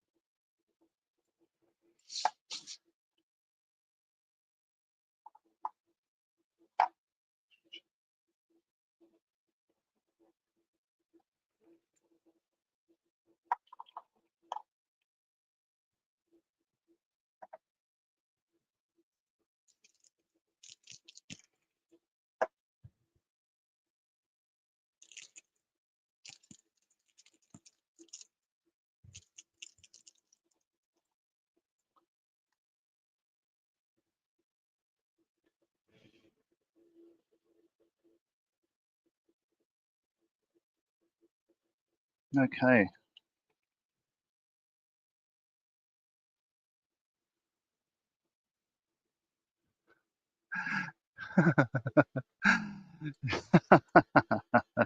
Not as exciting as watching the mask up.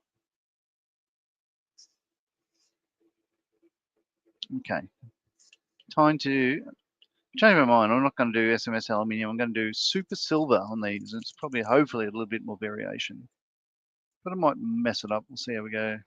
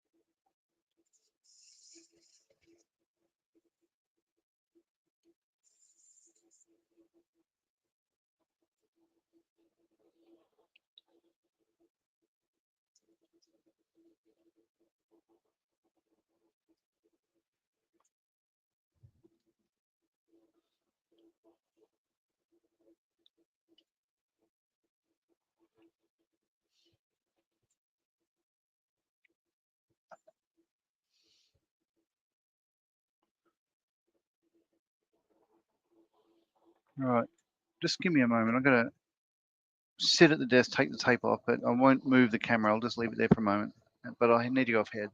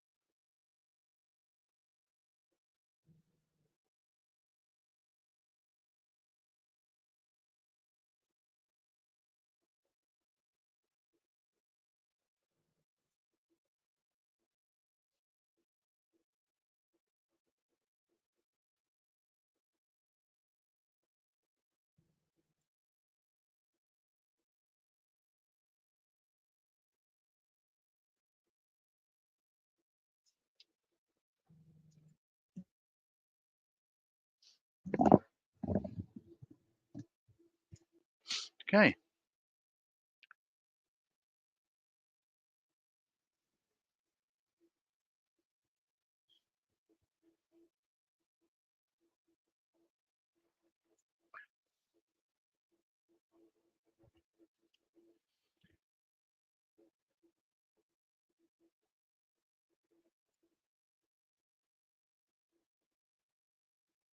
So that has got the effect that I was after, which is nice. Checking my references again. As for the glare shield.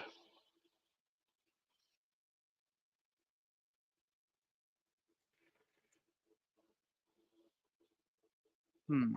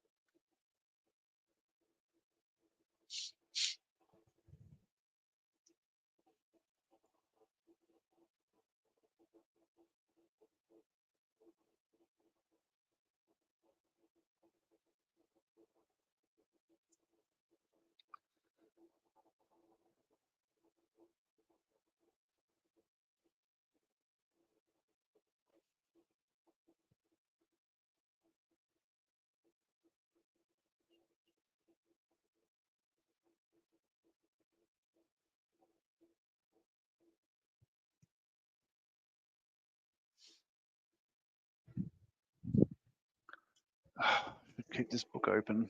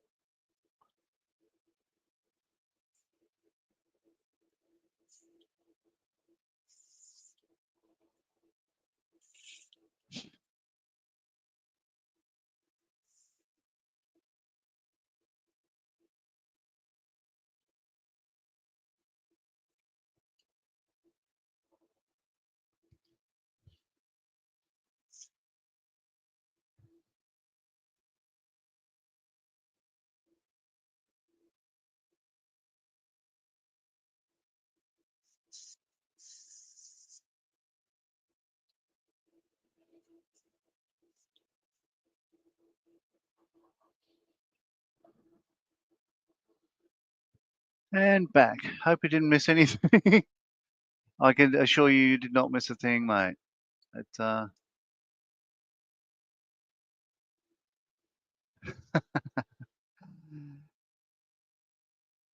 good. So now I'm just about done. I'm just going over a couple of spots with aluminium bits that I've scratched, and then the plan is glare shield, and then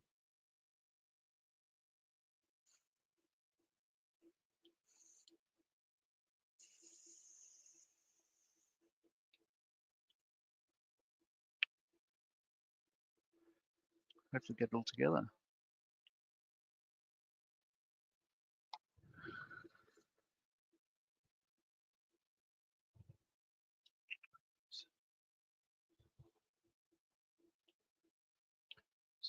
I'm doing 5:30.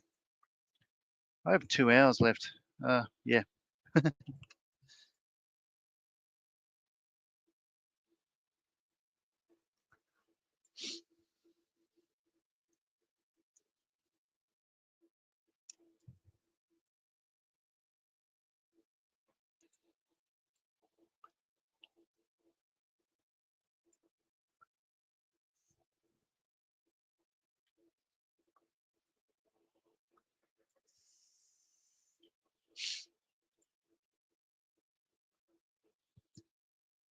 Okay, black.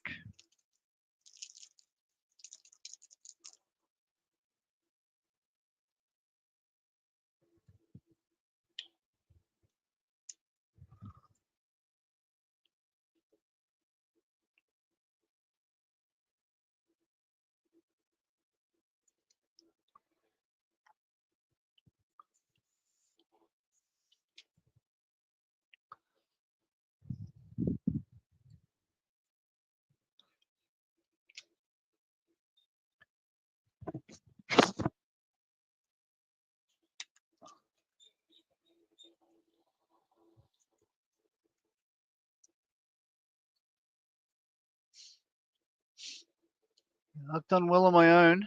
Surprised no one's popped in to support you. Well, yeah.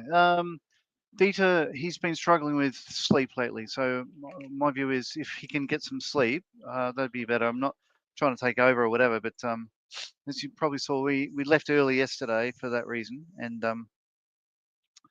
yeah, and I wasn't able to continue because I didn't have the password to get into Stefan's account to get the video clips and everything else. So, or to even bring up the comments, but I can today. So, yeah, it would have been wonderful if he was here, but it, look after your own body first, in my view. Um, and I was going to be doing this anyway.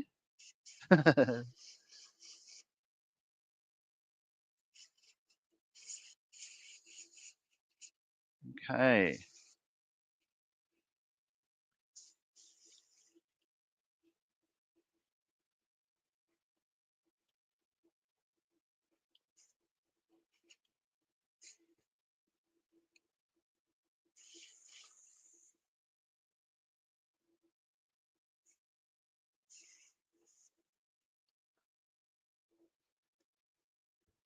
I'll take this tape off straight away.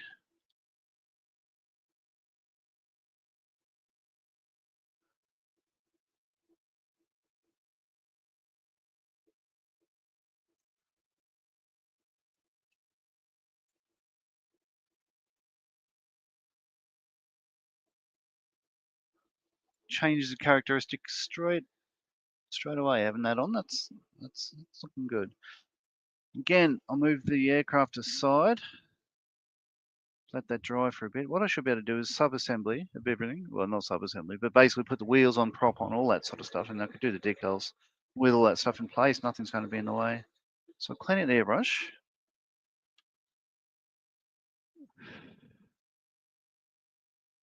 Again, it's getting a workout today. I should give it a deep clean after today.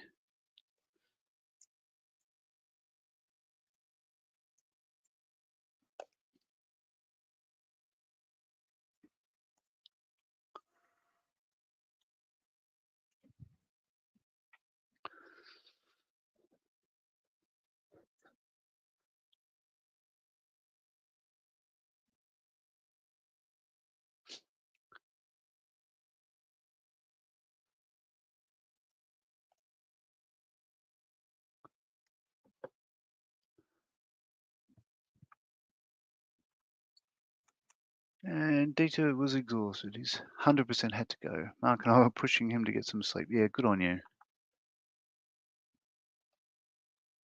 Yeah, so no, as I said, I don't mind holding the fort, but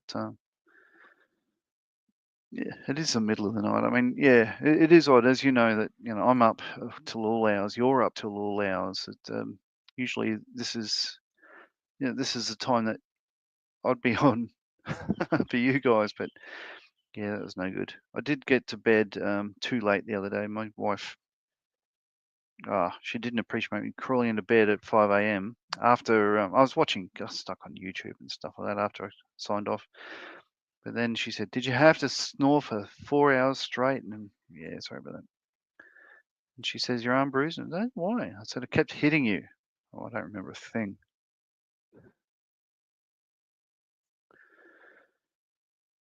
Okay, so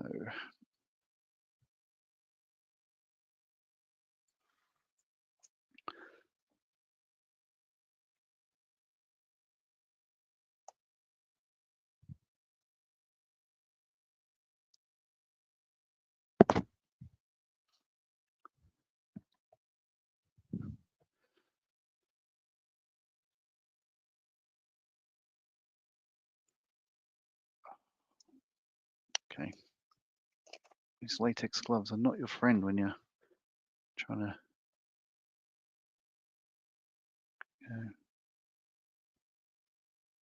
do some up close stuff. Oh,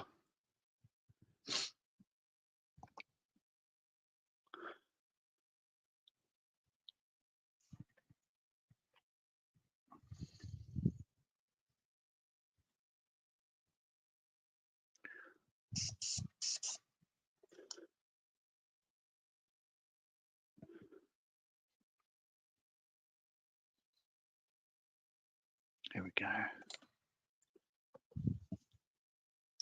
Ah.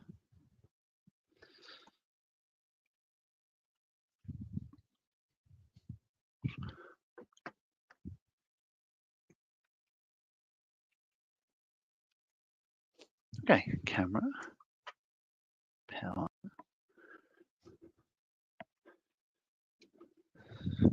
So what I've just done now is changing the camera. Oh.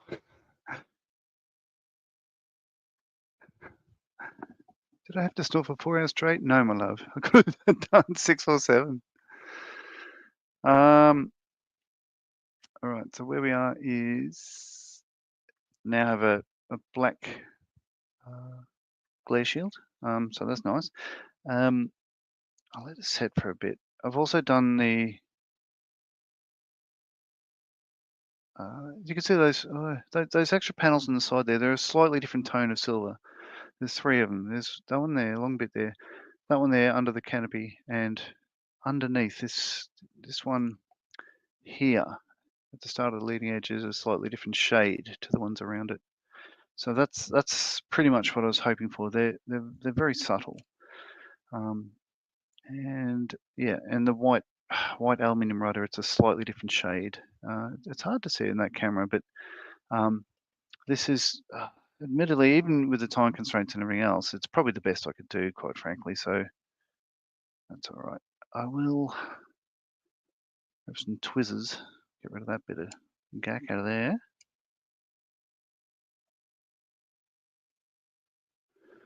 And I've got a bit of gack in the air scoop. It's got a duraluminum radiator, but you can't see it. And I shall let that set for a minute. What I will do, I'll keep this camera on, but I'm going to go and make another coffee. So you're not going to see much for a moment, but I will be back. Won't be long at all.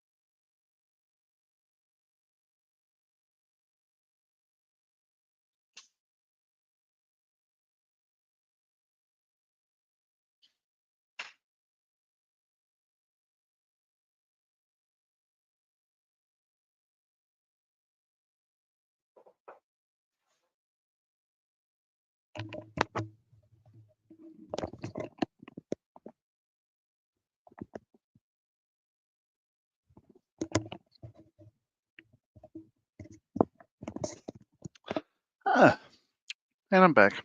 Okay, so have a new cup of coffee. Good to go.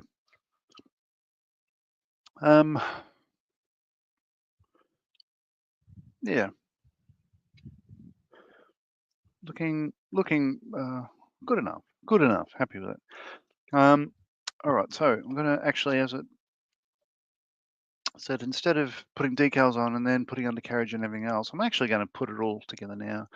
I think, access won't be a problem. And if I have it sitting on its wheels, it's not going to be sitting on any of the wing structure or the air scoop or anything else. So while the aluminium dries, I'm going to go ahead and glue on other bits, accoutrement. So let's have a look.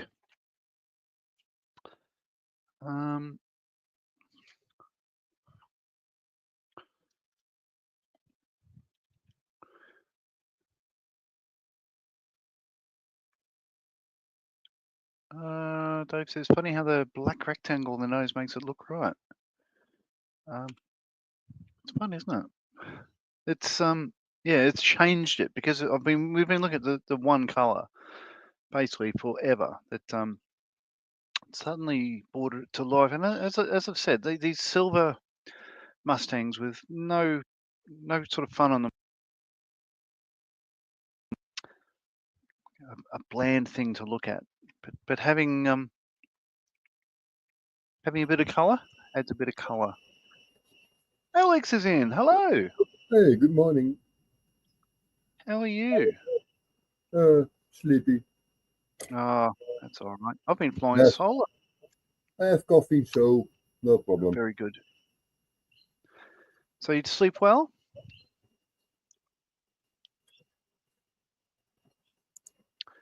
D6. So let me have a look. Not like this, you can see it better.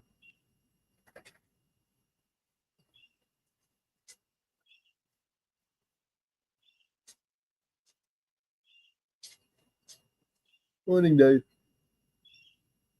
Hey. Een hondje. Oh, hello. This one is Sado. Dave says, morning, Alex. Yeah, I've seen it. The other one is still sleeping. Gorgeous.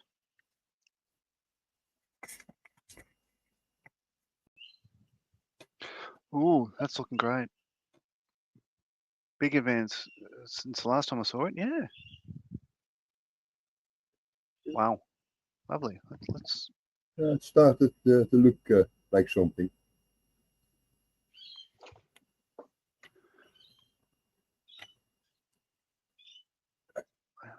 Look, I'm trying to remember how to bring. There we are. Solo layout. So I can zoom in. Let's have a look. Oh, isn't it gorgeous? Is it a he or a she? The dog.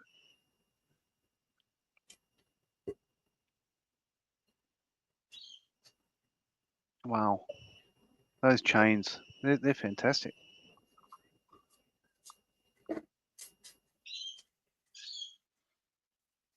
Only this, I need to find something on it. You can see how I adjusted the back. Yeah. Oh, that's great. I'm just going to play around with a couple of things on my Mustang here. I need to assemble bits of the main wheels before I can pop them in place. I also need to do, so I can do a little bit of detail painting now while the aluminium dries. What I'll do, I'll flip this over again and just let it sit that way up. The biggest problem yesterday was this. Oh. Decals. Oh, okay. You had trouble getting them to sit on there? Those are 3 decals that fit over here. Oh, the 3 on each arm. Or is it just that one? So Yeah, you've got the on this- rank. The Master Sergeant. Oh, MP. Nice. On this one, I'm just one. And this one only has 2 of them.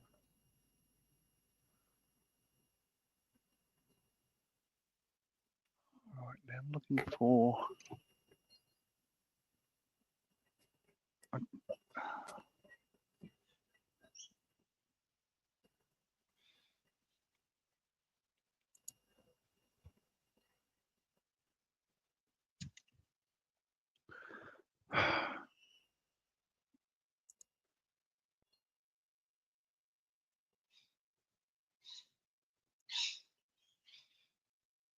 It's weird.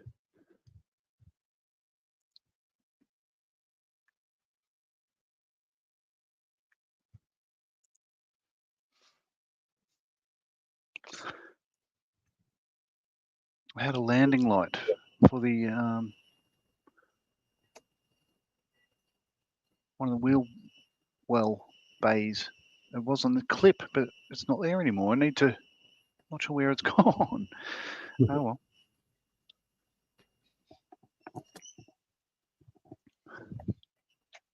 Okay, back to this.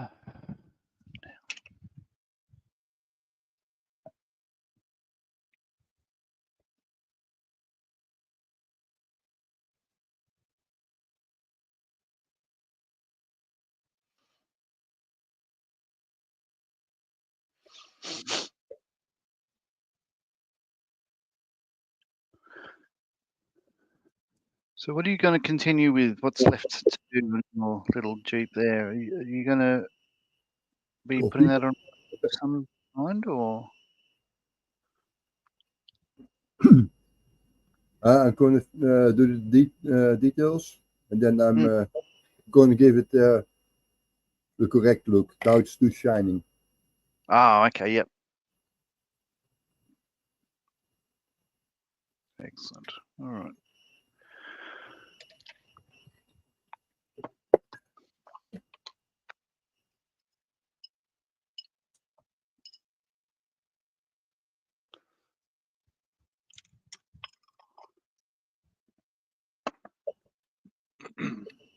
But first, I'm going to take a look at my eyes.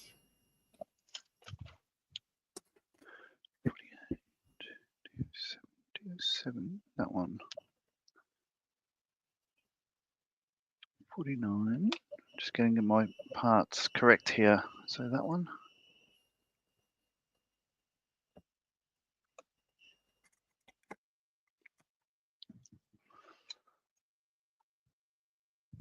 It's starting to look okay. Oh, again, I'm going to zoom on you. Let's have a look. Wow.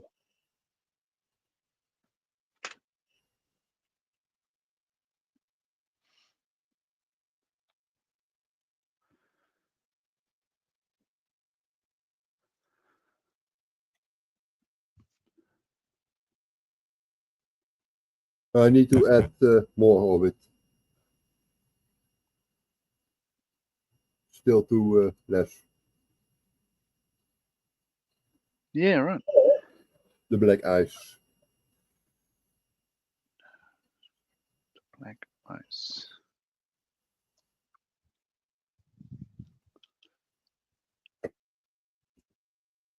Oh, that's fantastic.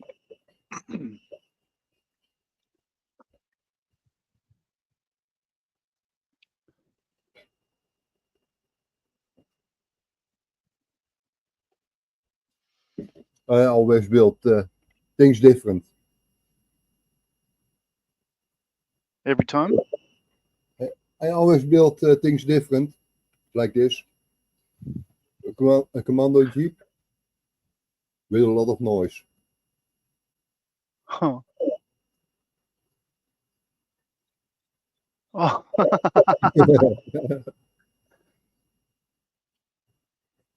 A para jeep with one dancing on the hood. Nice. Dave said that looks cool, Alex. Very good. That's what I said. I always build different. Yeah, wonderful.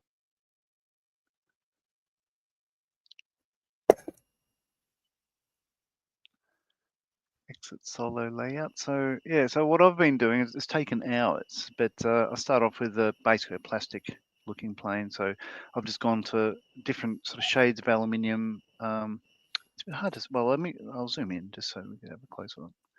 Yesterday you told us it should be boring, the decals on this one, but I think they just will jump out. Yeah, hopefully we'll see. So I've got some different shades of aluminium. I've got it's duraluminum around the exhaust there, so there's a little slight bit of gold to it. There's two panels on the fuselage. There's Yes. one under the cockpit, and then where the center of the screen is here. That panel there is a different shade. It's super silver as opposed to the rest being aluminium. The rudder is white aluminium because it's a fabric cover on it. We've got aluminium on the wing and matte aluminium on the fuselage, and it started off with polished aluminium, but that did not look good. So I've gone over and knocked it back a bit, but it's starting to like, this is the best I could do, quite frankly. And even if I worked on it for weeks, I wouldn't be able to do probably any better than what I'm achieving here today. So I'm happy with it. I'm going to be down to the wire with time, but if I go over time, it doesn't matter. Dominic is in. Dominic says good morning. Hey, good morning. And Dave says good morning, Dom. Hope you had a good sleep, Dominic. 67. That one. Just making sure I've got the right bits. Okay.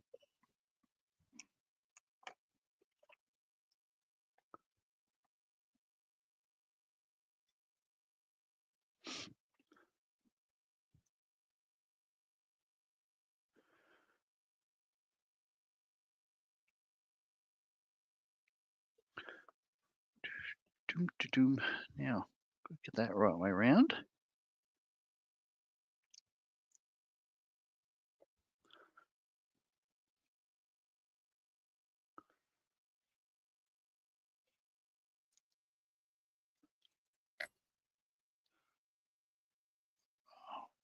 I'm going to get glue everywhere, I think. Try that again.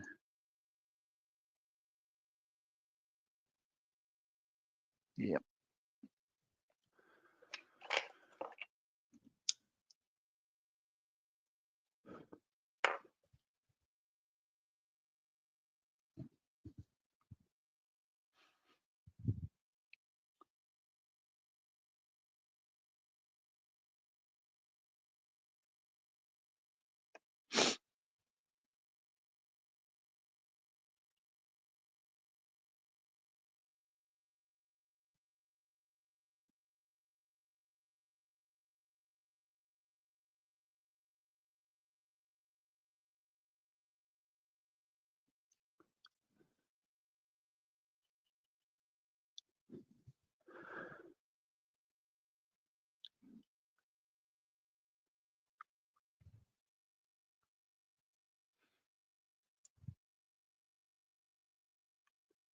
And Dominic returns with Morning David.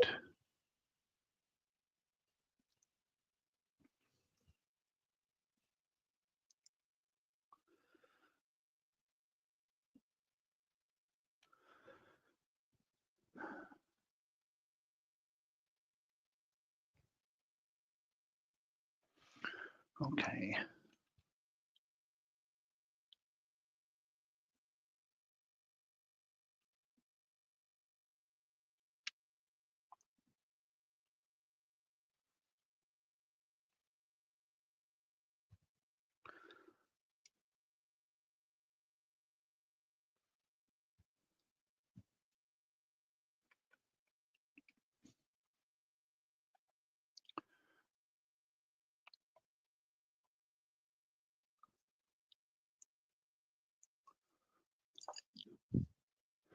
All right, now that side.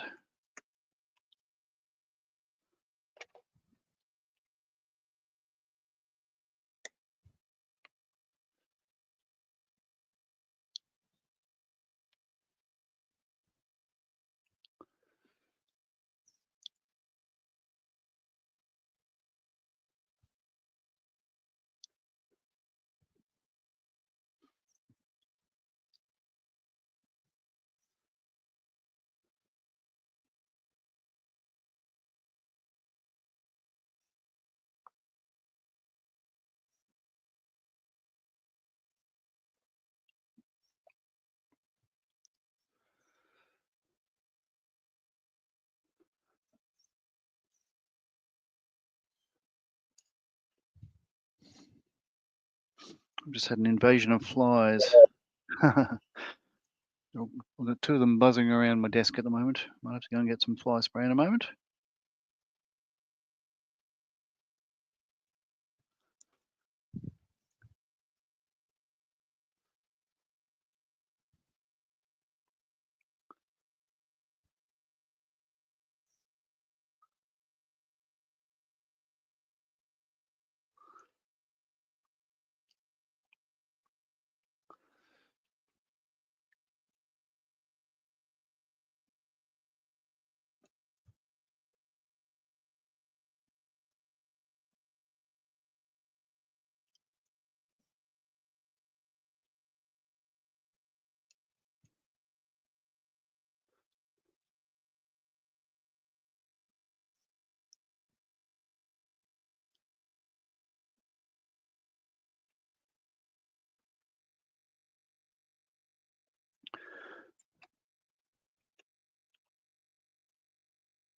All right, back in a moment.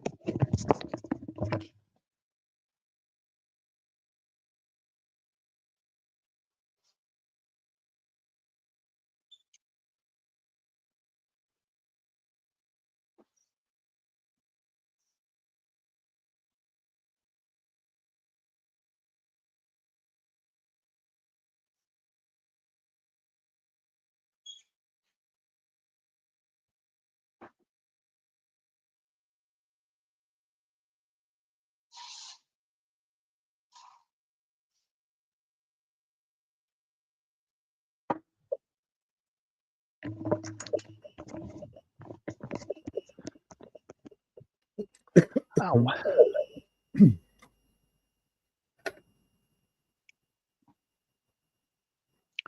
Yep.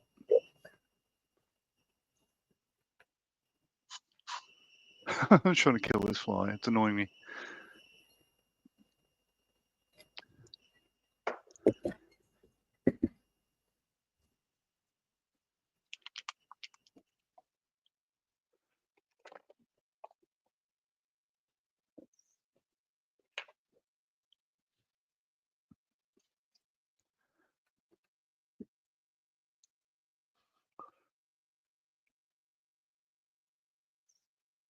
Use this for the flies.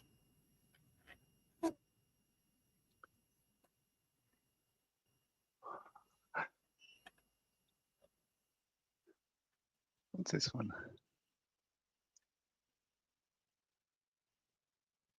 Wow.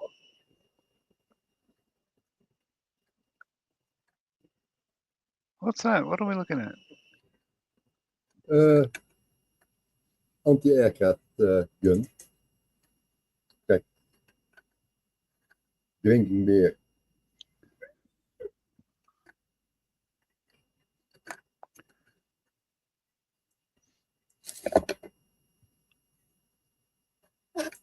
Maybe you will recognize it like this. No. Oh, no. Oh, is that British? Yes, it's British. No, I couldn't name the tank. I'm not too good at that. It's not a Cromwell. Yeah, it is. It is a Cromwell. Oh, okay. Yes, only then the anti-aircraft one. Dominic says he has to go. Work in progress. Thanks for dropping in, Dom. See Later, you next Dom. time. And David says, take it easy, Dom.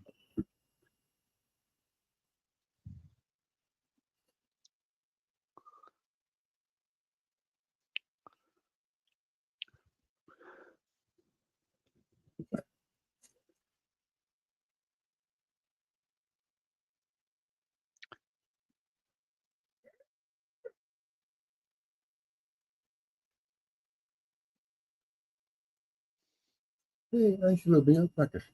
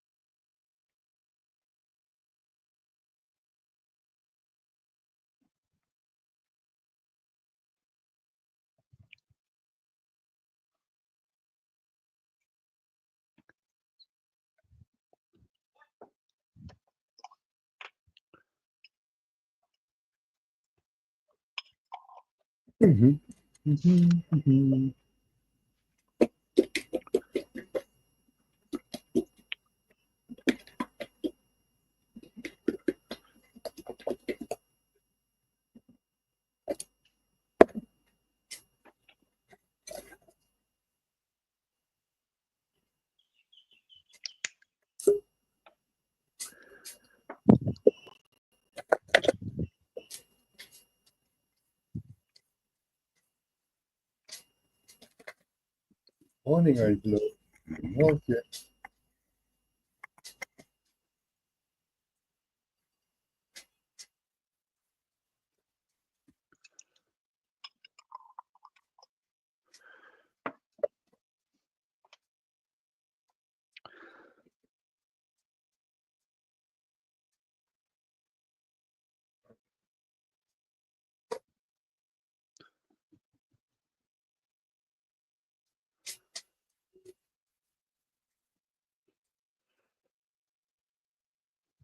Okay. Where are we? Where's my knife? Oh, there.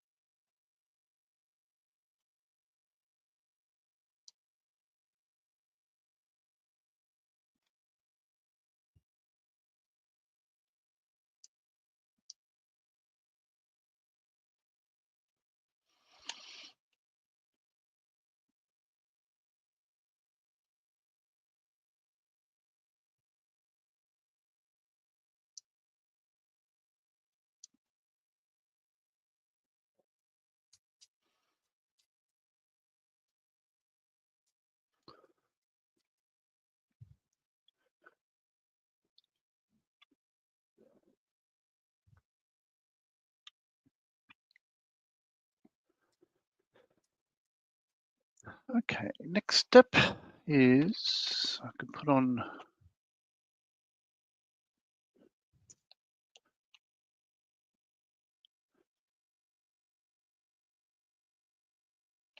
the main nose doors, main gear doors.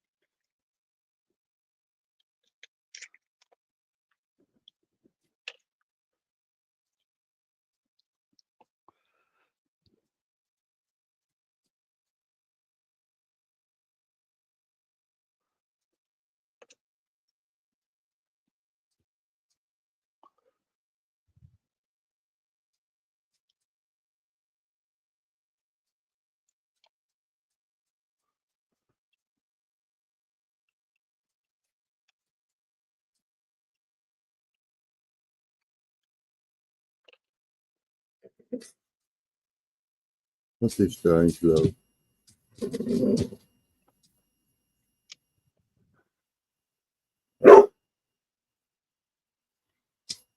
Je wil een keer naar buiten.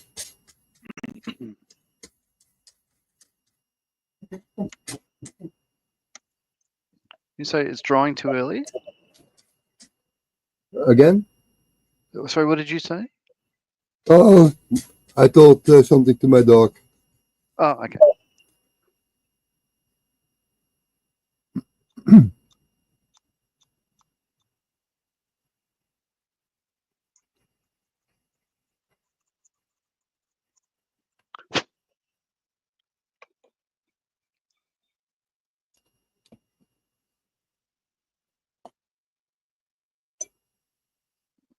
Come on, glue.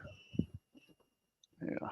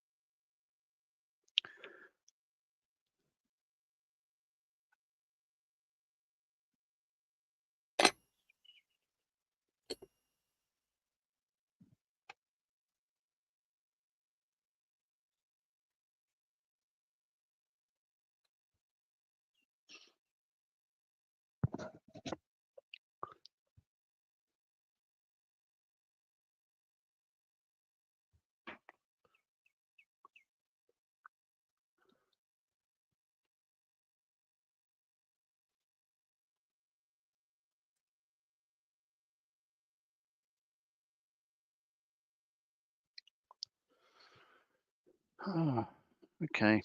I've cut a piece off and it's gone. But it couldn't have gone far. It was just in front of me. Oh no. Always away. Get a torch out, cast a bit of light around, see what I could see.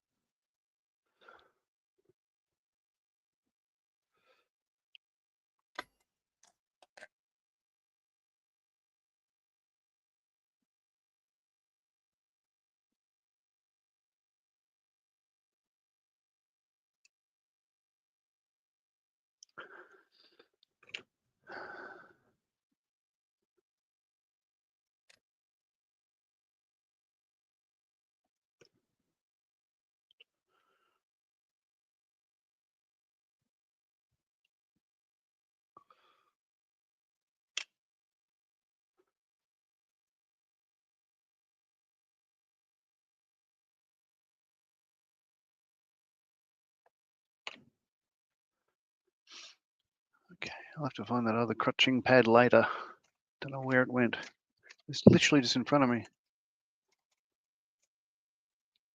It's probably the landing light I've misplaced.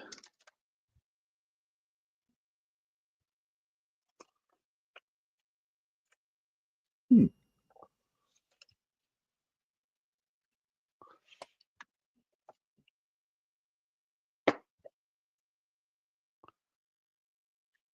No, it's not on my cutting mat. I crawl around on the floor for a moment.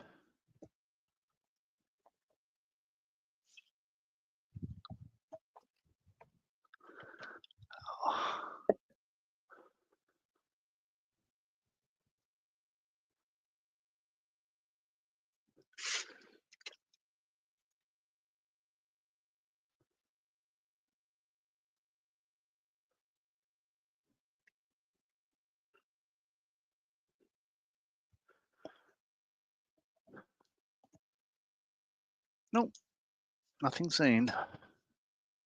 David asked something. Is it going to be like that biplane bit all over again? Yeah, probably.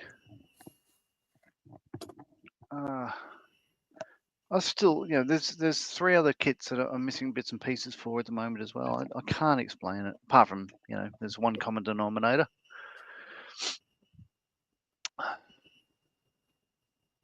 All right, so that can stay there. I can paint that and that. And glue that on.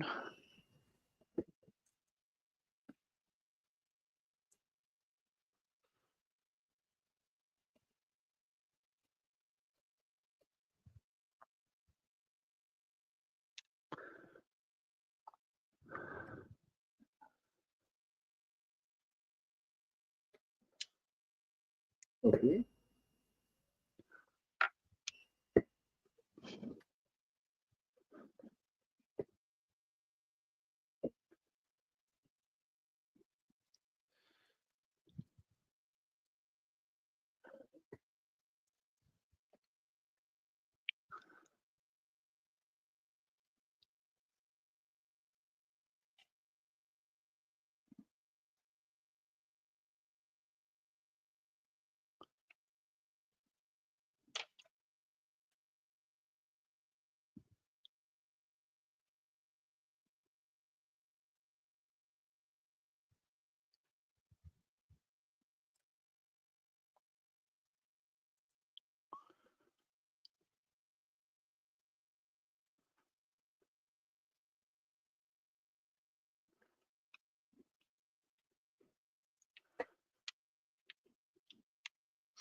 Okay, so it's 20 past 6. I've got just over an hour to go before my time is up.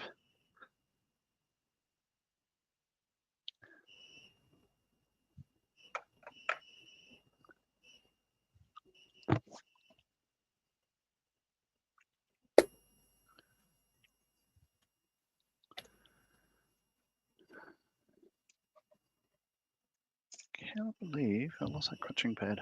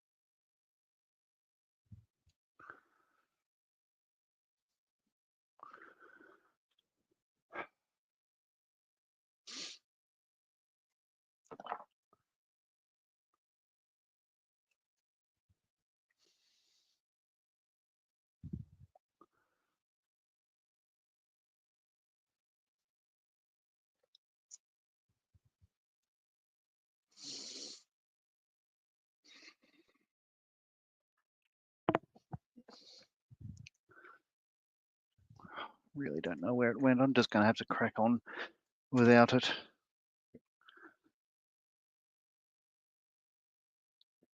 Well, if it's the only thing that's gone wrong with this build so far, that's okay.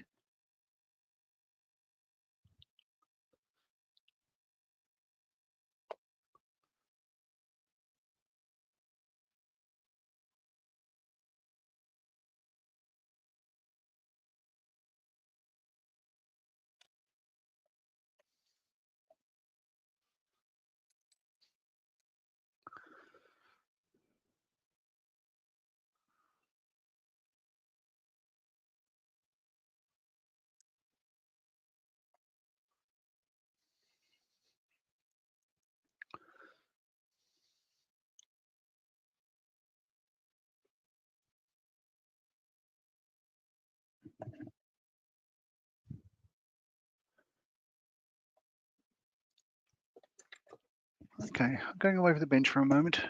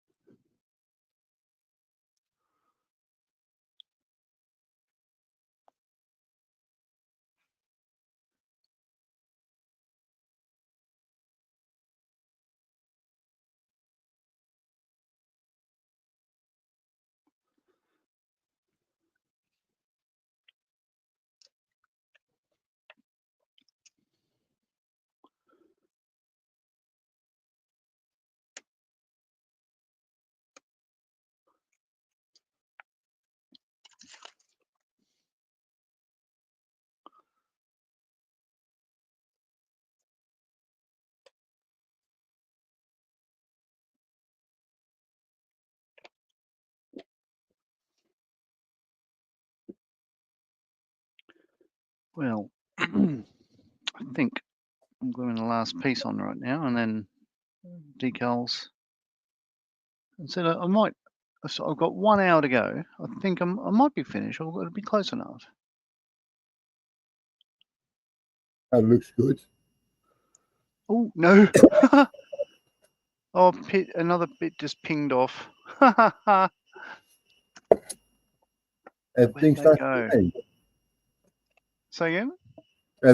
Everything starts flying. Yeah. Oh, no. Up, found it. There we go. Take 2.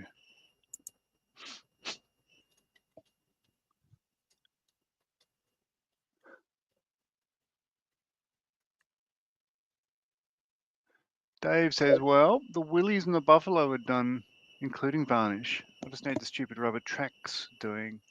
The BP is coming on nicely. The bottom pull defined is coming on nicely, but I'm going to try and get some kip. Thanks for your company, Dave. It's always a pleasure having a chat with you. And I'll see you shortly. Have a good sleep, mate.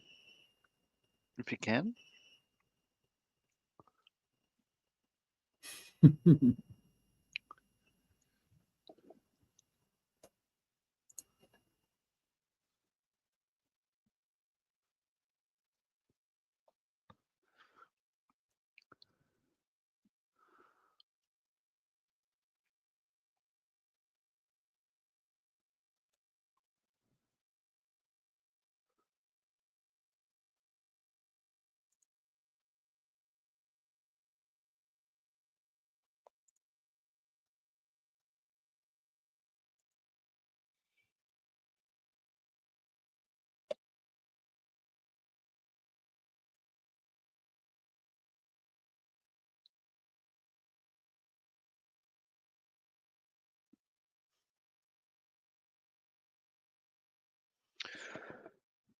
Oh, come on, get in place.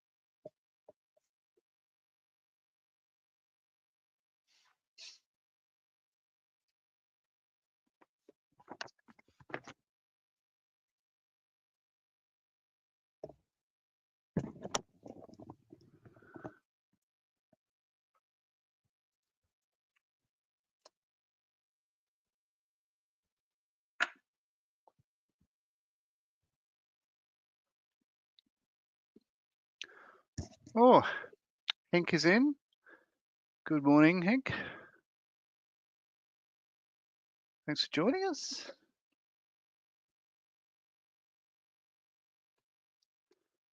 Oh, no. Where are my decals gone? There they are. Okay. Let's stop for an hour and then. Goedemorgen, Henk.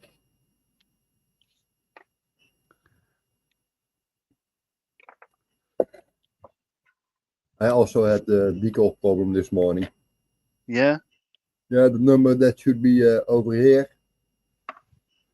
Yes. didn't work. It's the blue spot on the pencil. Yeah. Okay. Yeah, that's not where it goes.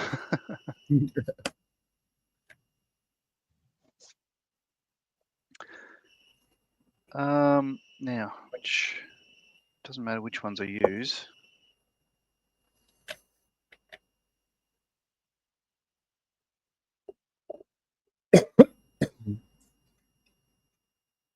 Two, three, 4. Henk also made a good remark. We need more coffee. Yeah, I've just finished my coffee. Thank you for your concern, but no, it's all good. Thank you. Yeah, I take one more. He Yeah. knows.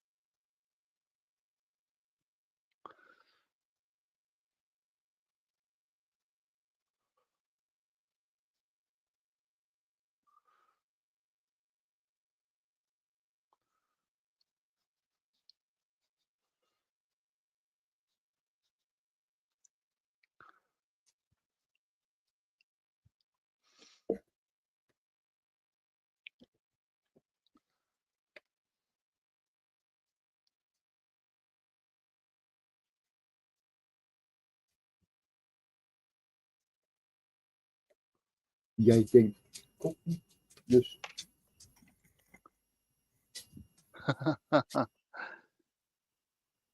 Access coffee, the fuel for champions. Correct. absolutely.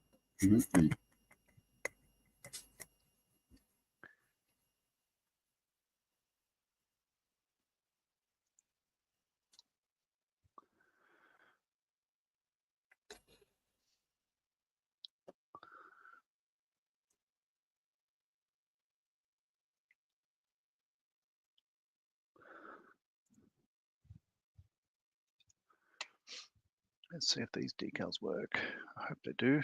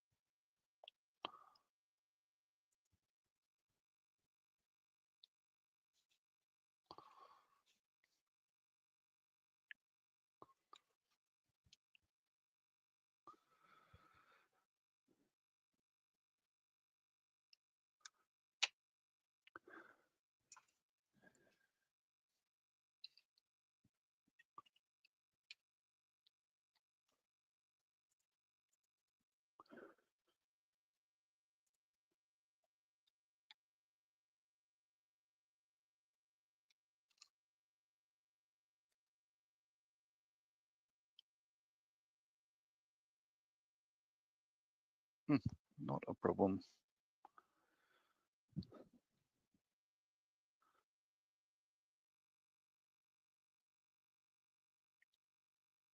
Ah, nice big decals. Yeah. We need more of them. The big ones. Brush.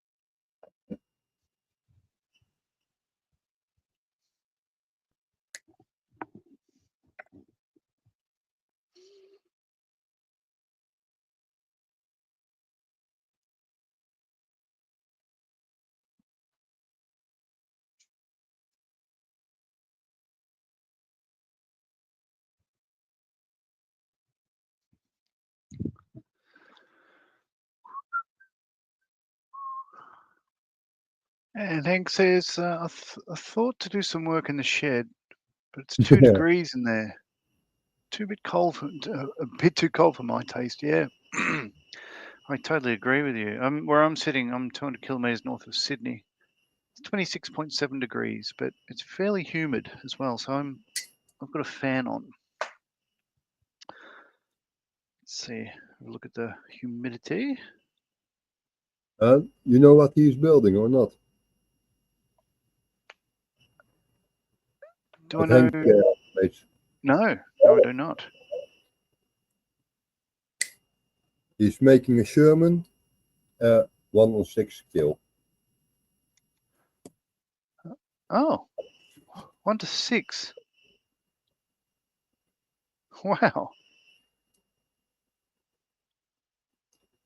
That's why he needs the work in the shed. In the shed, yeah. Yes, he's doing his own molding, and then he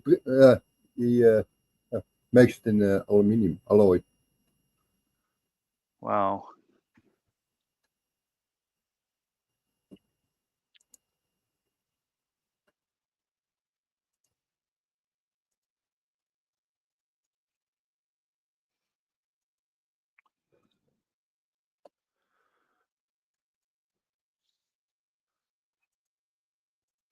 One, two, three.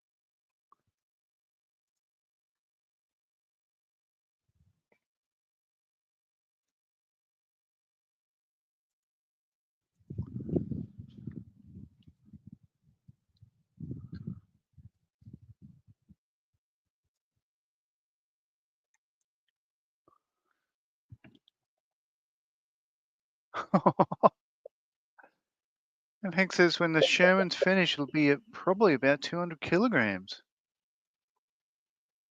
Wow. Short to it. Henk, can you show some parts of it, or can I copy it from the internet?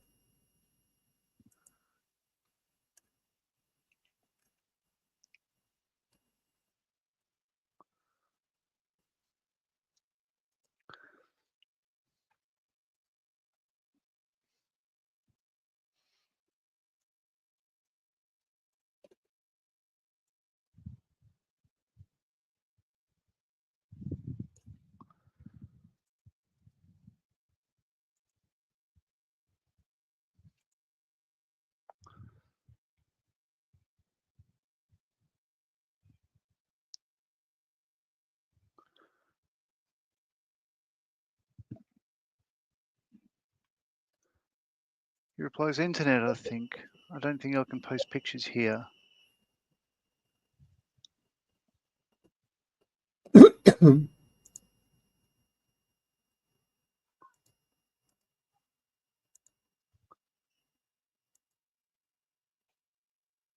the private chat, there's a link to a topic about the one he's building. Okay.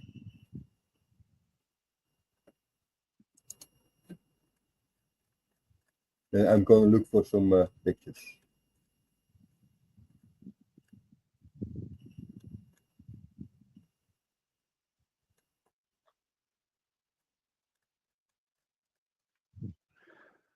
Where are we?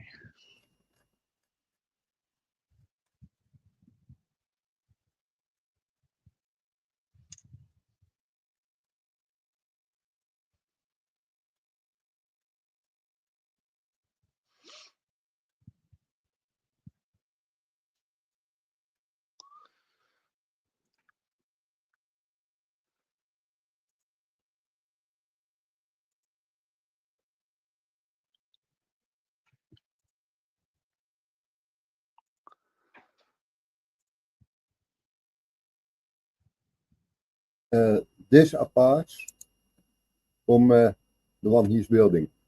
Oh, okay.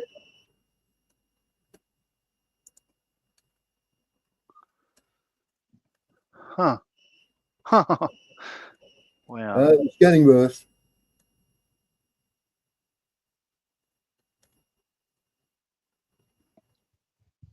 Oh,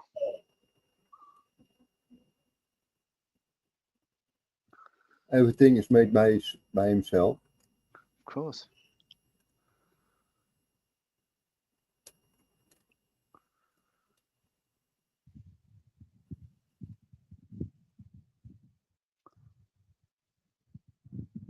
This was the easy part.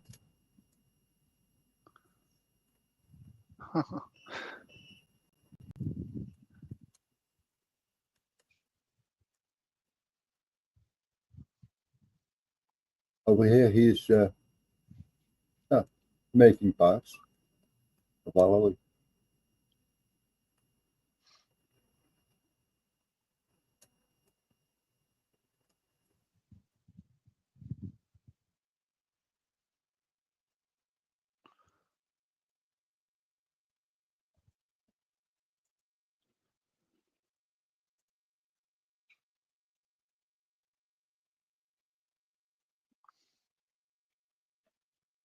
Wow.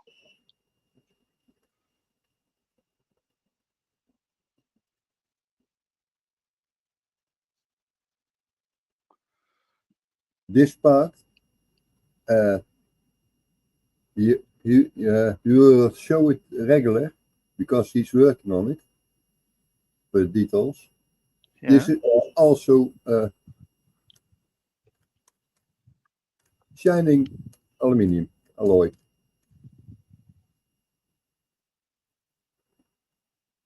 Wow.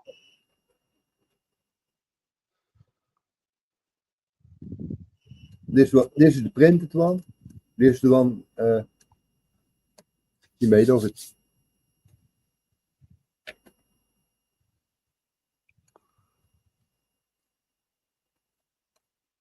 Huh.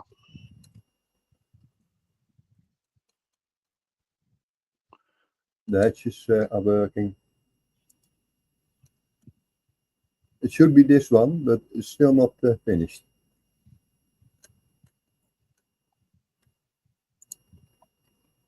Remarkable.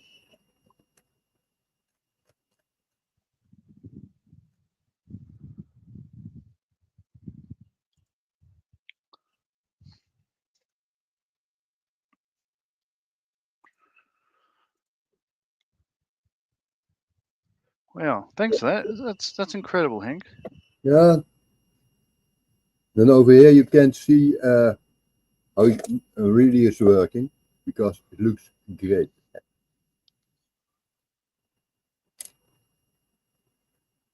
Just unbelievable what he's doing. Oh, yeah.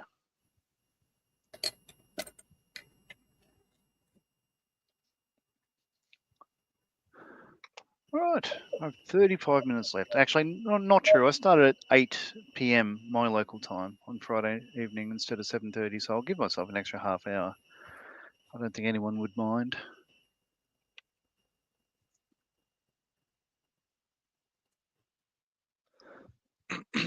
Over here the parts are flying.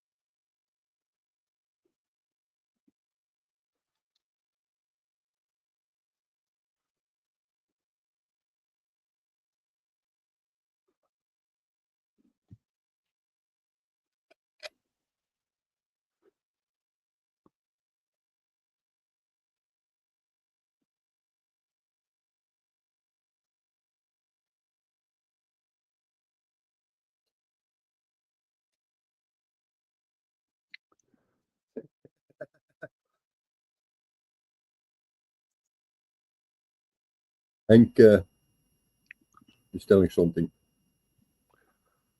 Other people struggle with the carpet monster. If I drop something, I have a dent in the floor.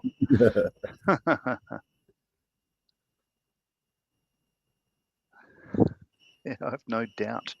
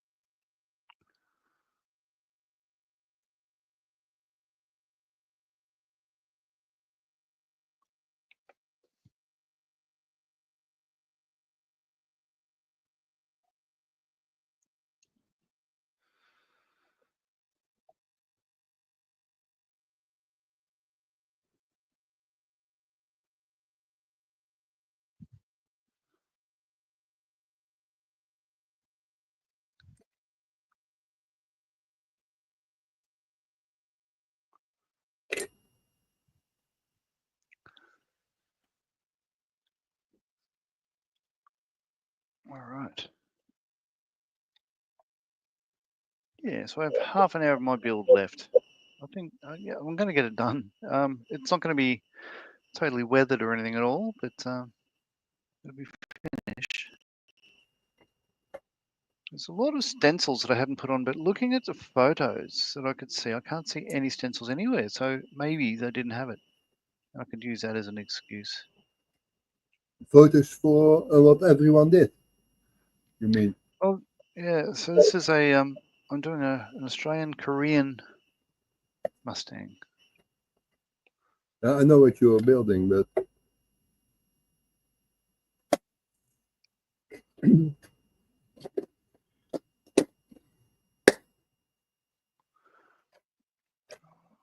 we go.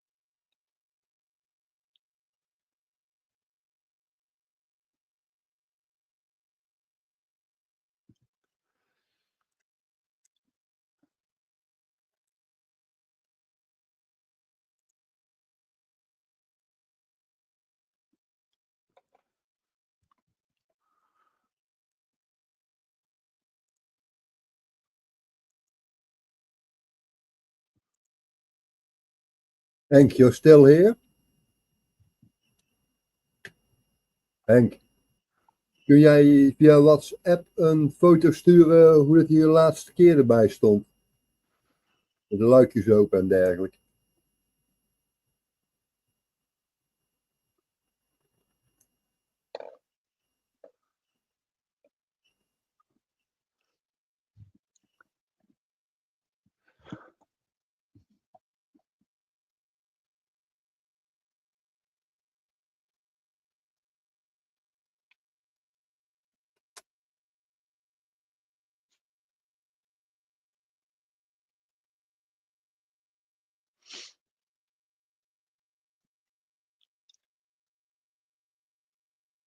John, the red dot, you needed to do it yourself in the middle, or?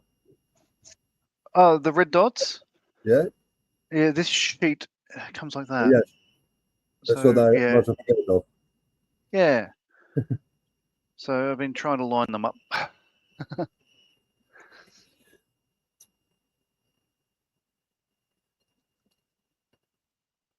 That looks good. Really good. Oh, thank you. It's it hasn't fought me. It's been like trying to get aluminium can be difficult, but it's gone okay. There's a couple of things I changed, like different sort of colours I didn't like, so I went for another one.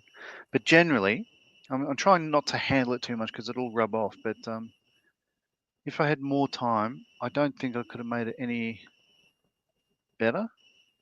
That looks great. Just in the middle, the red dots. Yeah. So I've got different shades of so the dark aluminium at the back of the wing here, where the fuel tank is, and I've got it's hard to see in certain light, but super silver under. And There now we you go. You can, can see, yeah, little different, subtle, different shade of aluminium yes. on a couple of different panels, and I've got white aluminium rudder, and you can see it in some light, but not other light. So it does look good. It does look, And with the it's panel as line, good as I could do it. Oh, I haven't done panel lines yet. because of the decals, they are on top of it, not in. Yeah, that's right. So I haven't given it a wash. I I don't, haven't had I time. don't build planes, but that's what I see. Yeah, it may not need it. I mean, yeah, what I like about it is, if it goes in the cabinet in the museum, even if it's pristine, it will still match everything in the cabinet because everything in there is very clean themselves. But no, I'll give it a wash. I'll dirty it up a bit. I think, off screen once I finish. But yeah, so this is the last decal now. I think I've just got slight little touch ups to do. Dropped it.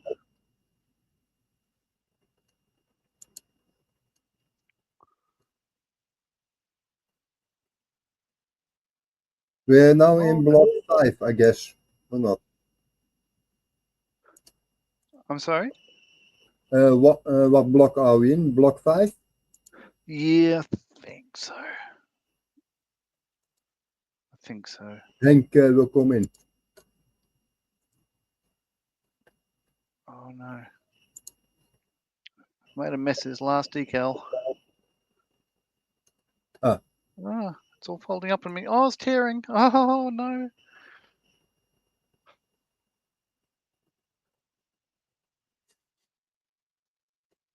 At 10 o'clock, Miranda will go in. Oh. Yes.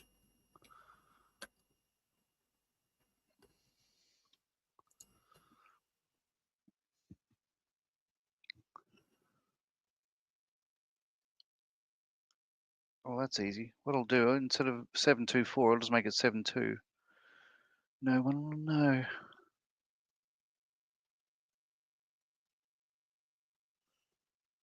Line.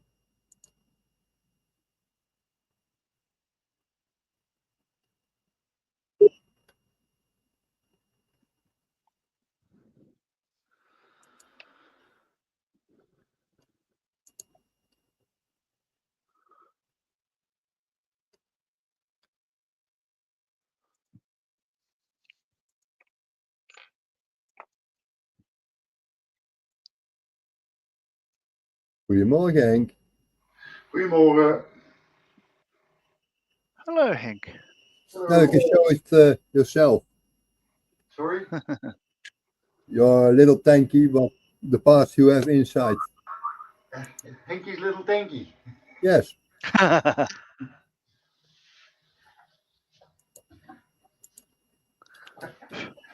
yeah, this was a mold.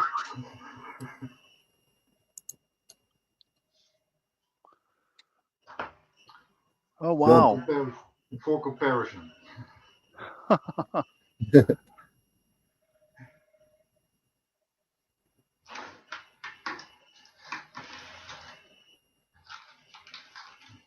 Wow. I'm working on the cover for the ventilator.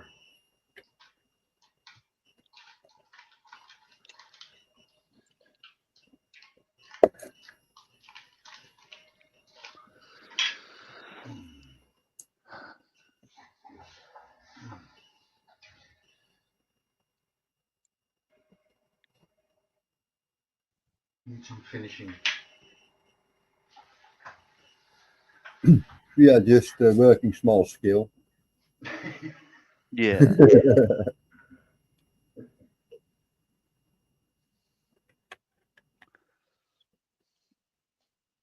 Yeah, my hobby room gets too small. I work in the garage.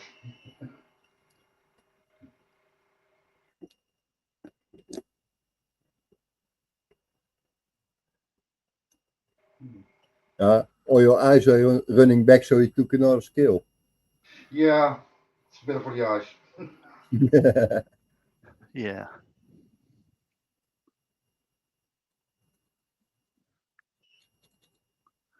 Boing. Oh. And Boing. here, Peter's in. Hello.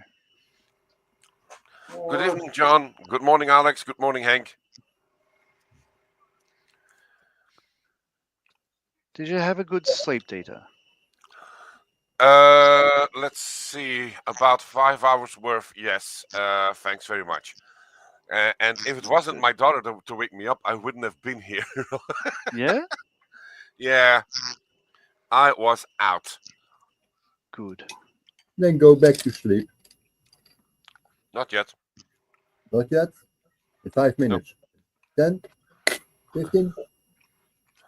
How about 45?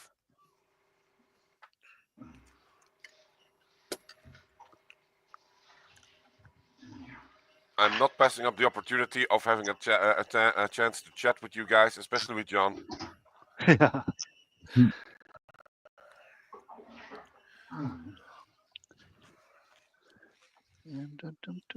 Hank, you also have the hatches over there for the front plate.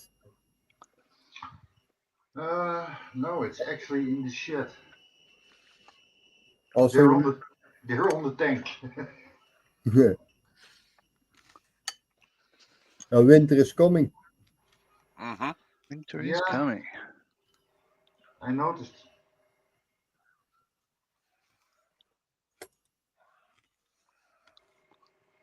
Yeah, I was thinking maybe I can do some work in the shed and bring the camera with me, but I have a little thermometer and it says it's 2 degrees. Nah,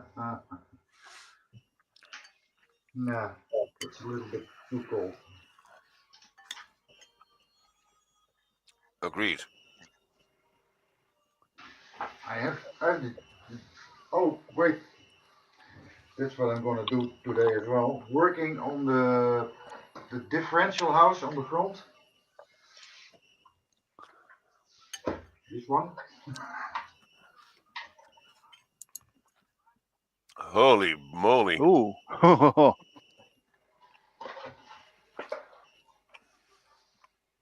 Is that 3D printed or what am I looking at? Yeah, it's 3D printed.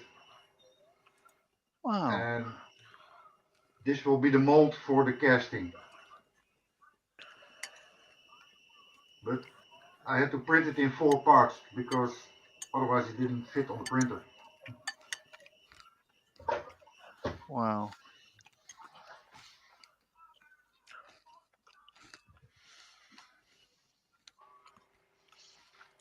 Must be close to a year now that you're building this, right?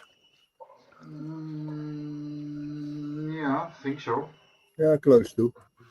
But that's including the design as well, because we had to make a 3D model of it as well. Nice. So, yeah, it's in size. It's in size. You need a bigger printer. Huh? Your printer is too small. You need the one that's bigger. Yeah. Actually need, yeah.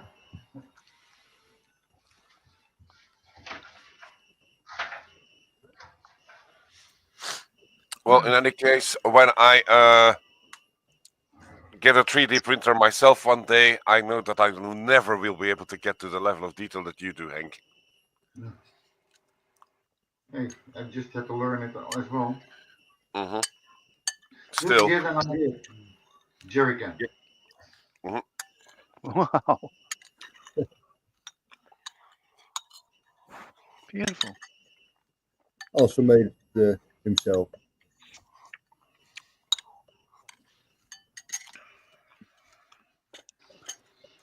Print it as well. Mm-hmm.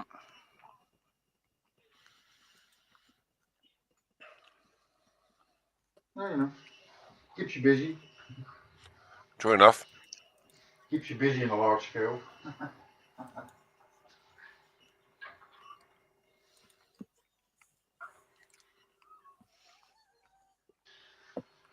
And it's just a lot of experimenting, like the racing boxes.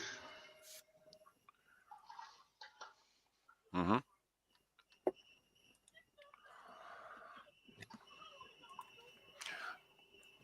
And are you gonna put a lighter in there or not? No, but I put some weight in it. They're very Okay. light. Yeah, you don't want to have those flying away. No, probably a piece of wood or something.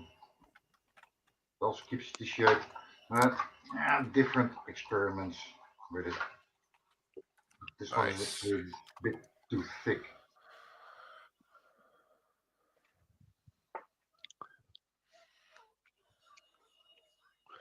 Well, printed on cardboard. Works pretty good. Mm-hmm.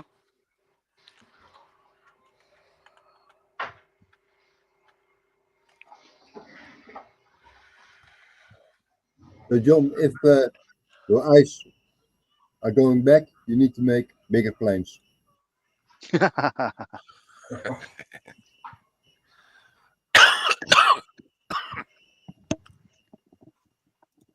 Yeah, 1/6 scale.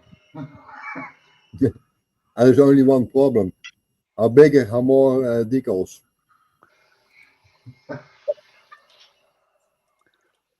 They don't need decals, you need wallpaper. Yeah. Almost the same.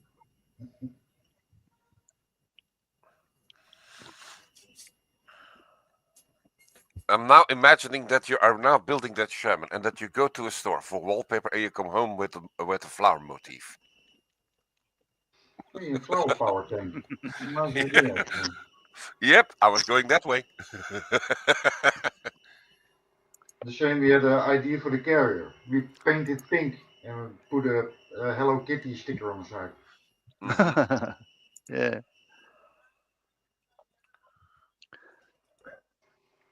Oh yeah, I don't think you know that, John, but we're even building bigger than this. Yeah. We are For my working on a scale 1-on-1 universal carrier.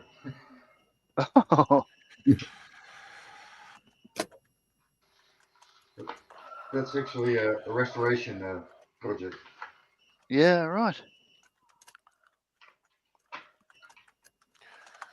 There is a website that actually shows those photos, including a Facebook page, if I'm not mistaken, Hank, right? I think they're still working on the Facebook page, but there is a website, yeah. Mm-hmm. I can show it faster. I think. You think? Yeah, try. I'm trying.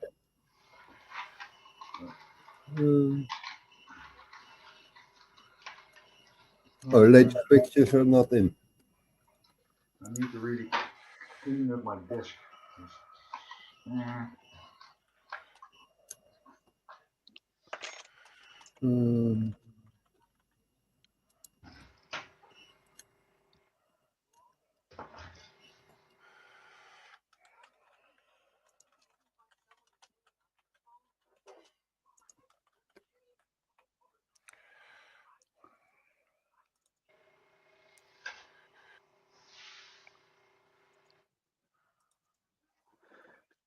The one-on-one project.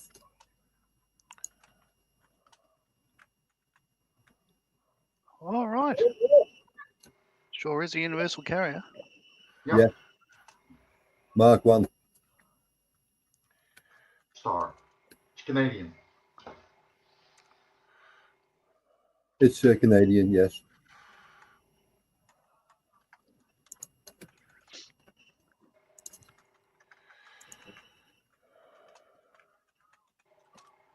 But we are also working on this one together with another stichting foundation. Uh-huh. So the universal carrier, was that what, bought from Canada, or was it surplus found in Netherlands, or?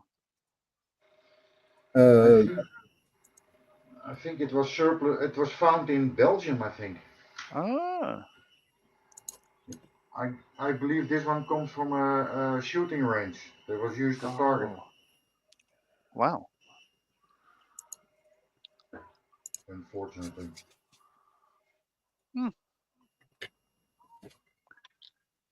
At the end of the week, I can't see anything, so that's why I work on Friday.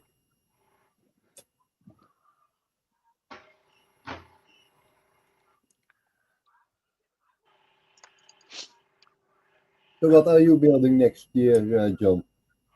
Next year, I haven't thought of that. One plane or even bigger? We haven't even decided on a theme yet. Aren't you jumping the No. gun here a bit? This thing next year will be, you guys are crazy. Just a little bit. We're certified of that, by the way. Exhaust, burnt iron.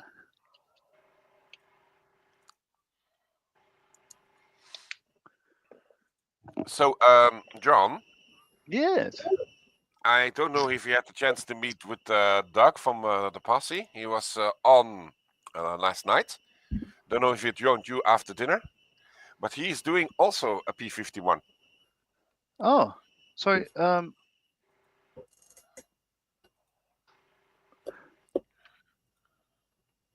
Sorry, who was it? Doug. Doug. Oh, wow, he's doing P51 as well. No, I did not know that.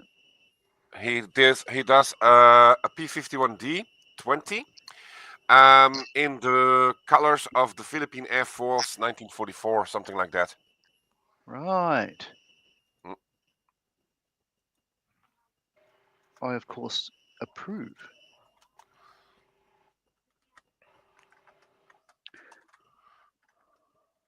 All right, so this is coming up the home stretch. Mm-hmm. What do I have? I have 5 minutes left. Yeah, don't worry.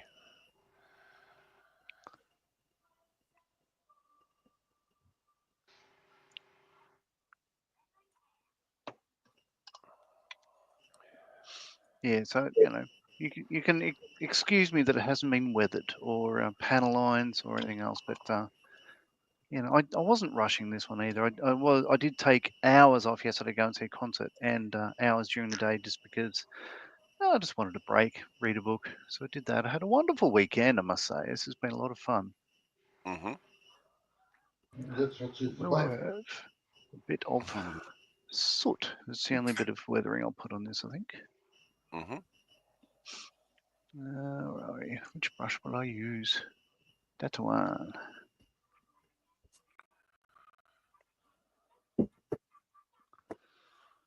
More coffee. Careful trying to not handle this so much so I don't scratch off all the aluminium. I'm trying to handle it as little as I can, of course.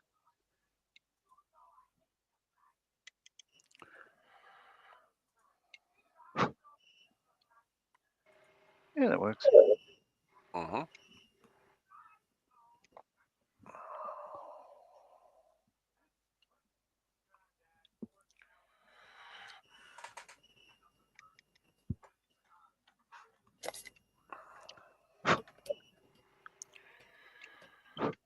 There we go. Yeah, and with that, let's call it finished, hey? So there we are, ladies and gentlemen. The P-51D from Royal Australian Air Force 77 Squadron in Pyongyang, Korea, 1951. Nice. Winter, of Beautiful. course. Yeah. Very good. And I think the spinner came up all right. So that was what I did is just mount it in a cordless drill and spin it while I was just touching it with paint. So that worked. Yeah. Oh, I haven't painted the nav lights either, but you know, that'll do. And the yellow tanks are napalm. So when they became unserviceable, they'd fill them with napalm, put igniters sticking out of the fuel cap there, and drop them and burn everything and all that sort of stuff. And it's also got I've made a Little ferry bit more pack, which is bumpy. behind the canopy there, which is just a hessian bag, if you like, on a mount under the canopy that they put in change of clothes, a flying suit, probably an apple or two for the long range flights, a ferry pack. And there we are. Done. Beautiful. Well done, John. Thank you. No, it's been a pleasure. Tell you what I will do, I'm gonna leave right now because I think my dinner's on the table. But I'm going to sign off. It's been an absolute pleasure taking part of this. I'll check in later on during the next stream and just to stick my head in and say g'day. But again, thanks for the invite. Thanks for letting me play. Good luck with the rest of the weekend, the fundraising. I haven't put up how much it is or whatever. I've been keeping track of that. But oh, look, you can see the outside because it's daylight here at the moment. It's 7:30 p.m. Oh, So wow. yeah. Oh, that's nice. Message from Miranda saying that looks great, John. Thank you so much for joining us. Hereby, you're invited to our next 48th. Thank you very much. You would not. It would not be the same without you, John, either. So. Thank you. It's, as I say, it's always a pleasure. But I will drop in later on and see how everyone's going, if that's okay. Okay. In that case, John, you have the honors before signing off to run the end tune if we have it in there, and then I'll shut the stream down so that we can all take a break for 30 minutes. While James is also joining in, because if I have the schedule on my desk right, we are going to take 30 minutes break so that we can go to the 6th block, which will be the penultimate block before the finale. So everyone, take a breather, take a coffee, in my case, make breakfast for the daughter, and see you in 30 minutes. Bye-bye. End stream. Let's try that.